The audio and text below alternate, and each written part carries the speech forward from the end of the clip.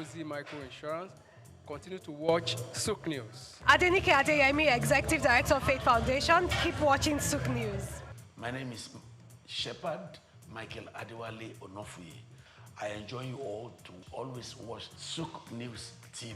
Hey everyone, Majuli Obaje here representing Gigi. Keep watching SOUQ News, okay? Stay updated with SOUQ News. My name is Aton Keme.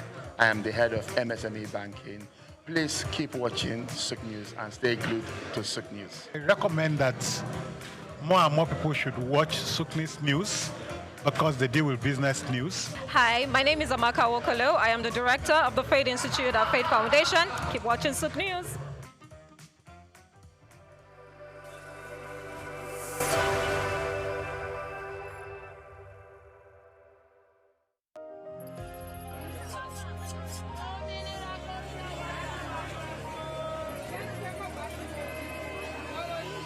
Hello Lagos, make we yarn.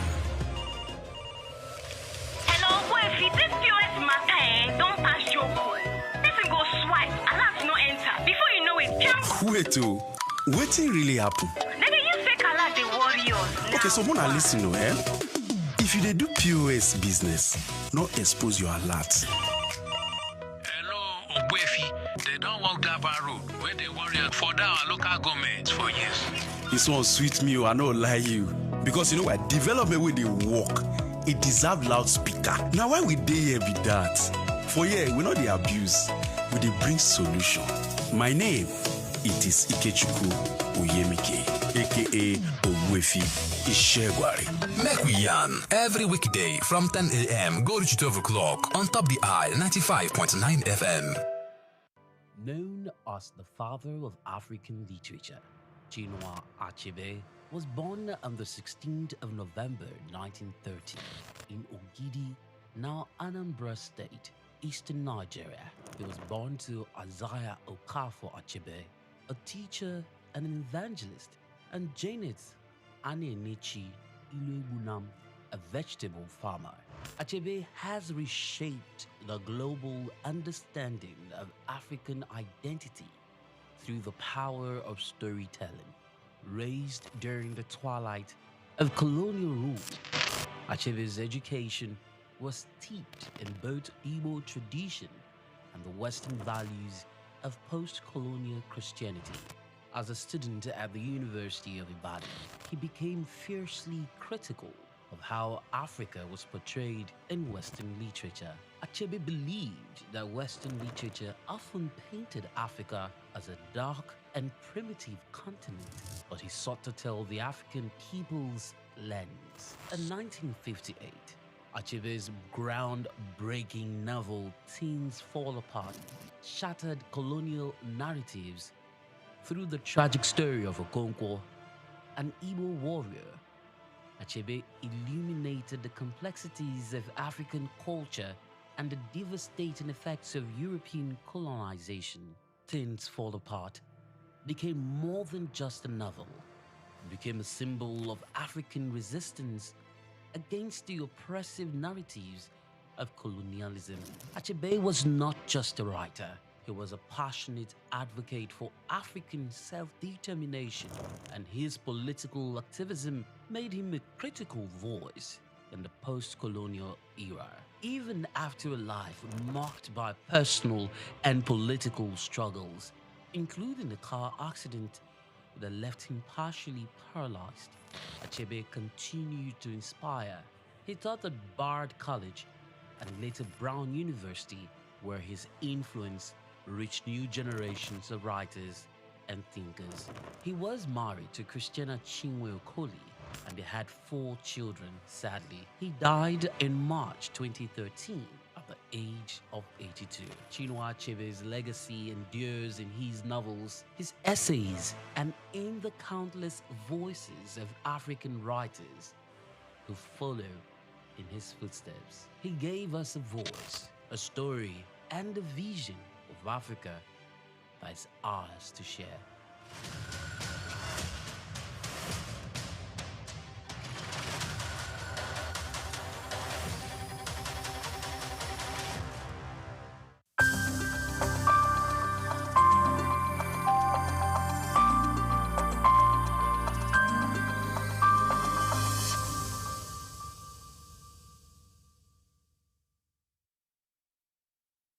Well, you already know my name is Steve Omojafor, and my middle name is Bamidele. That was the name that my parents gave me at birth, because it was like they regarded themselves as not Lagosians. It is Providence that brought them into Lagos, and I then happened to be born here at Odo Street, Balinde. And in fact, we didn't go to Mercy Hospital then. There was a little home along Odo Street run by a very experienced nurse. Mama nurse, that's what we, So I was born in that little place and grew up from there. Like I said, my middle name is Bamidele. My parents probably said, well, we have had you here, but this is not home. As at that time, you will go home with us. No problem. So I started off as a Matthias Catholic primary school on Louis Street. And I was in St. Matthias from 1953 till 1960, when we finished with our primary school leaving certificate. Then from there, an extra year at Holy Cross School. We did that extra, they call it prep class. Prepare yourself to go to the secondary school. And from Holy Cross, for 1 year, I moved on to St. Gregory's College, Lagos. Now, growing up in Lagos was one of the best things that happened to us then. Life was good, life was easy, life was safe, life was like everything that a young man could aspire to. We went to school with scholars bus, which was virtually provided for free. When scholars bus was not available, it was fun walking from Obalinde, firstly to St. Matthias, and then from there to St. Gregory's College. Life was good, life was safe.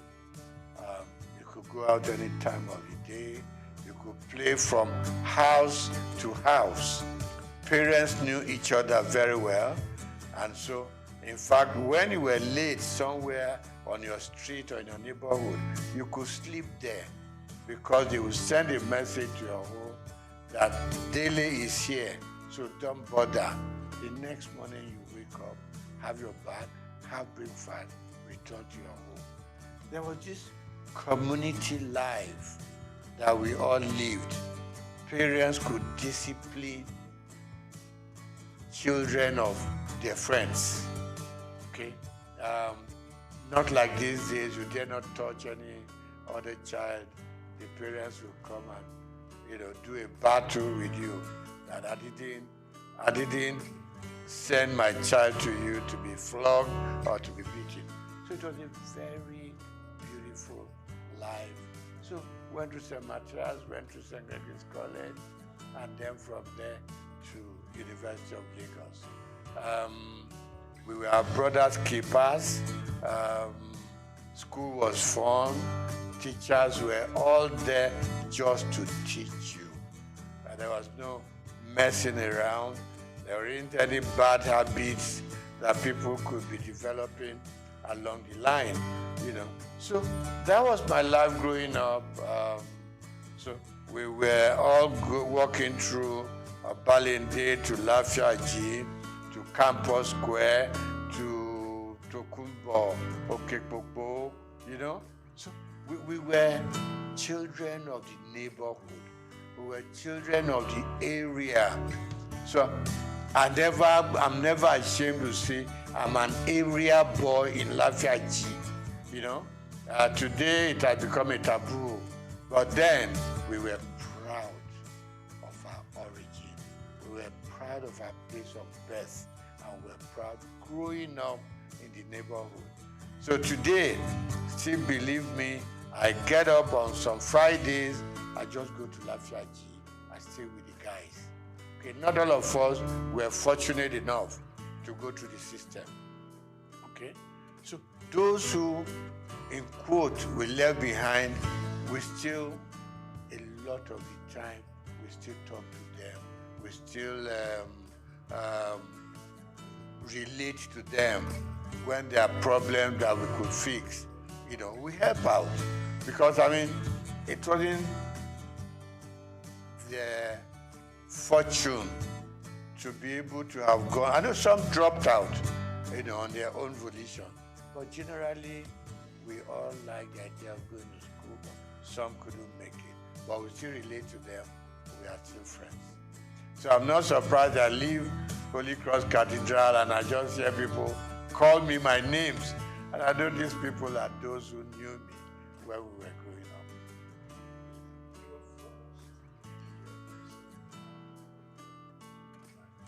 Yeah. Okay. Let me start by saying that even at secondary school, I read a lot. I was interested in the newspapers. And a lot of the time, I read something, there was always this beautiful column of letters to the editor. So anything that I read that I liked, I sit down, 2-3 paragraphs letter to the editor to compliment what they've done, to criticize what I didn't like, and these things were published. And I liked it. Okay, you open the papers and you just see, contributed by Steve Omojafo, or some will call me Bamidele Omojafo. So that kept me getting interested in the media. So when I left secondary school, after higher school, I would just pay a visit to Daily Times, which was in Tinubu, Kakawa Street. I just pay a visit there, you know, and I got talking to people. They'll take me to the newsroom, you know. They'll just show me how newspapers are produced and all that. That ignited my interest. So when I left higher school, mass communication was what occurred to me. I know that my uncle, you are not doing accountancy, you are not doing engineering, you're not doing medicine, you want to go and become a newspaper boy. I said, yes, this is where my interests lie. So I got admitted to Lagos University and studied mass communication there. And while I was there, I developed a column in Lagos Weekend of those days. Every Friday I was contributing. And I was writing under the name of Akinbodilon. Now, Akinbodilon itself is a name that I picked up in a drama group. Because we had a drama group that we produced all kinds of little plays here and there at J.K. Randall Hall, you know. So one of the roles I played was Akinbodilon. So when I started writing my columns in Daily Times and Lagos Weekend, I just used that pen name, Akinbodilon. So I did the program and I started writing for Daily Times campus news, things that happened during elections, battle between the male and female, problems with the tutors and everything. So it became a very regular program. In fact, I inherited the program from late Golabo Ogusawo, you know, who was my boss in the Daily Times. So I did that program for 3 years. It became very popular. It got to a point, Vice Chancellor would call me to say, there's a little thing going on in the university. I hope you have covered it for your paper. And I said, I'm not even employed there. I'm just writing, you know. So I left University of Lagos, had all kinds of jobs that one could do, but I headed for Daily Times because I just had developed a path for myself, and that is journalism. Okay. So while in the Daily Times, worked with Lagos Weekend, went to Daily Times proper and worked there. I was a columnist, I was a sub-editor, and also a reporter. Combined everything. So that was where my interest grew and grew, and it was very painful when I had to leave the Daily Times organization. And what did I go to? Linters advertising. When I walked into Linters, and I said to the chairman managing director, and I said, I want a job. I said, just like that? I said, yes, sir. You know, then it was easy to communicate with people. We're not too many, so they listen to you. So he said, what are you doing? I said, I'm a sub-editor at the Daily Times. So why are you coming to advertising? I want to broaden my space. I want to broaden my experiences. It took about 3 months, and I got a job in Linters. And I remember Alhaji Babatunde Joseph, when I was going to leave, said, look, Steve, where are you going? I said, I'm going to Linters. I said, well, we do the same thing. They package programs commercially. Here we do our papers and we go sell, you know. So I said, okay, sir, let me just go gather some experience at Linters. And Linters and Daily Times were just 5 minutes walk from each other. And I said, sir, if the editor needs me for anything, trust me, I will spend my time and money, do write-ups for Daily Times. So I was like working in advertising and still writing for the Daily Times. So that was my life. From Linters, we set up our own company, known as Roosevelt Advertising Limited. And Roosevelt, was formed by 3 partners, you know, two friends of mine. 3 of us were at Lagos University at the same mass comm department. So we came out, and I left Daily Times to set up Roosevelt. One of my partners left Cadbury to join us, and Akodusi left Admark, another advertising company. So 3 of us came together and we set up Roosevelt. We call ourselves second generation agencies, because before then we were the Ogilvy, the Linters, Grant Advertising, and so on. So we set up a small shop in Surrey, and it grew beyond our own imagination. From Roosevelt, we set up a second line agency called McCann, STB McCann. Got affiliated to a company in America, McCann Erickson. So that was how it all went on. Now, I didn't do banking, and I didn't work as a banker. The interesting story is that one day, while still at Roosevelt, no, STB McCann then, I got a phone call from somebody I've never met before. And I picked up the call.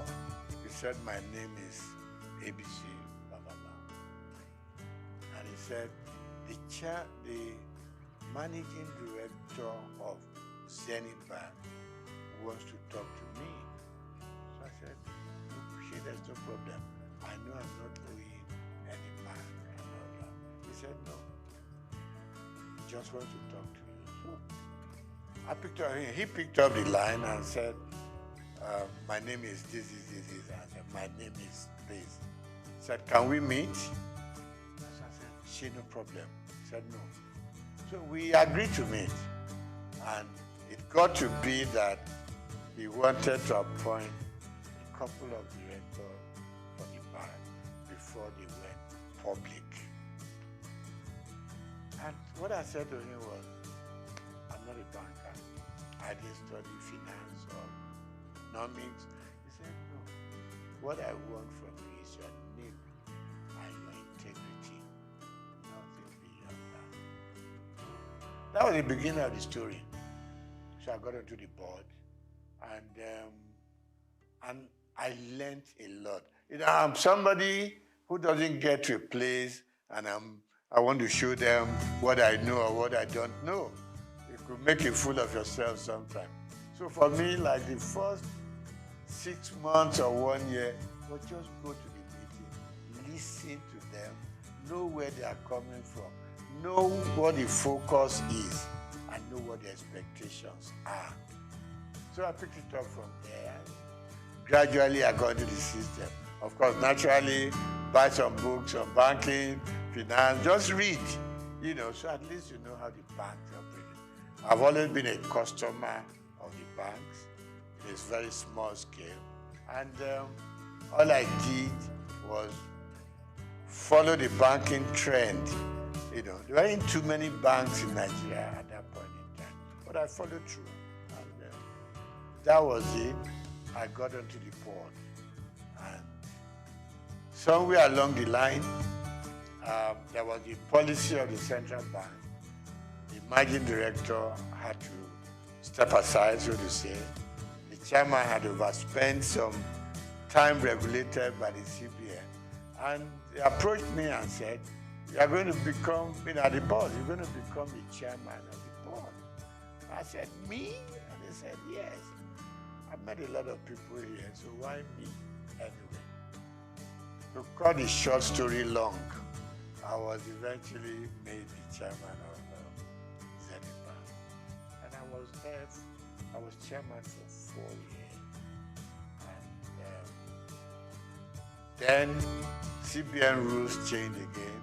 The MD came back, and I was very happy to hand over the bank to him. And I said I was going to leave when he came back. He said no. Statutorily, as he had 2 more years on the board, that no, you got to stay and live out your time. And then, so I did. And after 12 years, I eventually bowed out from the bank and returned full time to my own job, which I've been known for, and that is the media world. Okay, so I get invited for interviews, for programs here and there. Like you said, it's always a good thing. You have something you have learned over the years, you want to impact it on the younger ones, who are coming. I mean, my first son, for instance, went through the media scene, now in advertising, and I go on encouraging them. I retired from active day-to-day operations about almost 15 years ago. But I'm still keeping pace with what is going on around me.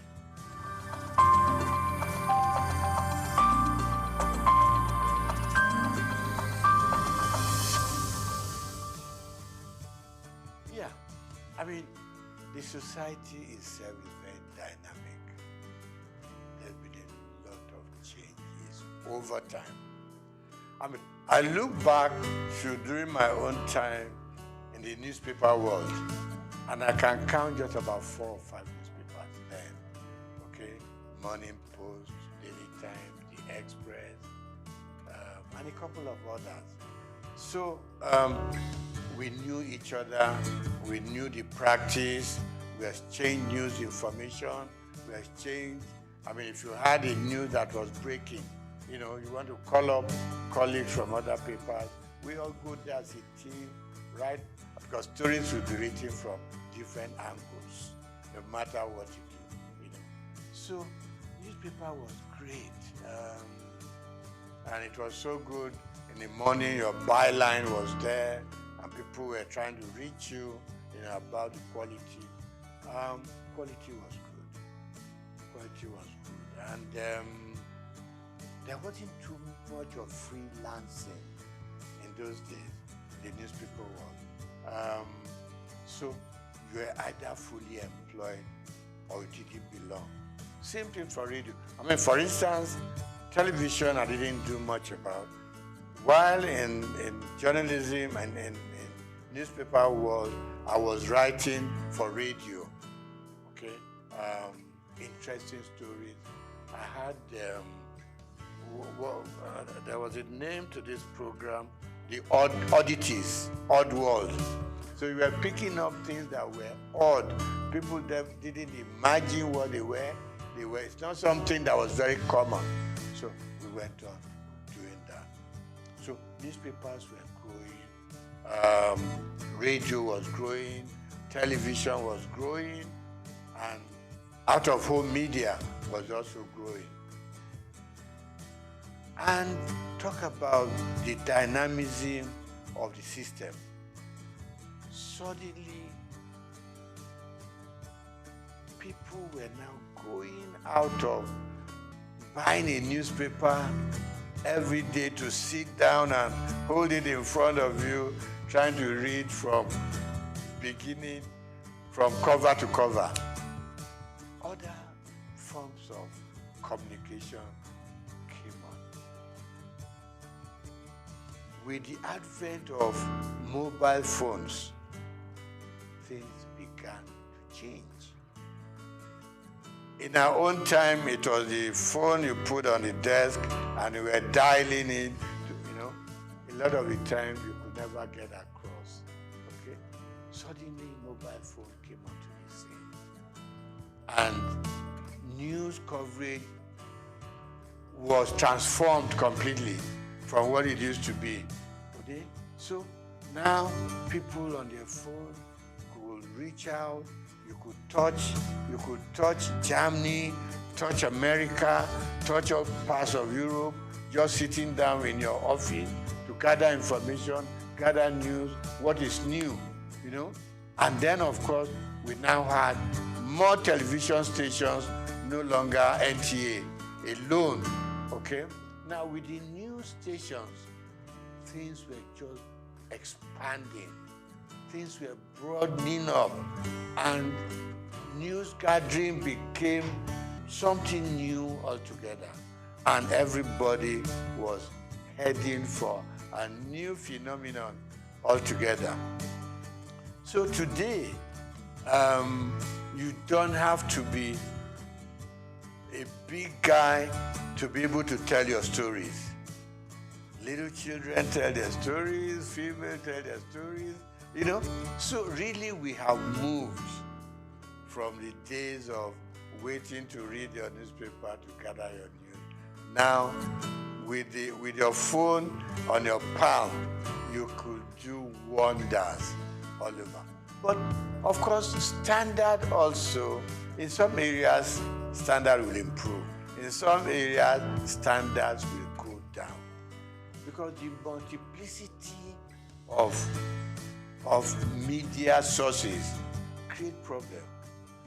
The kind of quality control we used to have in those days was disappearing. And people can build up stories without even being there to know if it is factual or not. So of course, the turmoil that we are going through in the media space now is better imagined. But I still believe that for those who have structures like the one you are building up now, will enable people to know that you've got to check, you've got to cross-check. Okay? We have laws that control what we say, what you do, what you publish. Of course, they are not as rigid as they should be. So in terms of content these days, you have to ensure that you check your facts before you can believe, what they are saying or make any sense out of them. So really it has become all commerce affair. And this is not going to be the end. The explosion is going to continue. maybe in a few years to come, we're going to have a stronger media control than what we have now.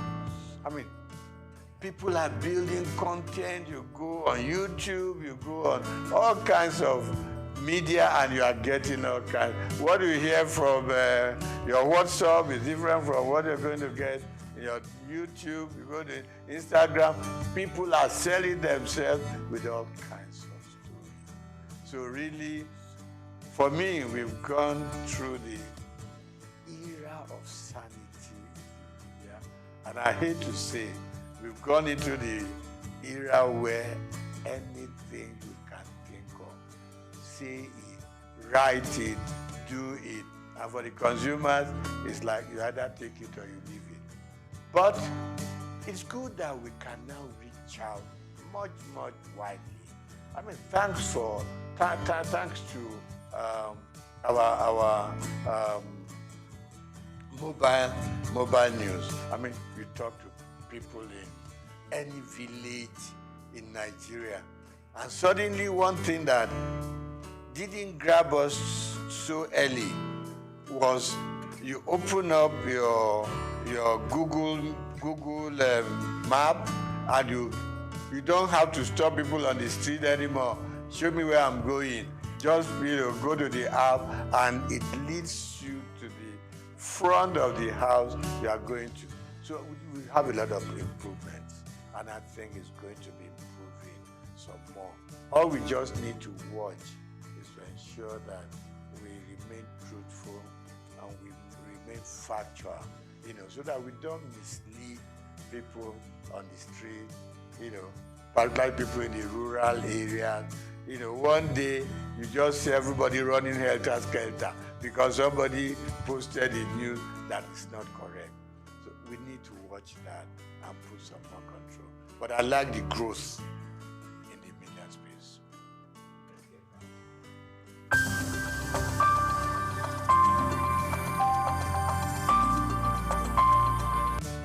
When I got into the banking sector, I saw myself more as a customer than a board member. I haven't been a journalist, which I still am. I wrote so much about what consumers or customers were going through in the banks. It was a period of tally number, Remember this commercial, where somebody carried a mat. I said, what are you carrying a mat in the bag? I said, I want to lay down here because I know before I get my money, I will have slept once or twice and woken up, So I was very consumer oriented. When I got into the banking system, a couple of times my board members will ask me, are you on the board or you are still a customer? I said, first and foremost, I want to remain a customer of the bank who will come into the bank and get properly served, who will come into the bank and feel like human, who will come into the bank feeling important, because it's your money in the bank. Even if it's only 1,000 naira, it's your money. You need to be treated with some dignity and respect. And that was my mentality that I took into the board of the bank. I said, listen, I am not too happy the way customers are treated. It is their money, no matter how small. Treat them with respect, treat them with dignity. So they started listening to me after some time. And I said, look, customer service is extremely important. In those good old days, you will hardly hear about customer service in any of the major banks. It wasn't there. But gradually, people started being important. It was more of retail. I mean, yeah, you can deal with the big corporate organizations, but at the same time, it is these poor students, poor market women, people who are out there on the street laboring hard to bring their money. So that was one area I was extremely happy that we developed that area of retail banking and being able to make the consumer the king. Okay, so that was part of it. Then, of course, I said to the bank, I said to them, fine, it is very good to make huge profits, okay? But at the same time, the customers that come in here and from their money we make our profits, let us also consider the kind of interest they get from their deposits. Today, when the banks take your money to deposit, okay? No. When you go to the bank and say, I need assistance, I need a loan, and you tell them, give them all the facts and figures, okay? They will tell you, you are going to pay interest of 20%, 23%. When they take your money to put in the bank, they give you an interest of 2%, 3%, 4%. And I just couldn't live with it. I mean, if they are giving me a loan, you're charging me so much. When I put my money there, it's also a loan to you. Why will you leave me with 2 or 3%? And I thought the system wasn't quite right. It was too skewed towards the bank than the customer. So I met a lot of pushbacks, in that area. And I must still say, it's an area I think government should still be interested in. In the civilized world, interest rate hovers between 3%, 5%. In Nigeria, it goes as far as. Maybe in Africa, not just Nigeria. I know we are developing, but at the same time, let's develop together.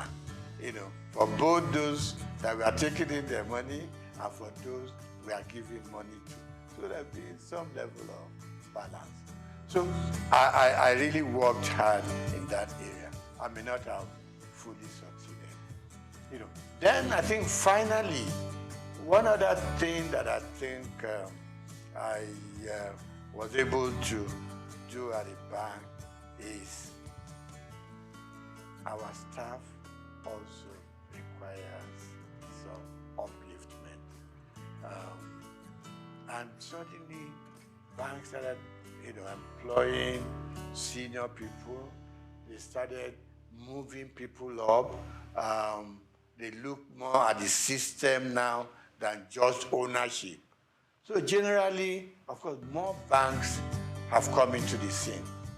A lot of new banks, so people can spread out and salaries started going up for bankers and all that. But of course, requirements were also extremely high. So generally, I think today we have a much stronger banking system and we are still going.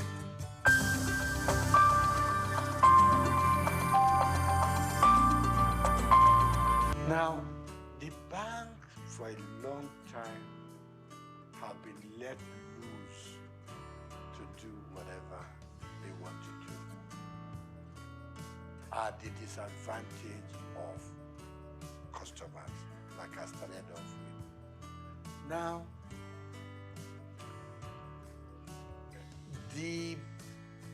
our leaders, and when I say leaders, let me point on just our presidents. The system was such that our presidents could do anything they like with the banks. It was almost an extension of the State House. just pick up your bell and you ring and you know, the governor of Central Bank will come shaking it, you know, because you had the power, bring him in and fire him. So he had to respect everything that the president wants. And it's wrong. This time around, I can say, even in some parts of Africa, you couldn't run the central bank the way we run it here. All the CBN governors wanted to do, please the president, and you are free to do whatever you want to do, and it's wrong. It's wrong. I mean, take even Britain here. Have you ever heard this kind of relationship between the Prime Minister of England and the CBN? No. Everybody has his mandate. In places, in climes like that, the president doesn't call up the central bank governor. Go and do this. Go and do that. Exchange rate should be done. Change your policy to be done. I mean, that's part of the problem we've had in this country. So the last government and their CBN just ran this country to their whims and caprices. You leave your monetary policy. In fact, you were running both monetary and fiscal at the same time. You took the Minister for Finance, for instance, and you have no dealings with him or her. You ran their own programs for them. And you did things that they should do, but they couldn't query you because the president, you know, had your back. So a lot of things went wrong. And the result is now here for all of us to see. So what, I mean, look at the changing of our redesign, what they call redesigning of the currency. Now we know there are so many ways you should have done it, but we put politics and added it into our financial and monetary policies. We wanted to do it specifically to change the course of history. And it is wrong. So today, we now know what's happening at the central bank. In fact, if the true story of what went on in the last 8 years was told, I don't know what will be left of this country. You know? I mean, you had this little thing in the Constitution that said the government can borrow from the CBN within certain limits. They call it ways and means. But no. And there was a percentage tied to it. You can't do more than 5%. And by the time you're asking for the new one, you should have paid up. We went on piling up. It's like just go and print the money. You know what Idi Amin used to do in Uganda in those days. That's the kind of situation we found ourselves. Very regrettable. But I believe some sanity will now come into this space. The new central bank has at least outlined its policies. It has also said, let me keep to my monetary policy, which is my area, and leave the paperwork and how they want to run it. People who deal with the fiscal area. So we want to change. We think things should change. Now, before now, we borrowed and borrowed without thinking about how are we going to pay? Who are we leaving this debt for? now we know it's for you and me to still do our work, put in as much money as we can, no matter how little, into the bank, and revive the banking industry. Okay, so the CBN has its own role, and my prayer and my wish is that they will keep their own part of the bargain, leave other people. The Minister for Finance has said it that much. We should. I mean, we all know simple economics. You don't borrow money to pay your debt. You borrow money for production. You borrow money to fix things like your oil maintenance and all that. Where our money should be coming from. That's what you borrow money for. You don't borrow money for wastages. You don't borrow money to satisfy your whims and caprices. You don't borrow money to just go out there and waste it. Now, you borrow money to pay back your debt. At the end of the day, we are back lower than where we started off from. So really, my appeal to both the president and his cabinet, particularly those that do with finance, give them some room. You put them there because you think they know what they're supposed to do. Give them the space. If it goes breathing down their neck, at some point, it will just be, president said so, president said, even things that the president did not say, president said so, and it's got to be done. We are running a country. Even when you run your home, you are able to sit down with your little income and plan. Every day we are being told, if you earn this much, use this little bit, keep the rest in the bank, because you never know about tomorrow. So that's where we found ourselves, and I believe that if everything goes right, we should see massive changes from what it was the last 8 years. We need drastic changes in the system.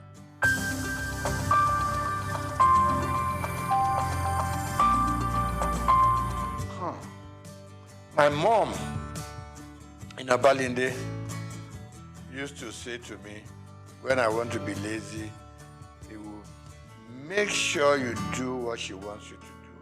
And he will remind you that hard work doesn't kill.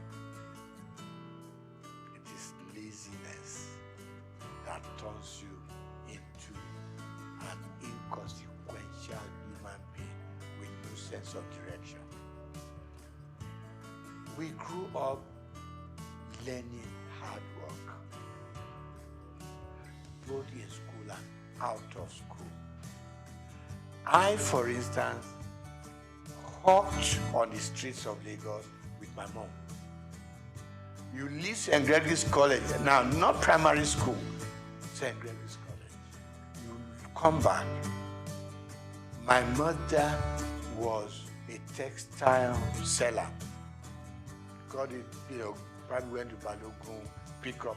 When I come back from school after my lunch, get a basket full of cloth, which I put on my head, and we go from street to street.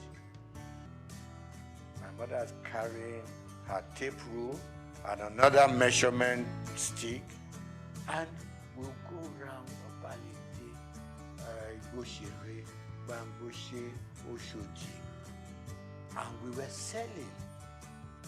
From there, she graduated to owning a shop in Balogun. When I leave school, I was her accountant, so to say, bookkeeper. All the things they sold, I make, keep the records and everything. I helped her take the money to the bank. It was Barclays Bank, what was it called then? Yeah, Barclays Bank, before it became Union Bank in Balogun. So I've learned how to trade. I've learned how to make money. I've learned how to deal with customers. Plus that, I was also a bread seller. Somewhere along Strachan Street off Ibochire, there was a big bakery owned by the Lawson family. To be able to get enough bread, you got to get there between 5 and 6 in the morning.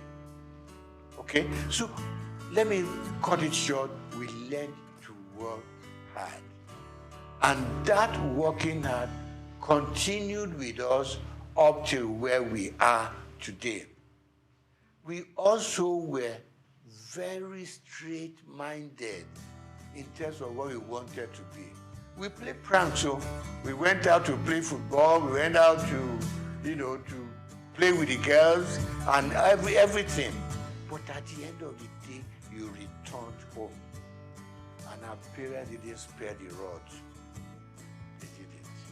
You came back later than expected to. They would lie you on the floor and dealt with you. So the combination of the kind of upbringing and the kind of training we went through home probably kept us where we are. And like I said to you before we started the interview, you knew that if you finish your primary school, secondary school is the next thing. If you finish secondary school, you don't know what you are reading for. Not until probably when you got to the university, did it occur to you, okay, I'm going to choose a profession.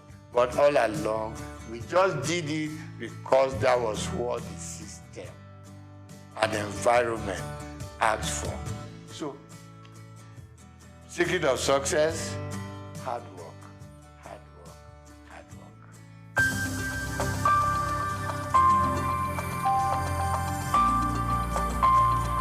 No. I had a father who was very finicky about appearance. When I lived on Ibochire Road, our church was on Louis Street, so to say, walking distance. He taught me how to wear full agbada right from primary school, secondary school. I mean, today, you just wear buba and shokoto, you go to church. Never was that happening. It's got to be full. Right. Then from there, by the time you got into, my father died while I was in university. Before then, he was always having this very thin bow tie, not this bigger one, bigger sizes now. Thin, even when his dress is khaki and khaki, he still had it on. So I admired him, but initially I was on my long time, up till a point, and I look back at some photographs we took when we were in the secondary school, and I thought, no, let me go back to those old days. Some people tell me it makes you look old. I said, I don't mind, but these days I have just acquired that fashion taste, which has suddenly become my, what do you call it? Become what I'm known with. And I enjoy it. And I encourage people, once in a while, put on your bow tie. It makes you look good, makes you look impressionable, it makes you look a serious person, and it makes people take a second look at you.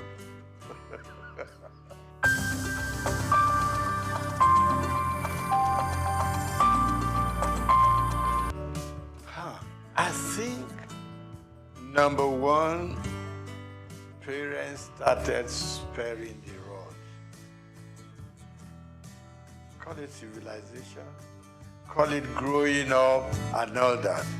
Parents started sparing the rod because they always whipped us to shape.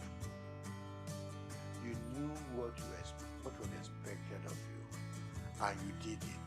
Because if you didn't do it, your punishment is waiting for you. But as we grew up, you probably will ask me today, do I use the rod for my children, for instance? And the answer is no. And why it is no is that these days the children look up to you. They are more exposed than what we were. More exposed. They know what daddy does. If you show them a bad example, they will repeat that bad example. If they know that when daddy wakes up in the morning, before he goes anywhere, he needs time to say his prayers. They too unconsciously will copy you. If they know that when dad goes out, he comes back certain time. He doesn't come in at 1 a.m., 2 a.m. Subconsciously, they too will know there's something that this old man sees that doesn't make him go out all night. So they copy from us.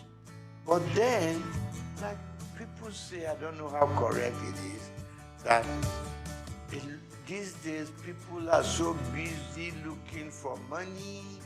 They all over the place. They abandon the home to nannies and housemates and all that, and the children a lot of the time are on their own. But people like you and I, for instance, probably had housemates in the house. You see, but the work that the housemaid does, we were also made to do it. Right? Washing our plates. Staying in the kitchen to see how things are prepared. They took us through it, even if you didn't have to do it yourself. And that's why you and I are what we are today. But for the modern, young families, most so if there's some money to back it up, no, the children don't touch a lot of housework in the homes. They can go out anytime they like. They can wear, I mean, you see some little young girls and what they wear. In fact, even to the church, you want to ask yourself, where did their parents go to see what the children are wearing? Particularly the female. Even the guys wearing what they, things they don't use the belt, the trouser would just be somewhere on their hips and all that. Yeah, I mean, we want them to express themselves, but within control. So, wrapping up on that, I'm going to say, yes, we grew up under stronger control. Today's parents are so much in love with their children. They don't want to make them unhappy. You don't want to, pick up a stick and hit them. But I don't quarrel with that. But please be there for them when they need you. And don't be scared to talk to your parents. To talk to your children. No. We should never be scared to talk to them. Because they're not going to take us over. They are our children.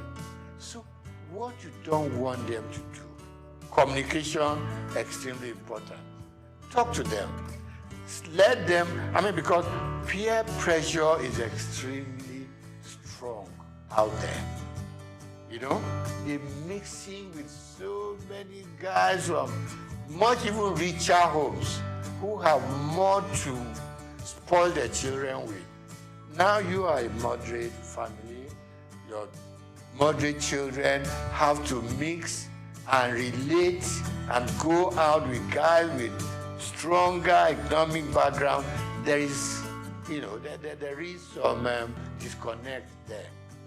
Let's bring our children closer. Let's talk to them.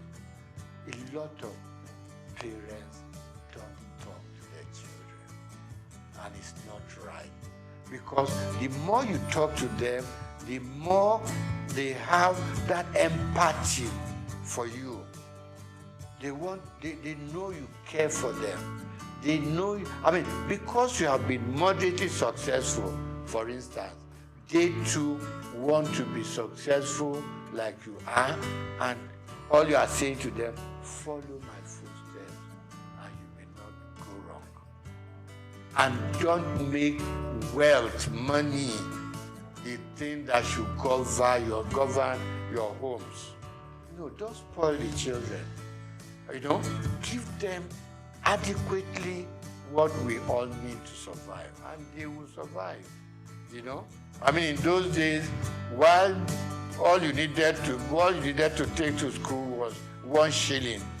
Okay, you still see children from rich homes who came with £1 and stuff like that. But let's be contented. Let's teach the children to be contented with what we have. You know, families are growing, society is expanding. You know, and we can reach out to any part of the world. Now, we need to bring them closer to the home. At least up till the time that they are leaving you to go and start up there. But as long as they're still within your influence, it's very important that children and their families come much, much stronger together.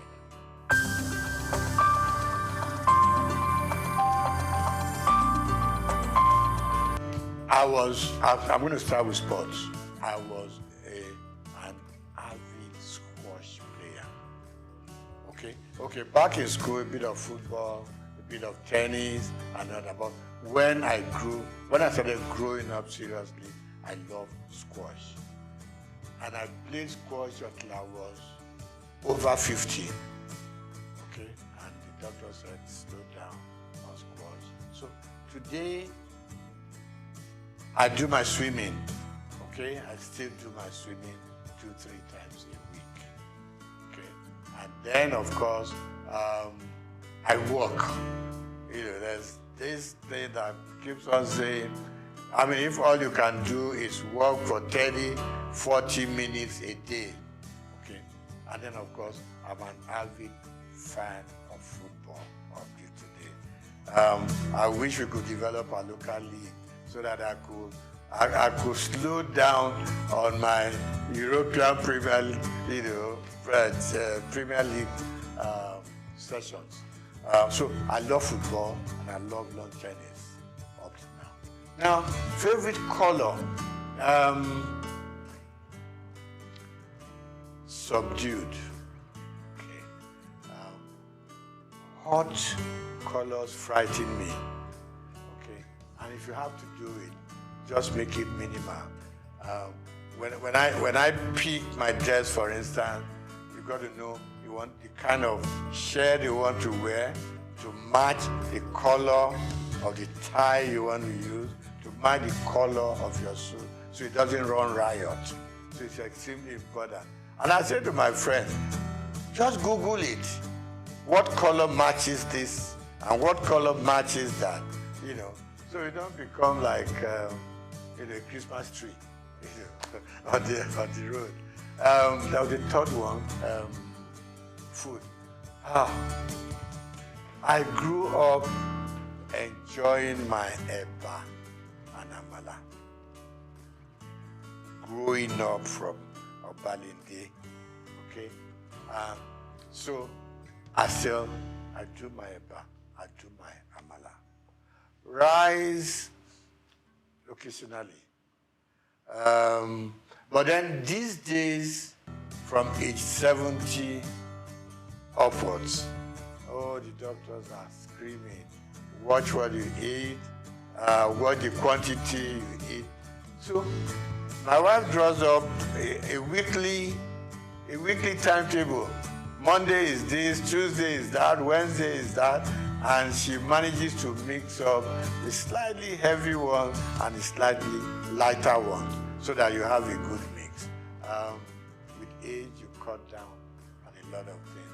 Cut down on your booze, cut down on your champagne, you cut down on your wine, you cut down on your salt. In fact, it's like they're punishing us. But then they say that is the way to go to be able to at least live longer and enjoy more of life.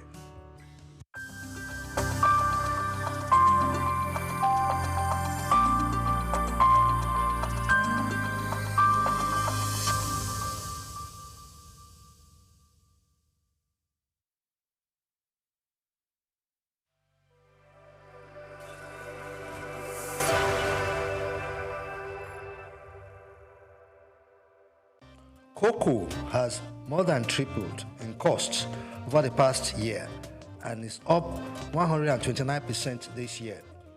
The rise in cocoa prices is likely due to a global cocoa shortage.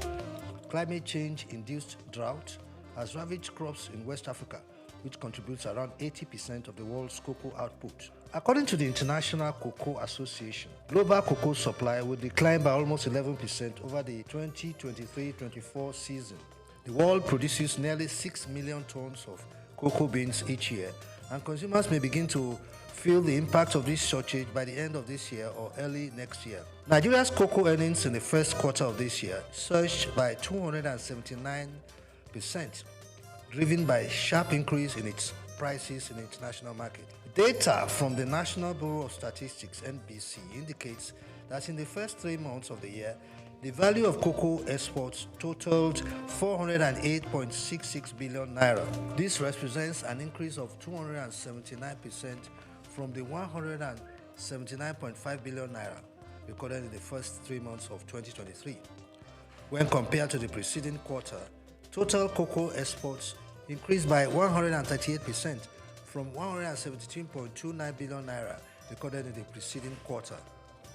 Despite the significant depreciation of the naira in the first quarter of the year, the dollar value of cocoa exports saw a significant increase both year-on-year and quarter-on-quarter.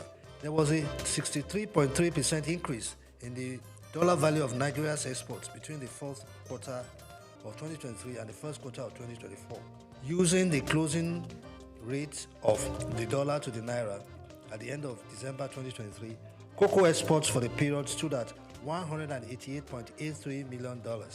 This increased to $312.19 million at the end of the first quarter of 2024, using the exchange rates at the end of March.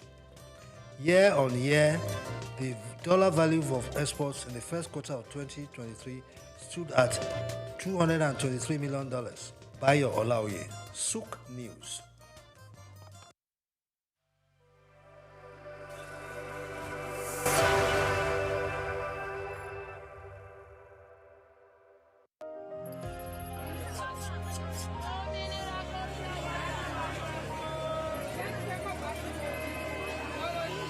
Hello, Lagos. Make we yarn. Hello, boy, if this POS matter, don't pass your call. Person go swipe, alert no enter. Before you know it, jump. Wait, wetin really happen? Maybe you fake alert the warriors. Okay, so Mona, listen, if you dey do POS business, no expose your alert. Hello, Ogbuefi. They don't walk Daba Road where they warrior for our local government for years. This one sweet me, I no lie you. Because you know what, development with the work, it deserve loudspeaker. Now why we dey here be that? For here, we know the abuse, we dey bring solution. My name, it is Ikechukwu Oyemike, aka Ogbuefi Ishegwari. Make we yarn every weekday from 10 a.m. go to 12 o'clock on Top the Eye 95.9 FM.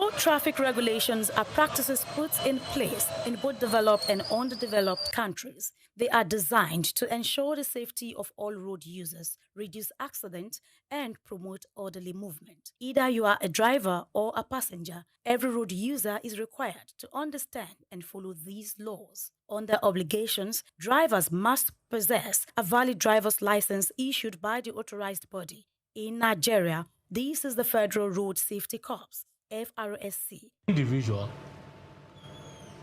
like I've just said, most Nigerians, as we know, celebrate their date of birth. And as such, when you obtain a driver's license, say for 3 years or 5 years, you already know if you do it today, in the next 5 years, when you'll be celebrating your birthday, you are already aware that your license is due for renewal. You don't have to even wait until that date.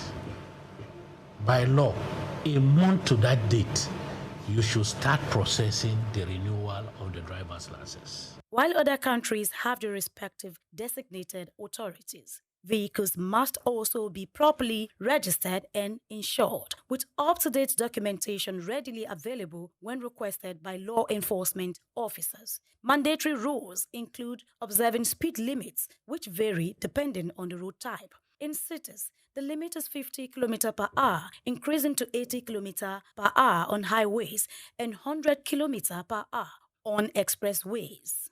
Before hitting the road, seat belts are mandatory for both drivers and front seat passengers. Also, all traffic signs, signals, and road markings must be obeyed. Drivers must remember that using a mobile phone while driving is a punishable offense unless assisted by a hands-free device.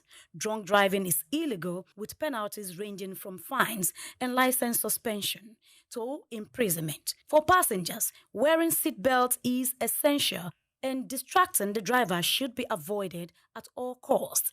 In public transport, any reckless driving should be reported to the authorities, and pedestrians, on the other hand, must also cross at designated pedestrian crossings, zebra crossings, or pedestrian bridges where available. They should follow pedestrian traffic lights and only cross when the signal indicates it is safe. Looking left, right, and left again before stepping onto the road is crucial and should avoid running while crossing. Making eye contact with approaching vehicles ensures they see you before you proceed. By following traffic regulations, road users can prevent accidents, protect lives, and contribute to smoother transportation for everyone. Grace Komolafe, SOUQ News Television.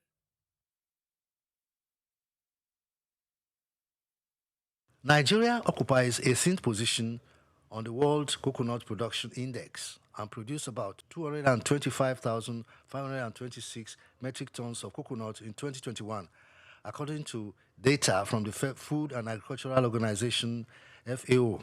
Lagos, which produces half of the output, has doubled production from 70,000 tons to 140,000 tons in 2 to 3 decades to meet the demand. The number of registered coconut processors in Lagos State jumped from 500 to 3,000 in 5 years, 2024, according to the farmers. The chairman and founder of First African Coconut Company Limited, Mr. John Bede Antonio, has said that lifestyle and healthy living are fueling a huge demand for coconut products locally and globally. Antonio noted that the huge demand has spurred investments across the value chain, as farmers were growing more coconuts to meet the rising demand. He added that Lagos State was also promoting support in the form of seedlings and training of new entrants of farmers. Coconut farmers were now replacing old trees with hybrid seedlings that brought fruits quicker. Coconut has numerous uses. It serves as a raw material for industries such as pharmaceuticals, cosmetics, food and beverage, with limitless domestic and export potential. The most sought-after component of the fruit is coconut water, which is very rich in potassium and other electrolytes. It is considered a health drink and recommended for diabetes patients, among others. It is grown in 22 of Nigeria's 36 states, with Lagos having the largest population. The use of coconut oil and other derivatives is growing daily, owing to benefits, according to Mr. Olakunlehin Oladapo, General Manager of Lagos State Coconut Development Authority. According to him, this is driving local production of coconut, with more people coming into the cultivation, processing, and marketing of the cash crop across the major growing states. Oladapo stated that despite the production increase, the state was still unable to meet the demand likely covered by imports from neighboring countries. Increasing demand is driving new investments into the production and processing of coconut in the country, so says Idowu Agbelekale, the National Financial Secretary of the National Cocoa Producers, Processors and Marketing Association of Nigeria. She explained that entrepreneurs were already exporting some of the byproducts of the crop on a small scale. Agbelekale called on the government to assist in boosting the production of the crop to enable it to earn foreign exchange for the country, saying that Nigeria was here to fully harness the economic benefits from growing the crop despite its huge potential. Also, the Lagos State government was helping farmers to get improved seedlings as it plans to stay ahead in growing the commodity in the country, while creating jobs and boosting supply for processors. Coir, the fiber from coconut husk, is used in making ropes, rugs, mats, brushes, caulking for boats, and stuffing for fiber mattresses. The fronds, the leaves, are used for brooms, cooking squares, woven into mats, or burnt to ash to yield lime. Husk and shells are a source of charcoal and can be used for fuel. Ms. Chune Chukwu, an accountant with a manufacturing firm in Ikeja, told me that she started using coconut oil on her hair in 2022, owing to its health benefits, and has not applied any other oil to her hair since then. The increased demand is being felt across industries that use it as raw materials, suggesting that the price will continue to surge, according to experts. The prices of coconut has increased by over 100%, from an average of 250 naira in January 2024 to an average of 500 naira for a small size currently, according to our survey. There is hope in the coconut. Bayo Olaoye, SOUQ News.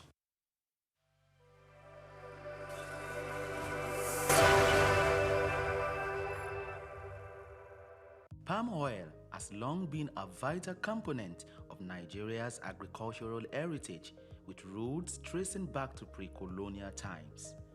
Originally serving local needs, its importance has grown exponentially, propelling Nigeria into a prominent global producer. Spread across regions like Edo, Delta, Cross River, and Ondo states, the country boasts extensive plantations and advanced processing capabilities.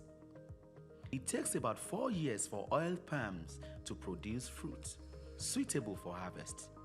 Each tree will then continue to produce fruit for up to 30 years, at which point they will have grown to around 40 feet tall. According to reports, Nigeria's palm oil production increased to 1.4 million metric tons in 2023, witnessing steady growth since 2009, with a peak surge in 2010. Despite a surge in domestic consumption, reaching 1.8 million metric tons in the 2021-2022 crop year, Nigeria still imports 350,000 metric tons, primarily from China and Malaysia. Similarly, some of the challenges plaguing the sector include declined production, outdated equipment, and insufficient financing, resulting in a notable production deficit. To address these challenges, government intervention is imperative, necessitating increased funding, favorable policies, and enhanced environmental protection measures. Furthermore, Nigeria and other African countries must move away from the local way of producing palm oil to a more mechanized method for effective and efficient production. Additionally, fostering collaborations among farmers, processors, marketers of consumers, and equipment fabricators is vital for sustainable production and value chain development. Israel Adeyemi, SOUQ News.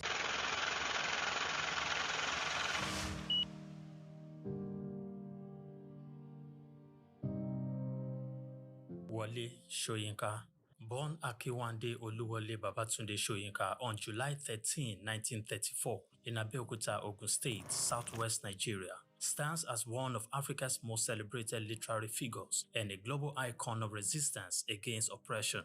His life and works reflect an unwavering commitment to justice, culture, and the transformative power of art. Soyinka was born into a Yoruba family in colonial Nigeria, an environment that exposed him to both traditional African culture and Western education. His father, Samuel Ayodele Soyinka, was a school headmaster, while his mother, Grace Eniola Soyinka, was a devoted Anglican. This blend of indigenous and colonial influences deeply shaped Soyinka's world. Soyinka attended Government College Ibadan and later proceeded to the University College Ibadan, where he studied English and literature. Soyinka completed his education at the University of Leeds in England, earning a degree in English and later a doctorate degree.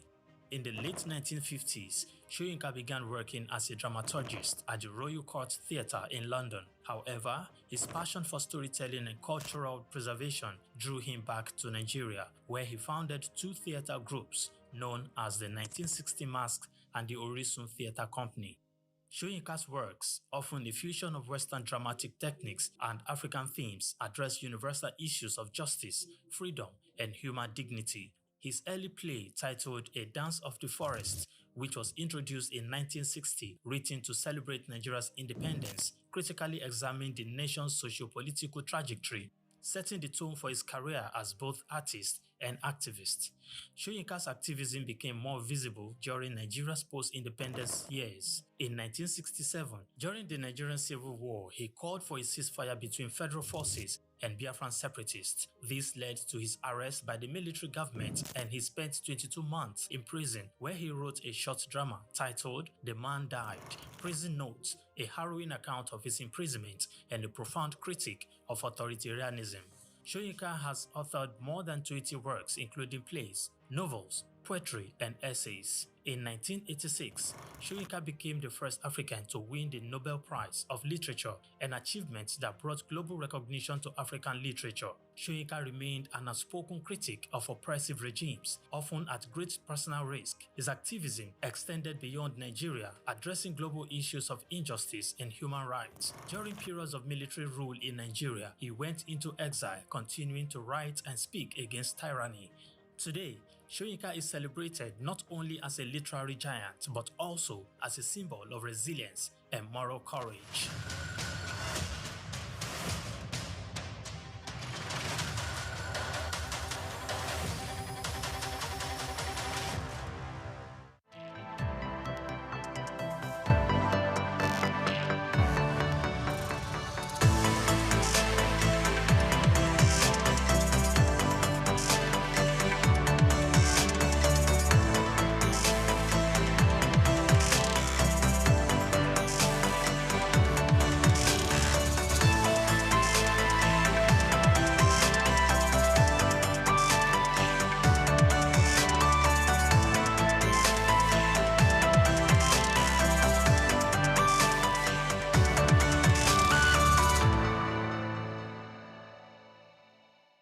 Optimism is a strategy for making a better future, because unless you believe that the future can be better, you are unlikely to step up and take responsibility for making it so. Responsibility is the price of greatness. How else can one explain the thought process of a 24-year-old youth leaving the luxurious comforts in the United States to fill in for his incarcerated father in sub-Saharan Africa, Nigeria, and run a family business holding the fort till stability was achieved? This is the story of Abdul Samad Rabiu, an unassuming, silent achiever.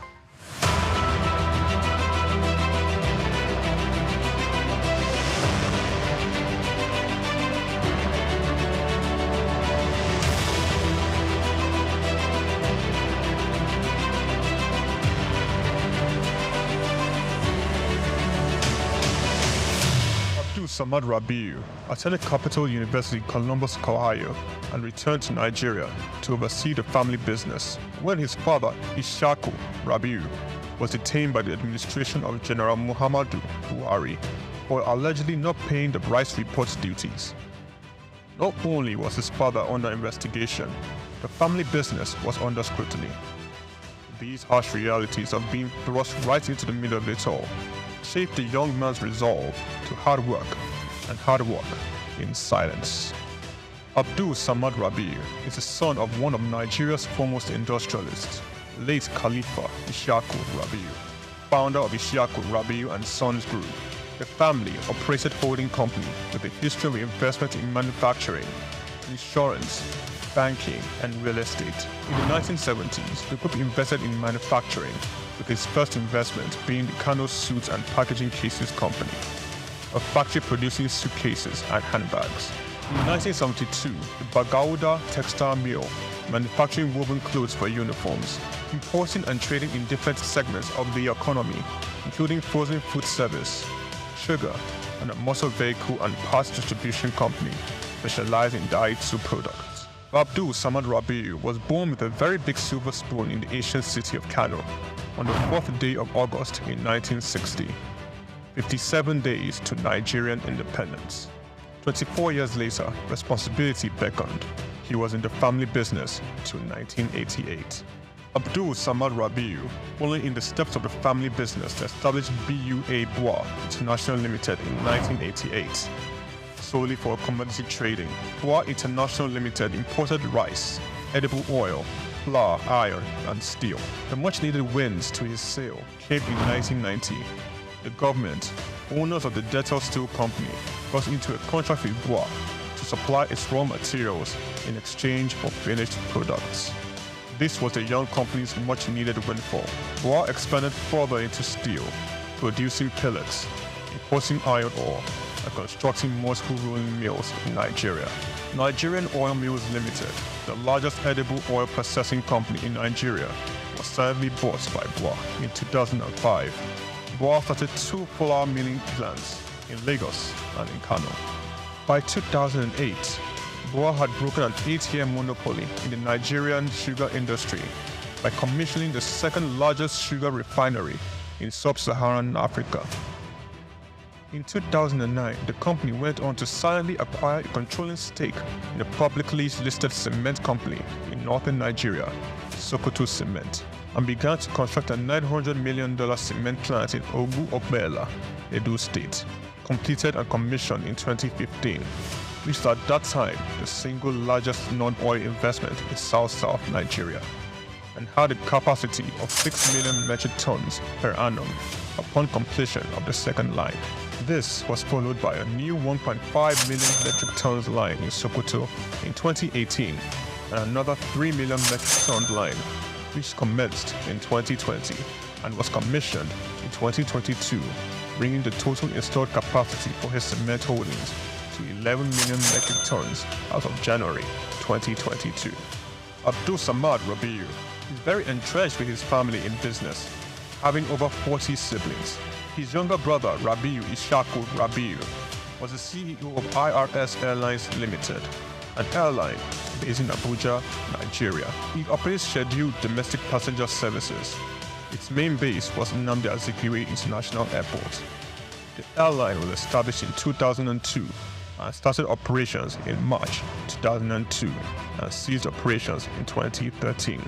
Kabiru Rabiu, our younger brother, currently serves as the Group Executive Director of Bois Group. In 2020, Kabiru was named the Best African Economic Leader under the age of 40, the 100 African Economic Leaders for Tomorrow Awards by the French Institute, Chausseo. Bois invested $300 million in the 20,000 hectares Lafiaji Sugar Estate project, which comprises a sugar mill, sugar refinery, ethanol processing plant, and 35 megawatts power plant. The company also built an export-focused refinery in Port Harcourt, the only destination sugar refinery in sub-Saharan Africa. Abdul Samad Rabiu is constructing a 200,000 barrels per day petrochemicals refinery in Akwa Ibom State, Nigeria. The agreement was signed with Access of France in August 2020, with a refinery aimed at solving Nigeria and the West African petroleum refining needs. It is expected to be completed and operational by 2025. The privately owned Omu Obela Cement Company was in January 2020 merged with the publicly listed cement company of Northern Nigeria, where Abdul Samad Rabiu already held a controlling stake in the $3.3 billion transaction, and BUA Cement PLC was born. Abdul Samad consolidated all his food businesses in sugar, edible oils, rice, flour, and pasta milling into a new company, SOUQ Foods PLC. In December 2021, it was listed on the Nigerian exchange. SOUQ Foods emerged as a consumer goods leader in market capitalization, experiencing a phenomenal 206% year-to-date appreciation. Share prices soared from 65 naira per share in December 2022 to the current value of 379.9 naira per share as at 24th March 2024. In terms of fundamentals, SOUQ Foods exhibited robust financials with a 54% increase in profits to 105.6 billion naira in the first 9 months of 2023. Revenue witnessed an impressive 80.95% year-on-year growth, reaching 524.428 billion naira, and return on average equity stood at 43.42%. Despite challenges, Rabiu strategically increased his direct shares in BUA Cement by 56.37%, totaling 96.12% ownership. This move, executed on June 26, 2023, demonstrates Rabiu's confidence in his company's future growth. SOUQ Foods PLC and BUA Cement PLC companies are among the top 10 most valuable publicly listed companies in sub-Saharan Africa. From a relatively small company in 1988, BUA Group has grown to a world-class conglomerate, contributing significantly to the country's GDP, while providing employment opportunities for tens of thousands of Nigerians. Abdul Samad Rabiu's philanthropy is silently second to none. He founded the Abdul Samad Africa Initiative, ASR Africa, and an African-focused fund for social development and renewal which seeks to support Nigeria and other African countries in the area of health, education, and social development. In October 2022, Abdul Samad Rabiu, through ASR Africa, donated $500,000 to the United States Agency for International Development, partner on tuberculosis control, HIV, and gender-based violence prevention efforts in Nigeria. Development of a 7.5 billion naira 200-bed specialist hospital in Kano State during the global COVID-19 pandemic. Abdul Samad Rabiu championed Nigeria's donation to this COVID-19 intervention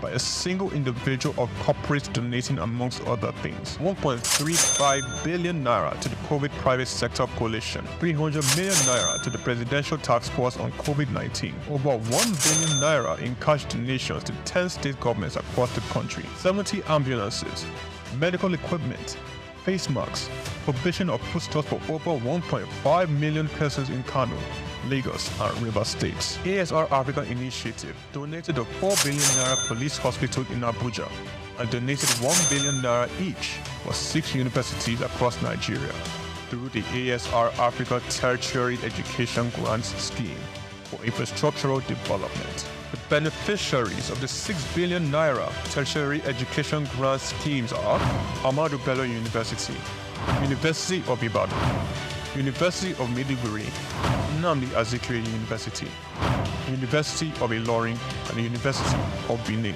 ASR Africa Initiative also donated 2.5 billion naira each through its tertiary healthcare development grants for health projects across 4 geopolitical zones in the country. These are in addition to 5 billion naira donated to build the first teaching hospital in Akwa Ibom State, donated 10 billion naira to the Security Support Fund of the Nigerian government. Abdul Samad Rabiu was awarded the 2022 CEO of the Year at the African CSR Awards, 2016 African Industrialist of the Year Awards by the All African Business Leader Awards, the 2022 Sun Man of the Year Awards, 2020 Vanguard Business Person of the Year, and the New Telegraph Philanthropist of the Year 2021, a recipient of several honorary doctorate degrees from various universities, including the University of Benin, Nasarawa State University, Sokoto State University, Crescent University. Abdul Samad Rabiu is a fellow of the Institute of Directors, and he currently holds the prestigious Nigerian National Honors, Commander of the Order of the Federal Republic, CFR, Commander of the Order of Niger, CON, as well as the highest civilian national honor in Niger Republic. Abdul Samad Rabiu is married with children. His children are Mustafa Khadija Kuki Rabiu, Ishaku Khalifa Rabiu, Junad Rabiu. On the 22nd of January 2024, Forbes estimated Rabiu's wealth at $5.9 billion, putting him as the 6th wealthiest man in Africa and 508th in the Global Billionaires Club. The family man, the silent achiever, the giver, Abdul Samad Rabiu.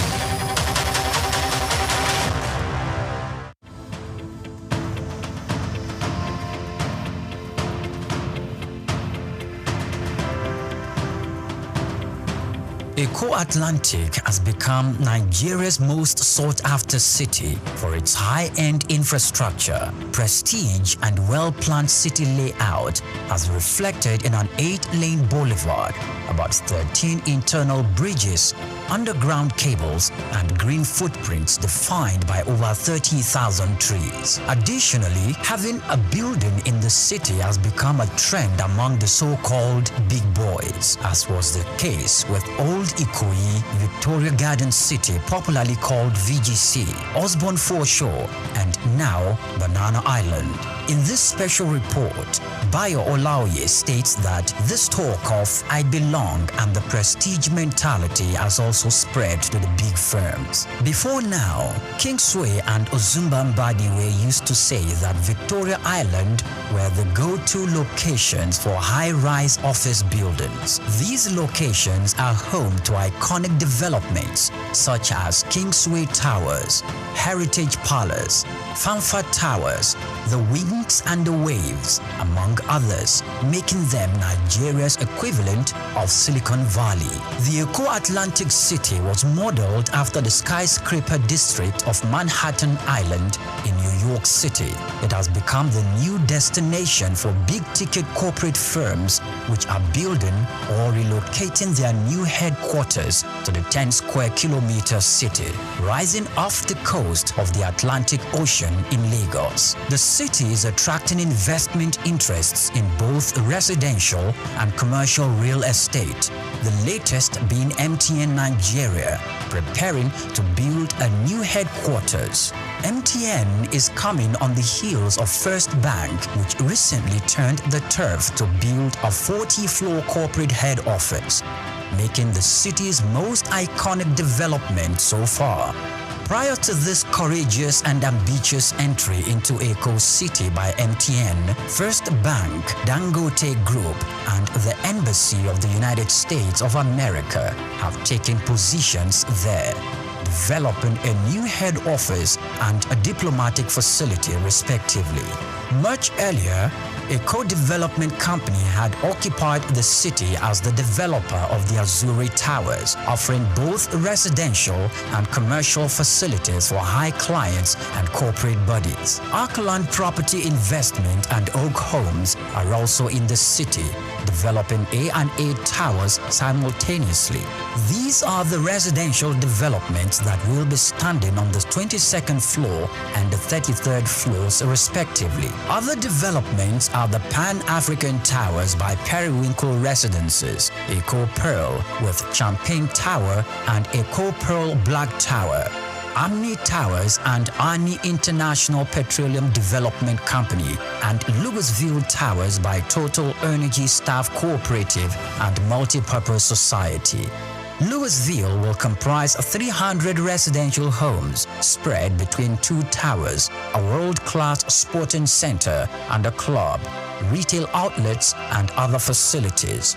It is designed to employ modern technology to achieve smart living and high standards. SOUQ Atlantic is an exclusive luxury city with superior infrastructure that appeals to the kind of investors we have seen in the city so far.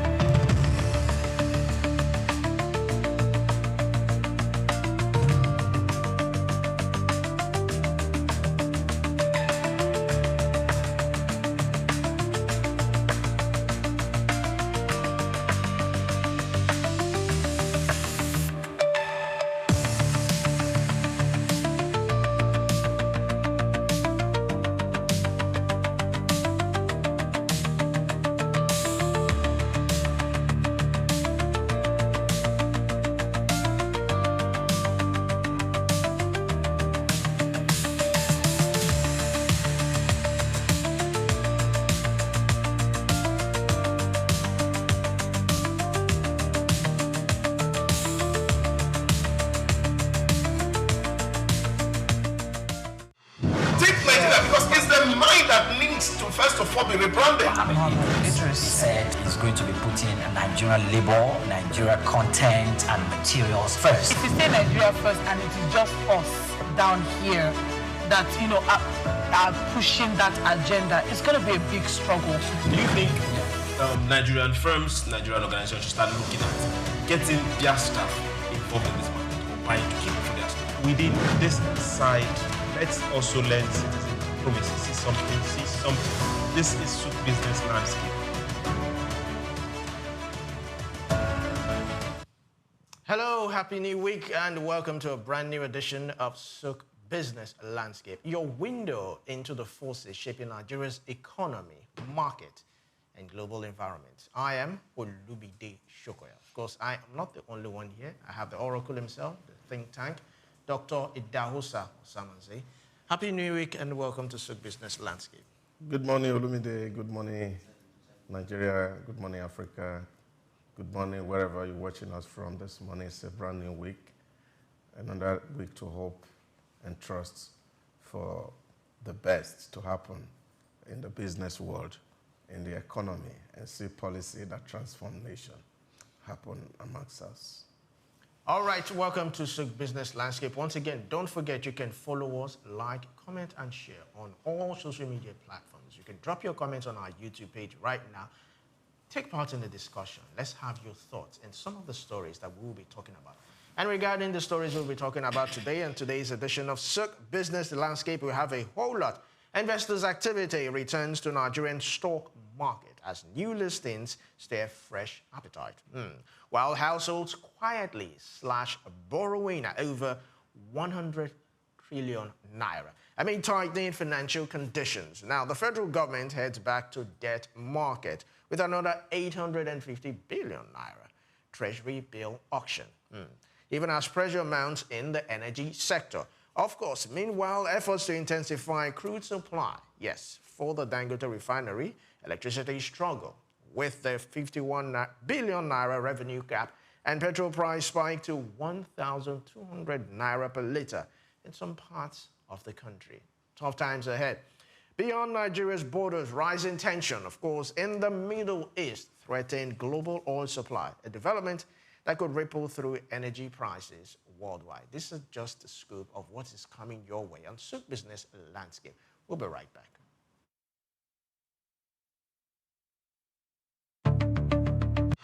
Take Nigeria because it's the mind that needs to first of all be rebranded. Idris said he's going to be putting Nigerian labor, Nigeria content and materials first. If you say Nigeria first and it is just us down here that, you know, are pushing that agenda, it's going to be a big struggle. Do you think Nigerian firms, Nigerian organizations should start looking at getting their staff involved in this market or buying to keep for their staff? Within this side, let's also learn citizen diplomacy. See something. This is SOUQ Business Landscape.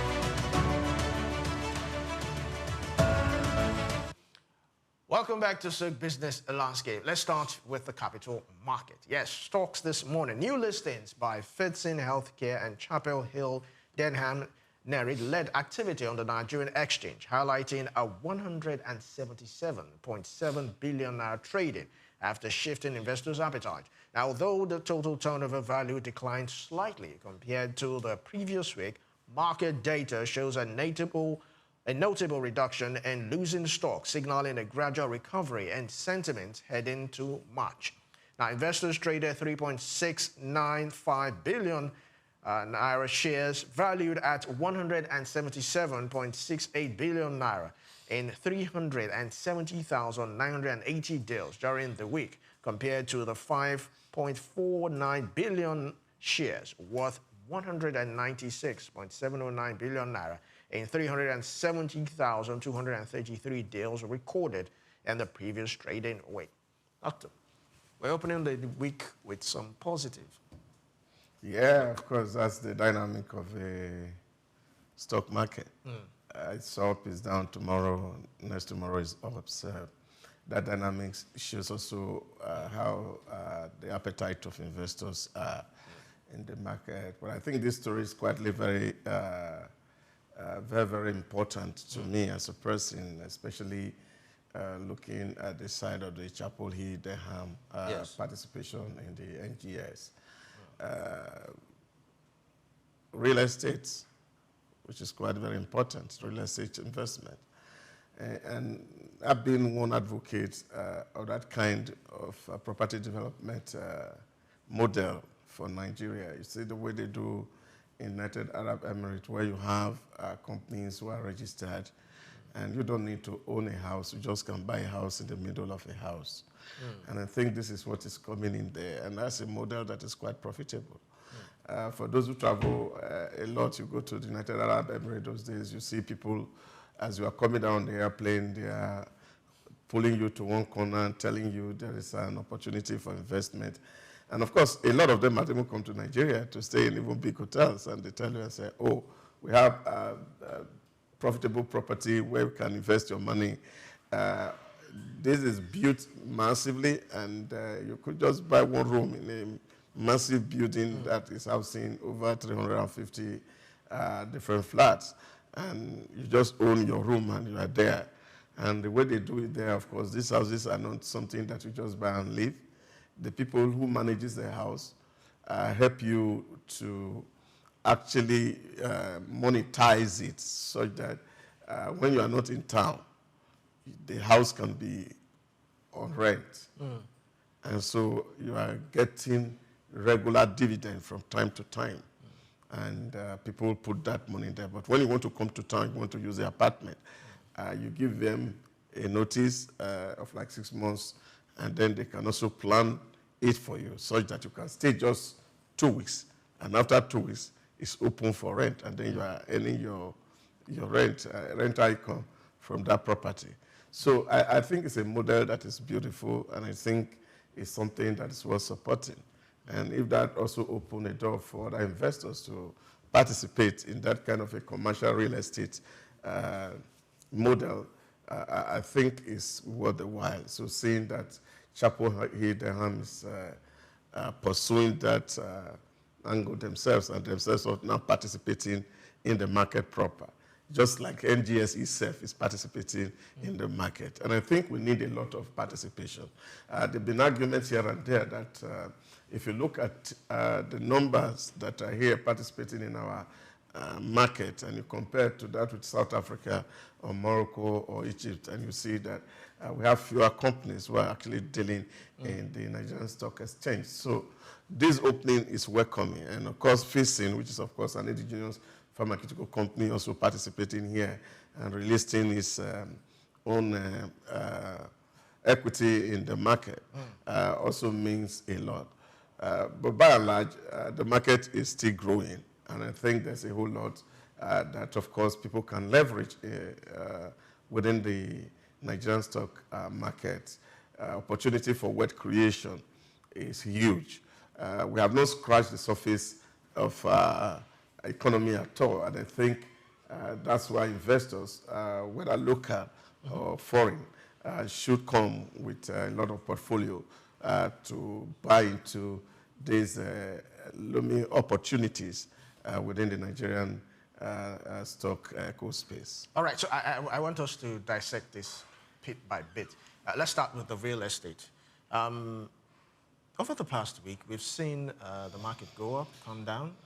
Nigerians, we're used to short-term investments. We always like to put money here, and once we see a bit of profit, we pull out, then we come back again. So looking at the real estate, there's a whole lot of reform going on in real estate now, especially in Lagos with the land tenancy law and all that.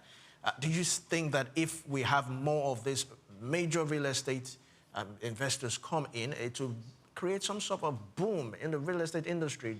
Maybe we would have access to homes, rent per month or something, you know, something that would actually benefit the citizens. Yeah, that's the point I'm making. If it works elsewhere, there's no other way to say that it can also work here. And you just look at the model, the way it is working. And that is the point, of course, that I'm trying to also point out here. That we're not just looking at real estate as people just building property and selling them off, but we're seeing an investment into real estate where people can actually get dividends. You know, because if you build a property that you're selling for 1 billion, only very few people may have access to that 1 billion to buy. And therefore, that money, you will not be able to really turn it over in good time. If you even put it in rent, it can become something that is not be actually yielding you everyday liquid cash. So yes, the property may be there, the value could be appreciated, but in terms of what you get regularly, may not even be able to have it in terms of people coming to pay rent and all of all that. So the model that, of course, which is what the Nigerian real estate investment look like, is a situation where people can buy into a big project. Just looking at like this Lincoln building, 32 floors, and each floor has about maybe 20 rooms or thereabout. So I may not be able to buy land and build, but I have some money, I can invest it in a studio apartment or a 2-bedroom apartment. Like the Co-Atlantic. Yes, within the major building. And of course, this building is managed by these realtors, and then of course, they are helping us to sell. Not outright sale, but they are letting it out. So as this money is coming in, they are turning it in and out, and then of course, at the end of the year, you get dividend for the property you own in there if you don't want to live in it. And you see, if we have a lot of pool together and have many Nigerians coming in to put resources in this direction, you're going to see a lot of activities within the real estate. And even people who don't have so much money can actually be helped. In short, government, if you even want to do low cost for their citizens, can actually also buy into this and then use the channel to actually deliver adequate housing to its people. So for me, it's a beautiful project that people can invest in, not even just citizens alone. I even see governments, state governments, who can also find a way to partner with these realtors and ensure that home for all can actually be delivered. All right, what about pharmaceuticals? I mean, if you look at the pharmaceutical sector, we still have a whole lot of our drugs coming in from outside the shores. And yet we have pharmaceutical companies in Nigeria, local pharmaceutical companies. So do you think if they go into the capital market, they will not just reap all the gains and not, in a way, create some sort of ripple effect in the economy, thereby producing more drugs? Yeah, I think what is also meant for fixing, if you have followed their trajectory, remember on Friday I was going toward Ilukbeju and I was telling my colleagues, look at the humble place where Fitson started from. One flat where they were operating there at Ilukbeju bypass. So I was pointing hand to it and I said that was where Fitson started off from. And we know how it started until they had to get their own property along Ikorodu Road where they are right now. And of course, they become a very big brand in Nigeria. selling all manners of pharmaceuticals. But we do know that a lot of these things comes in by import because there's not so much investment in pharmacology here in Nigeria. And I think that is quite very important to understand the differences. Pharmacy, a lot of people study pharmacy here, and what's basically pharmacy is dispensing of drugs. Yes, so, but the production of drug is what we actually need to focus on. Because when you look at the African ecosystem, one of the things that you will see is the fact that we have local curative medicines here that are actually not being studied. And that is quite fundamental. I think that we need a lot of scientists from ivory towers to actually partner with local herbs makers to see how we can really standardize these things that we call in our local parlance agbo. Some of them work really, and whether you like it or not, except you were not born in the village. We were born in cities where there were no pharmacies, there were no doctors. We had ailments that were treated by these local herbs. And then, of course, we see them actually produce results. And I think if we scientifically study some of these herbs, it will open up a whole lot of space for us in that sector, the pharmaceutical sector.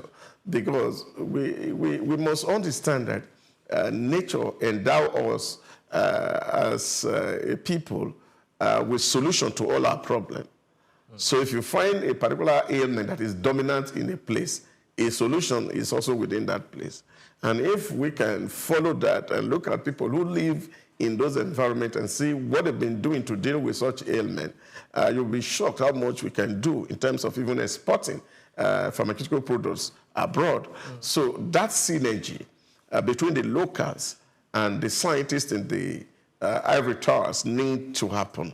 And I think that's my advocacy, really.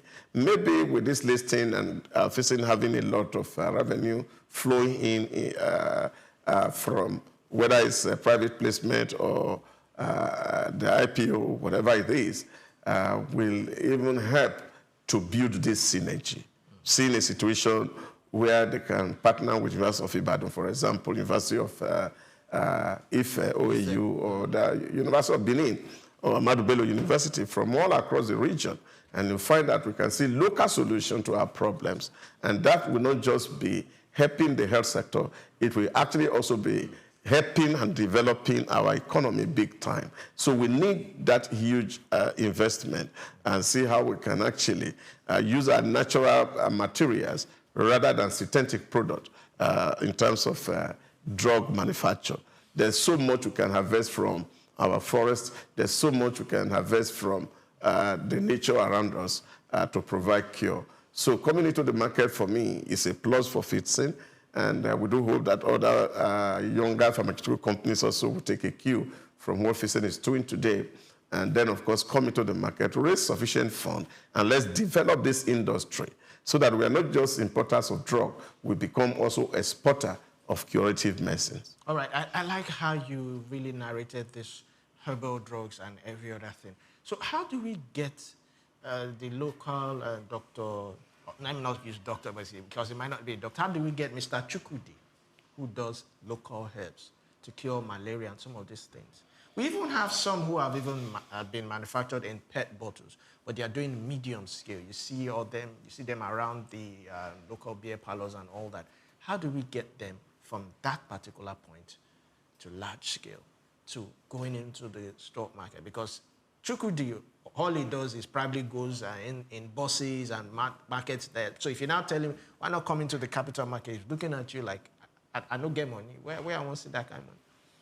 Yeah, but you see, like I always say, if you look at how people run businesses elsewhere and compared to what we do here, sometimes we pride ourselves in being CEOs, and therefore we can manage our little things and it does not grow out of our hands. And that's the kind of models that are common around here. You see a lot of businesses fragmenting. But when you go to the West and you see, for example, in America, you see a lot of people who have a very viable brands and yet sell it to other people they feel that have better competitive advantage in terms of building ecosystem out of it. So I think that's a model that really would need to suffice for us as a people.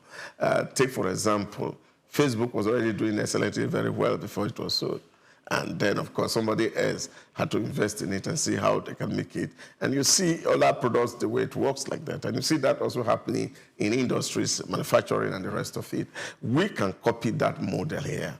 That I don't necessarily need to be a CEO. I can develop a product, sell it to a bigger company that can actually commercialize it.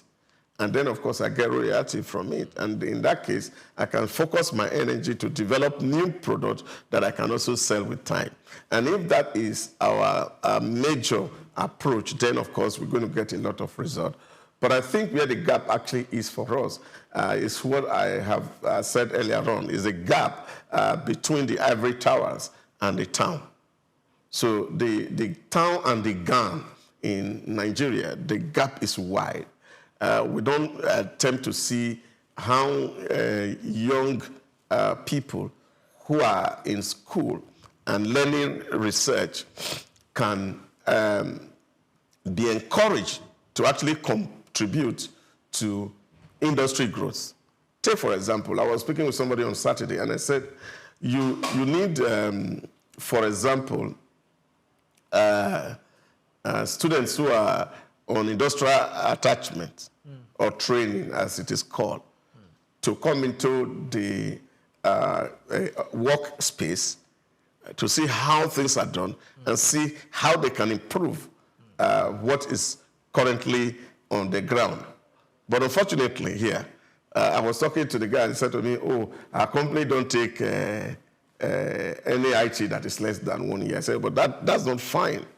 People should be able to come to your environment and study. And then that's the only way they can make contribution. When you see our university environment, the way it's structured, especially for the undergraduate, you see people writing projects, and they cannot connect the project to solutions on the problem at hand. So we have what societal problem.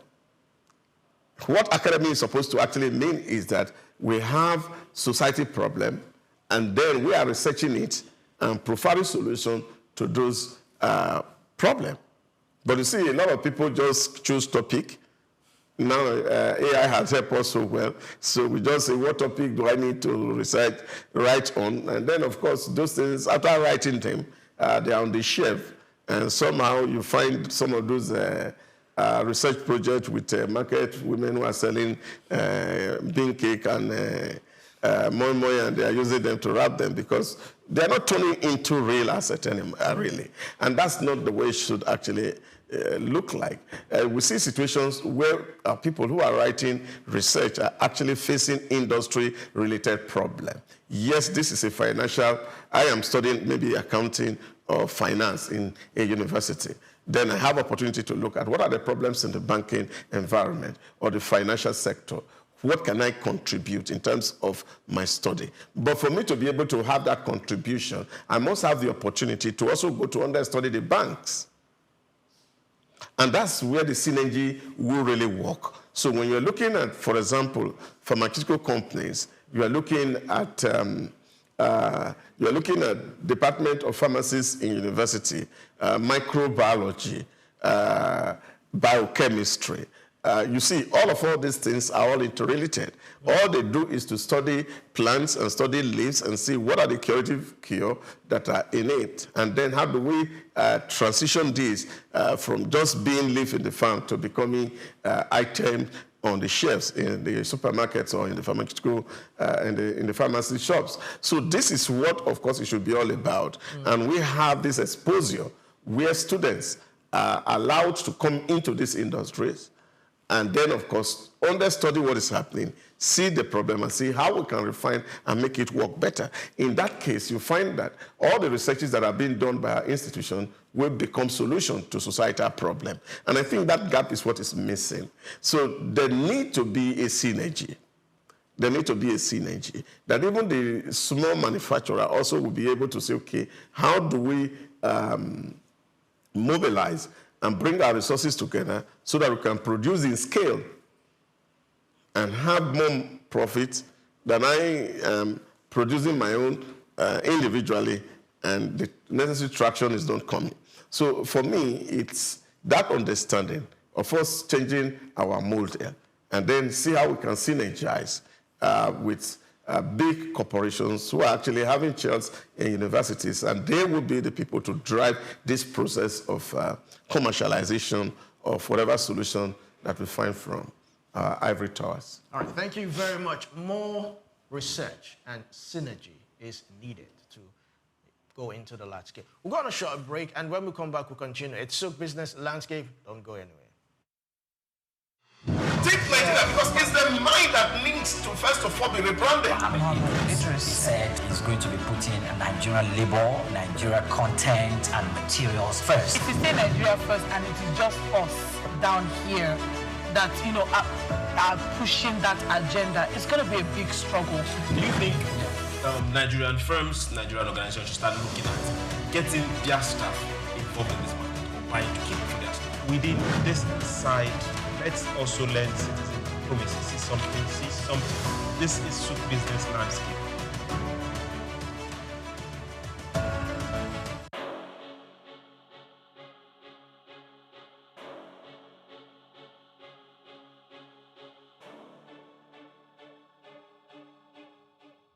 Elon Musk is a visionary entrepreneur leading innovative ventures in technology, space exploration, electric vehicles, and renewable energy.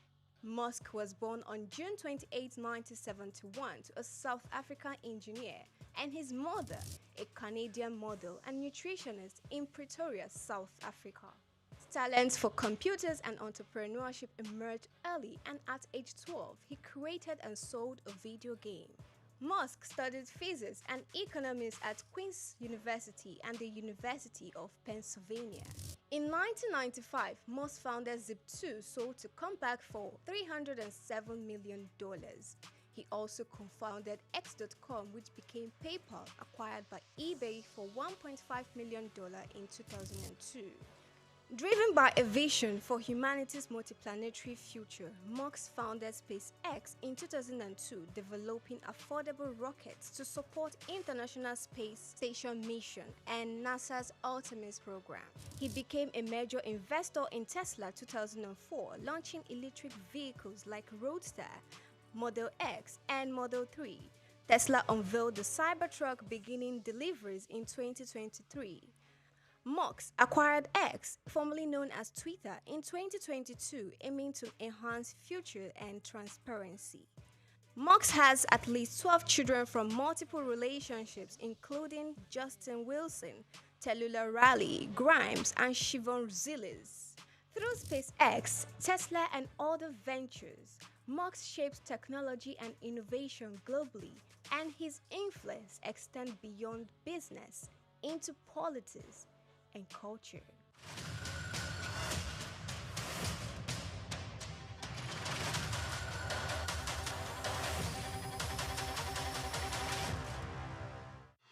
Take Nigeria because it's the mind that needs to first of all be rebranded. It said it's going to be putting Nigerian labor, Nigeria content and materials first. If you say Nigeria first and it is just us down here that, you know, are pushing that agenda, it's going to be a big struggle.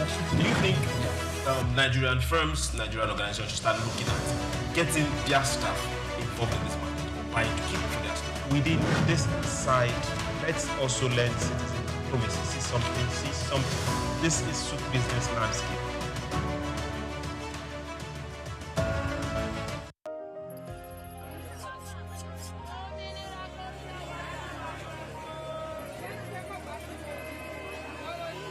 Hello, Lagos. Make we yarn. Hello, Wefi, this POS matter don't pass your call. Person go swipe, alert no enter. Before you know it, jump. Wait, wetin really happen? Then they use fake alert, the warriors. Okay, so wanna listen to If you dey do POS business, no expose your alert. Hello, Wefi.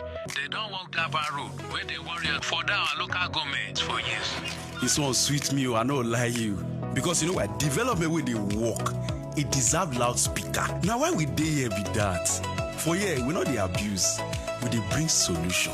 My name it is Ikechukwu Oyemike, aka Ogwefi Ishegwari. Make we yarn every weekday from 10 a.m. go to 12 o'clock on Top the Eye 95.9 FM. My name is Shino Ogbadegeshi. I'm the CEO of Gozi Micro Insurance. Continue to watch SOUQ News. Adenike Adeyemi, Executive Director of Faith Foundation. Keep watching SOUQ News. My name is Shepherd Michael Adewale Onofuye. I enjoy you all to always watch SOUQ News TV. Hey everyone, Majuli Obaje here representing Gigi. Keep watching SOUQ News, okay? Stay updated with SOUQ News. My name is Aton Keme. I am the head of MSME banking. Please keep watching SOUQ News and stay glued to SOUQ News. I recommend that more and more people should watch SOUQ News because they deal with business news. Hi, my name is Amaka Wokolo. I am the director of the Faith Institute at Faith Foundation. Keep watching SOUQ News.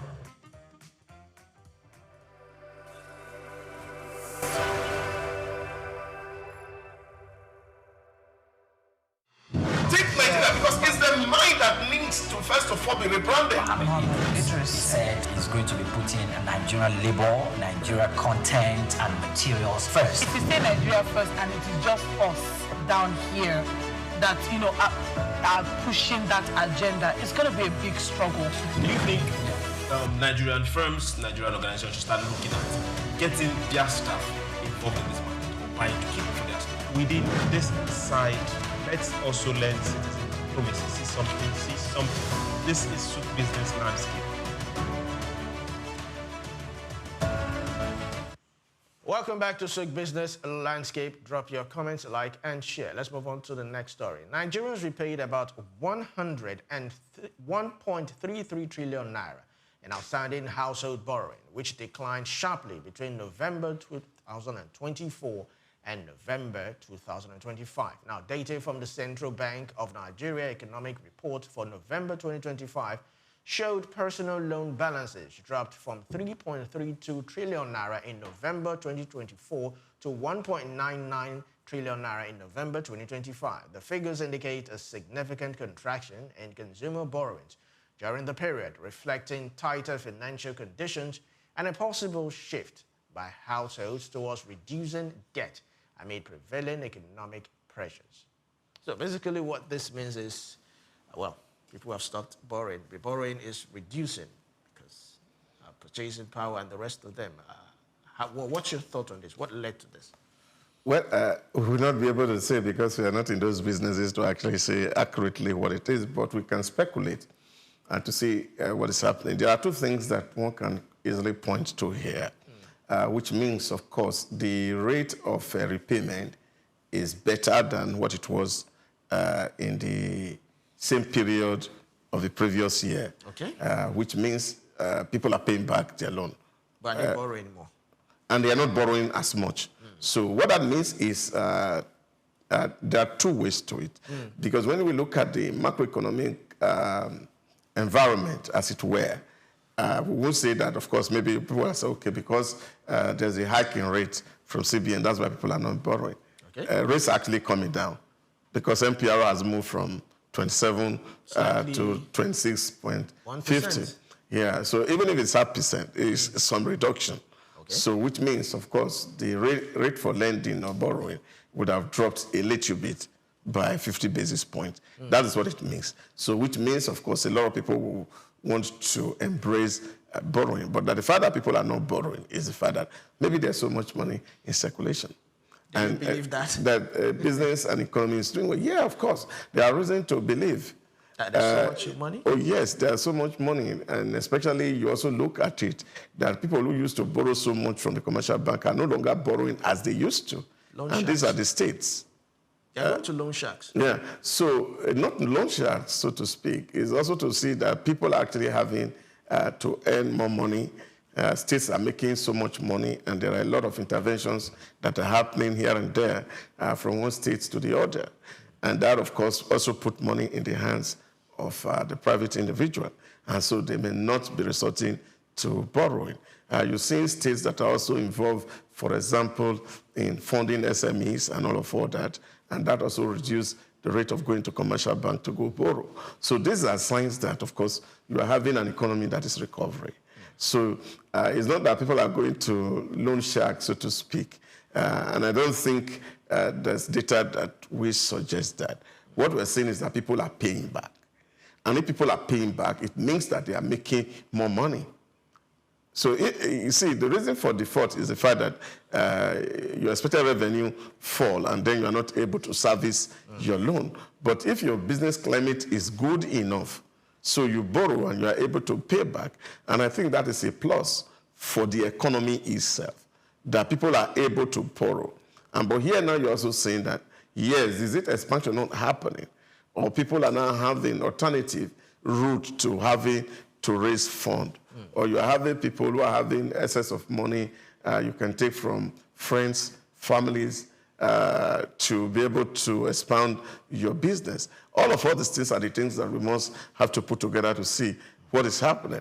But for me, I don't think it's a negative to see that, number one, the rate of repayment is getting better.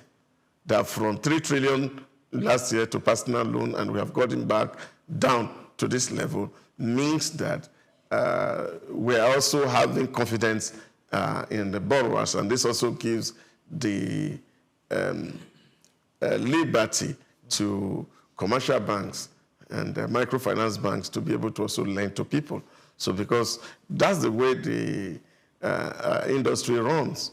People borrow, then they pay back, then can borrow more to other people. And then, of course, we see real banking happening.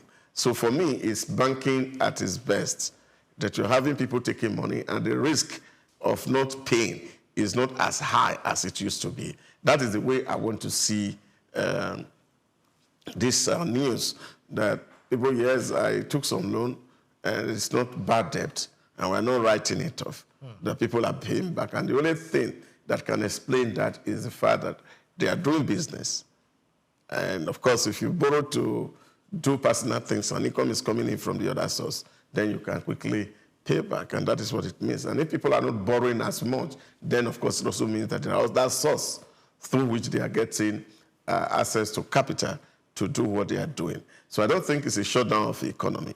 Take, for example, I think it was last year I was reading that the loan, for example, that Alex Oti of Abia State took, that he didn't revert to use it because the fund that was coming from the federal government was enough for him to run his state. And so he didn't need to access those loans. So you can take that for individual also.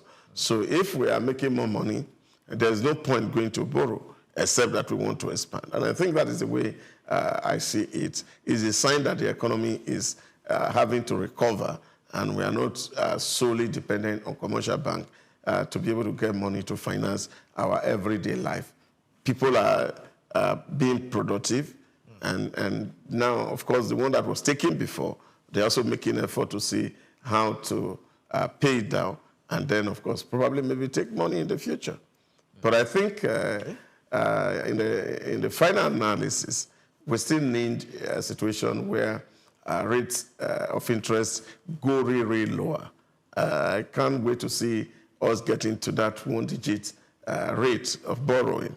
And that, of course, where we can actually demonstrate profitability. Because no matter how much you look at it, if you take money to do maybe personal business, for example, chances that you're going to make 26% of profit is low. And that is why, of course, people will not expand and people don't want to go to borrow also. So if the rates are better, that, of course, I can borrow maybe at 9%, 8%, and then I can make 15% profit at the end of the day. So I'm able to service my loan, and then, of course, also able to expand my business from what I plow back. So these are some of the things that, of course, will make the economy as dynamic as it should be. Okay, from what you're saying now, if I may not be able to borrow because the rates are high, of course, I won't be able to expand. Jobs will not be created. Of course, bank will definitely earn less income. How do we get out of this? Yeah, but you see, like I said, if you look at our environment, and the reason why, of course, interest rates are high is because of the risk that lenders also faces. And this is the inability of those who take money to be able to pay back. So that's the biggest risk. So that's why interest rates are very high, apart from the fact that they also use to control inflation and reduce the volume of cash that is in the hands of private individuals. But fundamentally, it's the fact that you see there's a high risk of not able to recover whatever you loan out. So now, if we see that there's a movement to the positive, that of course those who are borrowing are able to service their loan as and when due, that of course becomes a motivation to borrow more, and also a motivation to also walk down the interest rate such that people can have access to this money to do business, and therefore the economy is expanding. And if the economy expands, employment, of course, generation also will become very high. That is what the point I'm making. So you see that banks here are at the mercy of borrowers, that if I borrow, I lend you some money, and then, of course, you are not able to service it, and then we keep compounding the interest, and then it becomes a litigation issue. And some of them, eventually, you have to write us. So you will have to be thinking of how to be able to account for those gaps between what is borrowed and what is serviced. So, but this particular news points to the fact that there's a reduction in terms of what is borrowed. So, which means that many borrowers today are able to pay back what they actually borrowed. And don't need more to borrow. Yes, they may be needing more to borrow, but the fact that they are paying it down is a good sign for the financial sector. That if people borrow money, they are also willing and they are able to service those loans and pay it down. So that's positive for the economy, and that's positive for the lending agents. If in rounding up, if people are borrowing and paying back what they borrow, do you think in the next coming months we should see a reduction or a decline or deduction, basically, in our interest rates? If people are actually, because the interest rates went high because of this, but now we're seeing that. Yeah, but that's just one factor, like I said. The risk is one factor, but the other side of it is also managing your inflation so that you don't have a situation where there are too much money chasing few goods, which is what inflation is, and that's what CBN is trying to avoid, that you don't have so much money in circulation, so that people have so much access to money, and therefore the prices of goods and services will go to the rooftop. So managing inflation is also another aspect. So it's not necessarily going to mean that rates is going to come down, because it's the manager of the monetary side of the economy that will determine whether inflation is steady enough such a way that we can allow more people to have access to money. So because that has to be determined at policy level. But here, the point is that as banks are also finding that people are able to pay back, they may be willing to also find a way of reducing rates themselves to the minimum that, of course, is recommended by the CBN, and then also be willing to give out more loans, because the prospect of recovery is high. All right, so let's quickly move on to the next story. Now, the Central Bank of Nigeria, CBN, has announced plans to raise 850 billion naira through a fresh Nigerian Treasury bills auction scheduled for March 11, 2026. Now, the planned issuance will pursue the total amount raised within 1 week to about 2 trillion naira, reflecting the government's continued reliance on short-term debt instruments to meet funding needs. Now, according to an official tender notice sent to the primary market dealers, the auction is being conducted by the Apex Bank on behalf of the Debt Management Office, which oversees Nigeria's public debt issuance and management. Treasury bills. What's your thought on this, and how should Nigerians approach this? Well, like I've always said, government is looking at very creative and innovative way to fund their budget, which is, of course, a major challenge that 2025 faced. Analysts, for example, point to the fact that 2025 was the worst year for Nigeria, as, of course, the government was not able to implement its capital project at all. And that was not because government was deliberate not to implement, but it was the fact that the gap between what was projected and what was realized was a huge one. For example, if you look at the assumptions in the 2025 budget, you saw that government was expecting that they would be able to get revenue from crude oil from between 76 and 82. It was projected at that, but unfortunately, crude did not sell up to that in the year under review. They also estimated that they were going to be able to internally generate or raise completely about 40 trillion in revenue. Unfortunately, what was raised was actually 10 trillion.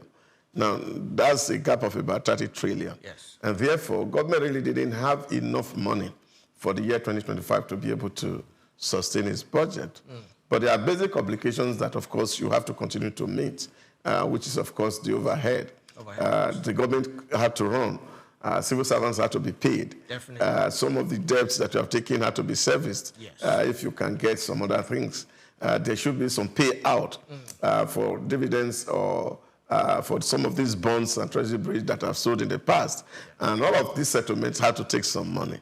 And so, you see, like they say, it's like you have to rob Peter somehow to pay Paul. Otherwise, there'll be trouble in the economy. And I think that's where the government is. So rather than go to the commercial bank to continue to borrow this money at a very exorbitant interest rate, government is resorting to treasury bill with, of course, more stable interest rate.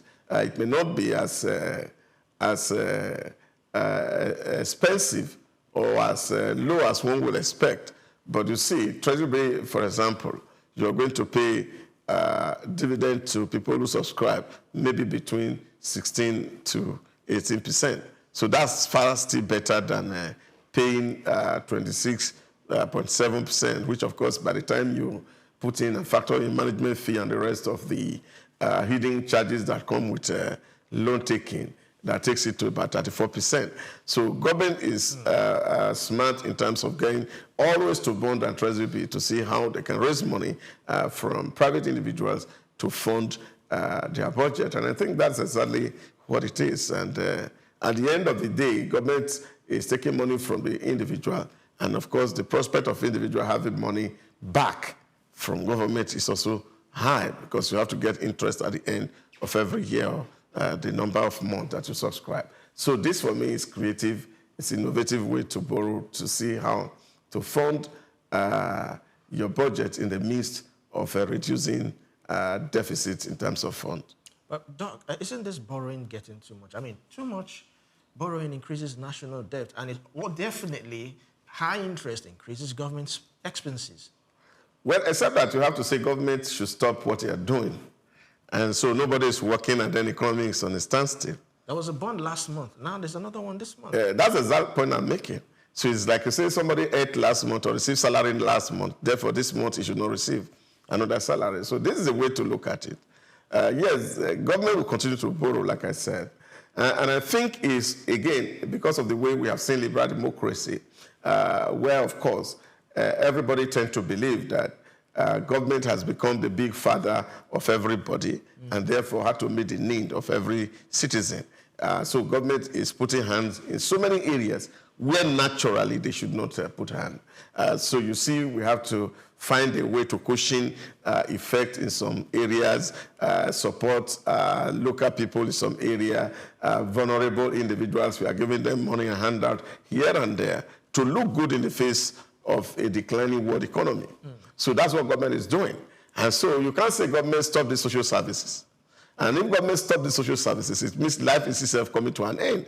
So as long as government is going to carry this burden of addressing the need of its citizens, and especially those who are very vulnerable, you will find that government will continue to borrow. Take, for example, in most of the federal unity colleges, you see, government is putting so much fund in there. Most of the technical federal education, for example, now is completely free. And government is giving money to some of all these things. Now, if you also look at it, in colleges of education, colleges of agriculture, and faculties of education in universities. Government is also giving some stipend to people who are studying specific courses to encourage people to participate in those areas. All of these are funds that government is spending to oil the wheel of the economy. Now, if you stop those funds, those things will not be coming. We're talking about student loan, where, of course, you have to give each student who is participating in that program a minimum of 20,000 means of livelihood every month. Every month. Apart from paying the tuition. So all of these are continuous everyday spending. And as long as the revenue that we are generating is not matching our expenditure, then the only way to be able to sustain this going forward is you have to resort to borrowing. And that is what it is. So whether government borrows so much or not much is not the issue. But I think what people have to argue today is really how do we increase productivity in most of the sectors so that the revenue that government is getting is shored up to a greater level so that we are not borrowing so much as we currently do. And of course, if we are going to borrow, you see the deficit is not as massive as it is today. That will solve a lot of problems. So government investing in productive activities, things that actually bring more money to the economy, will be a way to go. But as long as government is going to invest in social services, you find that, of course, revenue is not enough to do all of this. Then the alternative is to borrow. Shouldn't we, apart from social services, shouldn't we be looking at investing in projects, infrastructure that would also generate some form of revenue? Well, I don't know whether it's failure on the part of government. It's almost certain now, and I don't think it's here alone, that government-run businesses hardly prosper.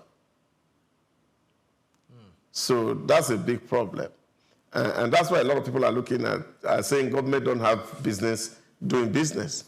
Because you look at all the services that government had run in the time past, except for a few ones, none of them is prospering. But if you look at Dubai, Dubai is doing well. Yeah, but when you look at Dubai, you see that there's virtually any sector in Dubai that you see government playing key or active role. So the economy is open for businesses to prosper. And so what government provides is basically regulation. Okay. So you don't have government-owned industries or factories. Individuals come in to invest in Dubai. That is what it is. So, and I think that's a point that, of course, government should actually be an arbiter between the have and the have-nots and see how to moderate competition such that the strong don't swallow up the weak. But today, you see a lot of government investment really hardly prosper. So take, for example, you look at in Nigeria, we used to have an airway that's gone. We used to have shipping line, it's gone. We used to have telecom, it's gone. Now we used to have electricity distribution, it's gone. And so many things gone because they are not well managed.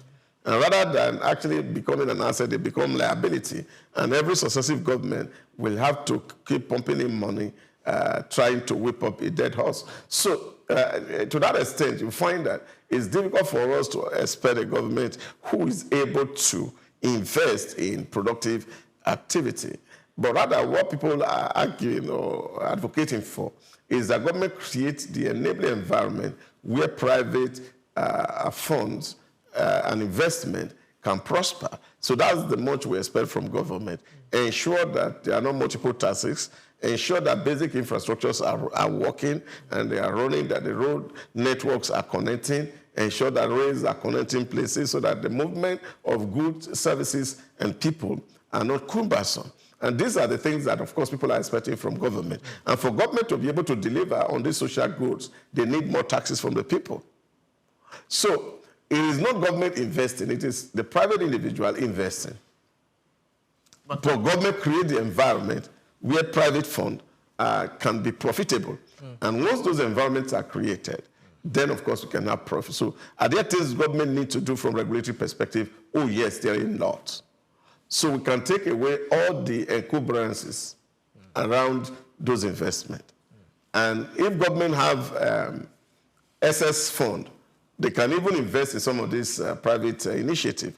Take, for example, like Nigeria has about 7.6 or 7.8% in the Dangote refinery. Yes. We could have done more and put more money and invest in other private endeavors that are producing wealth so that government can, apart from taxes, also earn money from dividends that is coming from these businesses. But for this dividend to continue to come, therefore, the playing field had to be level in such a way that those who are putting their money are able to get it back. And this, for me, is what the primary role of the government is about. And then, of course, the provision of security for the lives and property of its citizens. So if government concentrates in this area, then, of course, we're going to get more money. But we're also in an environment today where, of course, security is a major and huge challenge, and therefore is requiring heavy investment beyond what we are even earning. And these are all the pressures that government face, that we find that it will be a near miracle to see that government will not be borrowing. So as long as these issues remain and they are not addressed, borrowing will continue to happen. How do we ensure now that this 850 billion naira in treasury bills are prudently utilized? Because if you borrow money to do some sort of poverty alleviation, are you really empowering the people? And secondly, you said the government should be doing supervisory role, regulatory role when it comes to revenue and investment. What about the mining sector? I mean, just last week, CBN announced we have about $3.5 billion in gold reserve. We can do better than that. Negotiate. We have that. Yeah, I think there's so much that's also happening in the mining sector, and we thank the current Minister for Solid Mineral, who is also trying and pushing boundary to see how we can get private initiative coming to that environment and the quantum of resource that is needed to invest in the mining sector is provided by both foreign and local investors. So we need those investments. But what I'm saying is that not necessarily government investment. Not necessarily government investment. All that government needs to do is to take away all the encumbrances that will make investment frustrating. And once those encumbrances are taken away, then, of course, you see if private investors can come in.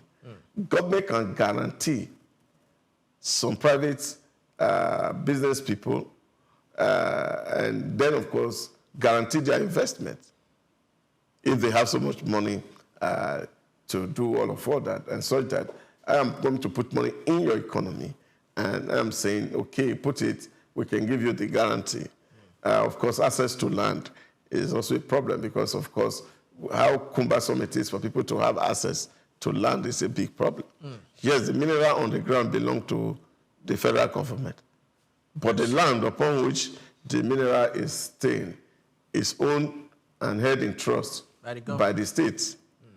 So how do we mediate between the federal and the state such that if there's a mineral deposit in your area, I know that the land belongs to Mr. A, but the state government is holding that land in trust for Mr. A based on the Land Use Act. So we are having to see how do we remove these encumbrances so that when investors are coming, they can have access first to land before you can talk about the investment that come.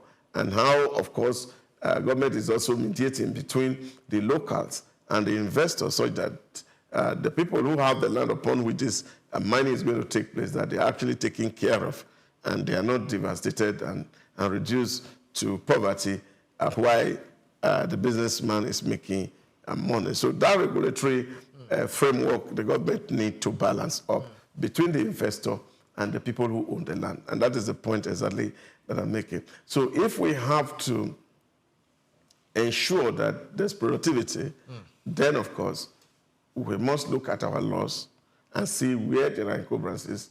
Then the National Assembly work hard to remove those encumbrances so that the inflow of resource into the country can be wide open. So we widen the funnel, a lot of funds will come in, whether it's in the mining, whether it's in the gas sector, whether it's in the petroleum sector, then we can develop it optimally, and then the nation can have the benefit of reaping tax and royalties from some of these investments. All right, thank you very much, Doctor. Let's move on to our next story. The federal government through the Nigerian National Petroleum Company Limited, NNPCL, has begun steps to secure crude oil supply for Dangote Petroleum Refinery through third-party international traders to sustain domestic refining operations. Officials said the move aims to stabilize feedstock supply to the $20 billion Lekki-based refinery and support local fuel production amid ongoing supply pressures. However, authorities caution that the intervention may not immediately translate into lower petrol prices as Nigerians continue to face elevated fuel costs following recent price increases at the refinery. This is quite interesting. Now, I'd like to ask this question. Yeah. They are saying fuel has gone up, fuel price has gone up. Yeah. But the feedstock, it's not the feedstock that was just bought now. We've had this feedstock for a while, and we are attributing it to what's going on in Iran. Let's do the connection. How does it connect? Well, we are in a fully deregulated downstream sector where, of course, the market forces determines supply and demand. Okay. And everybody is sitting down to look at the geopolitical environment and see how it affects your operations in the long run. And I think this is the challenge that a lot of people are facing. You remember before this Iranian war started, that people were asking, will Iran shut the canal that will allow access of vessels to come into the Middle East and the rest of Africa? And initially they said no, but today we know that has been blocked as a result of the heavy bombardment that is going on, because we don't know how long that is going to last. We don't know how long that's going to last. And in elementary economies, the law of supply and demand always will apply. When you have excess of supply, of course, and the demand is not equal, so you lose your equilibrium, and then, of course, prices are going to be affected. If you have low demand and then supply is massive, you see prices are also going to be affected. So that's what is playing out. That people are not actually thinking about right now how we're going to import, because the risk is high. So what people are trying to do is to see how to ration what we currently have. And so some people we have to hold what they have right now, because nobody can predict what happens tomorrow. But this speaks again to the lack of preparedness of our regulators. And I think it is not today they should be contemplating this. There's a whole lot of things that has happened in the recent times that, of course, those who are planning our economy must begin to think beyond the present to look at the unthinkable. If nothing has happened, COVID-19 has taught everybody a huge lesson that it is possible for the world economy to be shut down for 6 months and nobody is moving, and then people have to survive. So we must be thinking in that regard, especially with respect to imports, the things that we import from outside to sustain or support our economy, realizing that if there are shocks globally, nobody in a globalized world will be left out. So whether the crisis is a remote part of Asia or Eastern Europe or Western Europe or in the Middle East, definitely it will affect trade. For those who traveled in the last 1 week, it is hell, it's traveling, because passengers are not there because the airspace space are quite monitored depending on where you are going. And these are issues that, of course, we have to factor into our conversation. So I don't think it's today that people must be thinking and say, how do we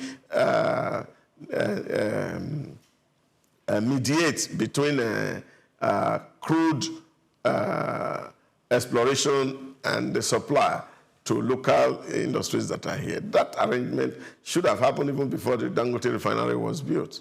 And I think that we must have to hasten up to see that where things need to be done, we do them as quickly as possible We don't wait for things to happen, then reacting to it. We must be very, very proactive in the things that we do. Imagine that this arrangement was already in place.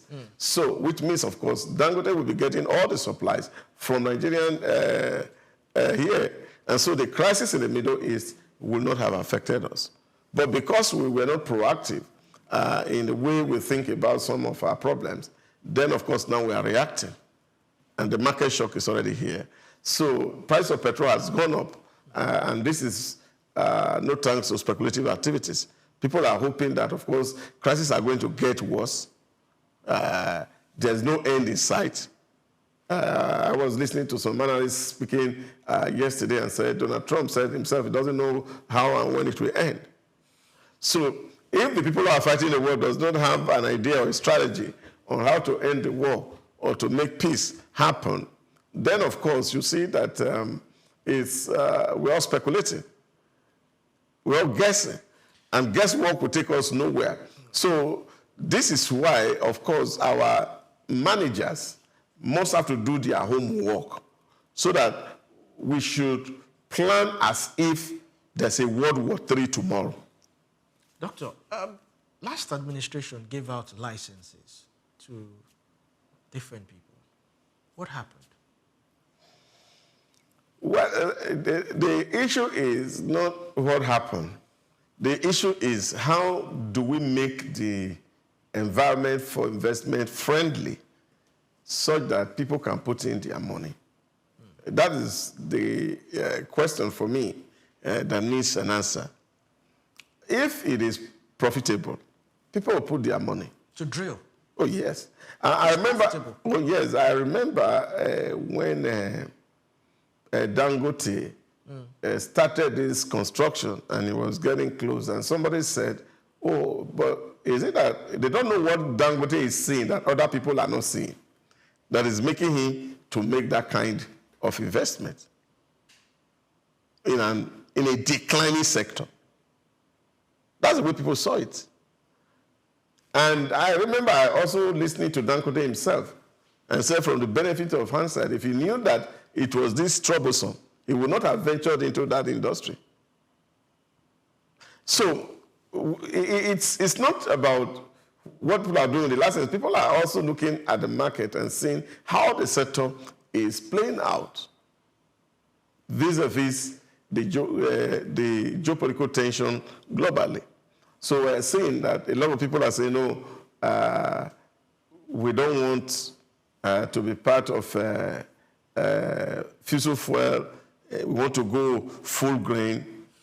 And if Donald Trump has not come to stabilize that arrangement, probably nobody in Europe will be thinking of buying fuel in the few years to come. So these are the things that, of course, affect that investment. So people may have a resource that they want to invest in an economy, but they also have to think about how profitable that investment will be.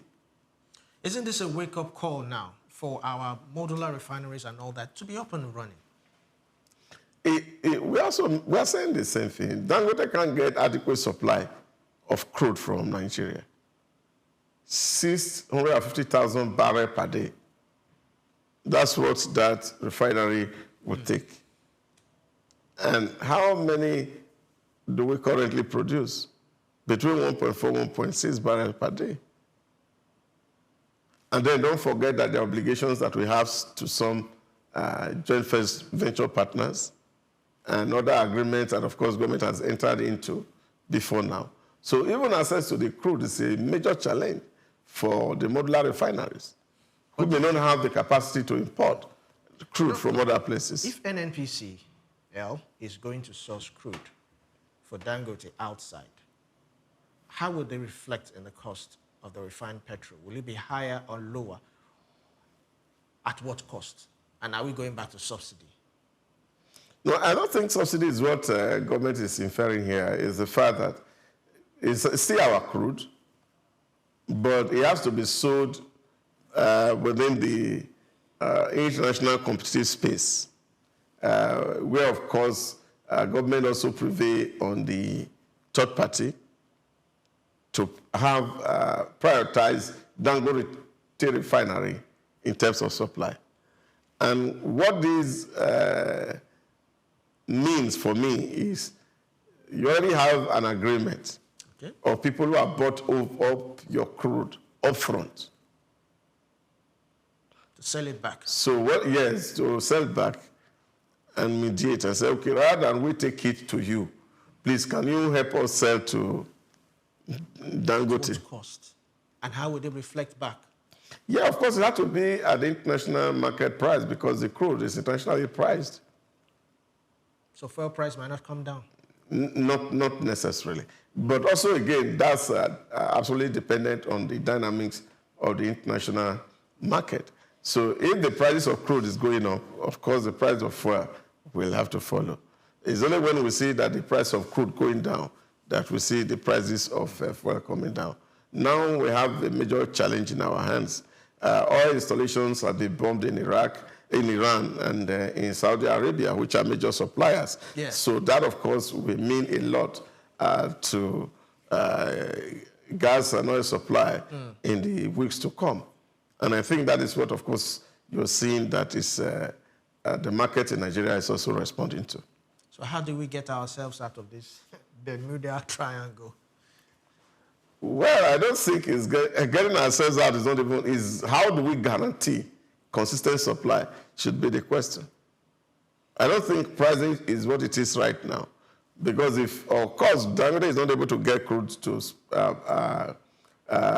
process fuel, so which means, of course, the local market will be starved. Yes. Many of us will not be able to move from place to place. That's what it means. So how to guarantee that supply is what we should first and foremost be concerned about than what the cost of the pump price of petrol is. Quite interesting days ahead. Let's move on to the next story. Electricity distribution companies operating on Nigeria's national grid recorded a 51.17 billion revenue shortfall in December 2025, highlighting ongoing financial pressures in the power sector. The figures were disclosed by the Nigerian Electricity Regulatory Commission, NERC, in its December Commercial Performance Fact Sheet published on its website on Saturday. Industry analysts say persistent revenue gaps continue to challenge the financial stability of distribution companies, affecting their ability to invest in infrastructure, improve service delivery, and meet obligations across the electricity value chain. Back to electricity. It's quite interesting what we're experiencing these days. As at Friday, the DISCOs gave a report of load shedding.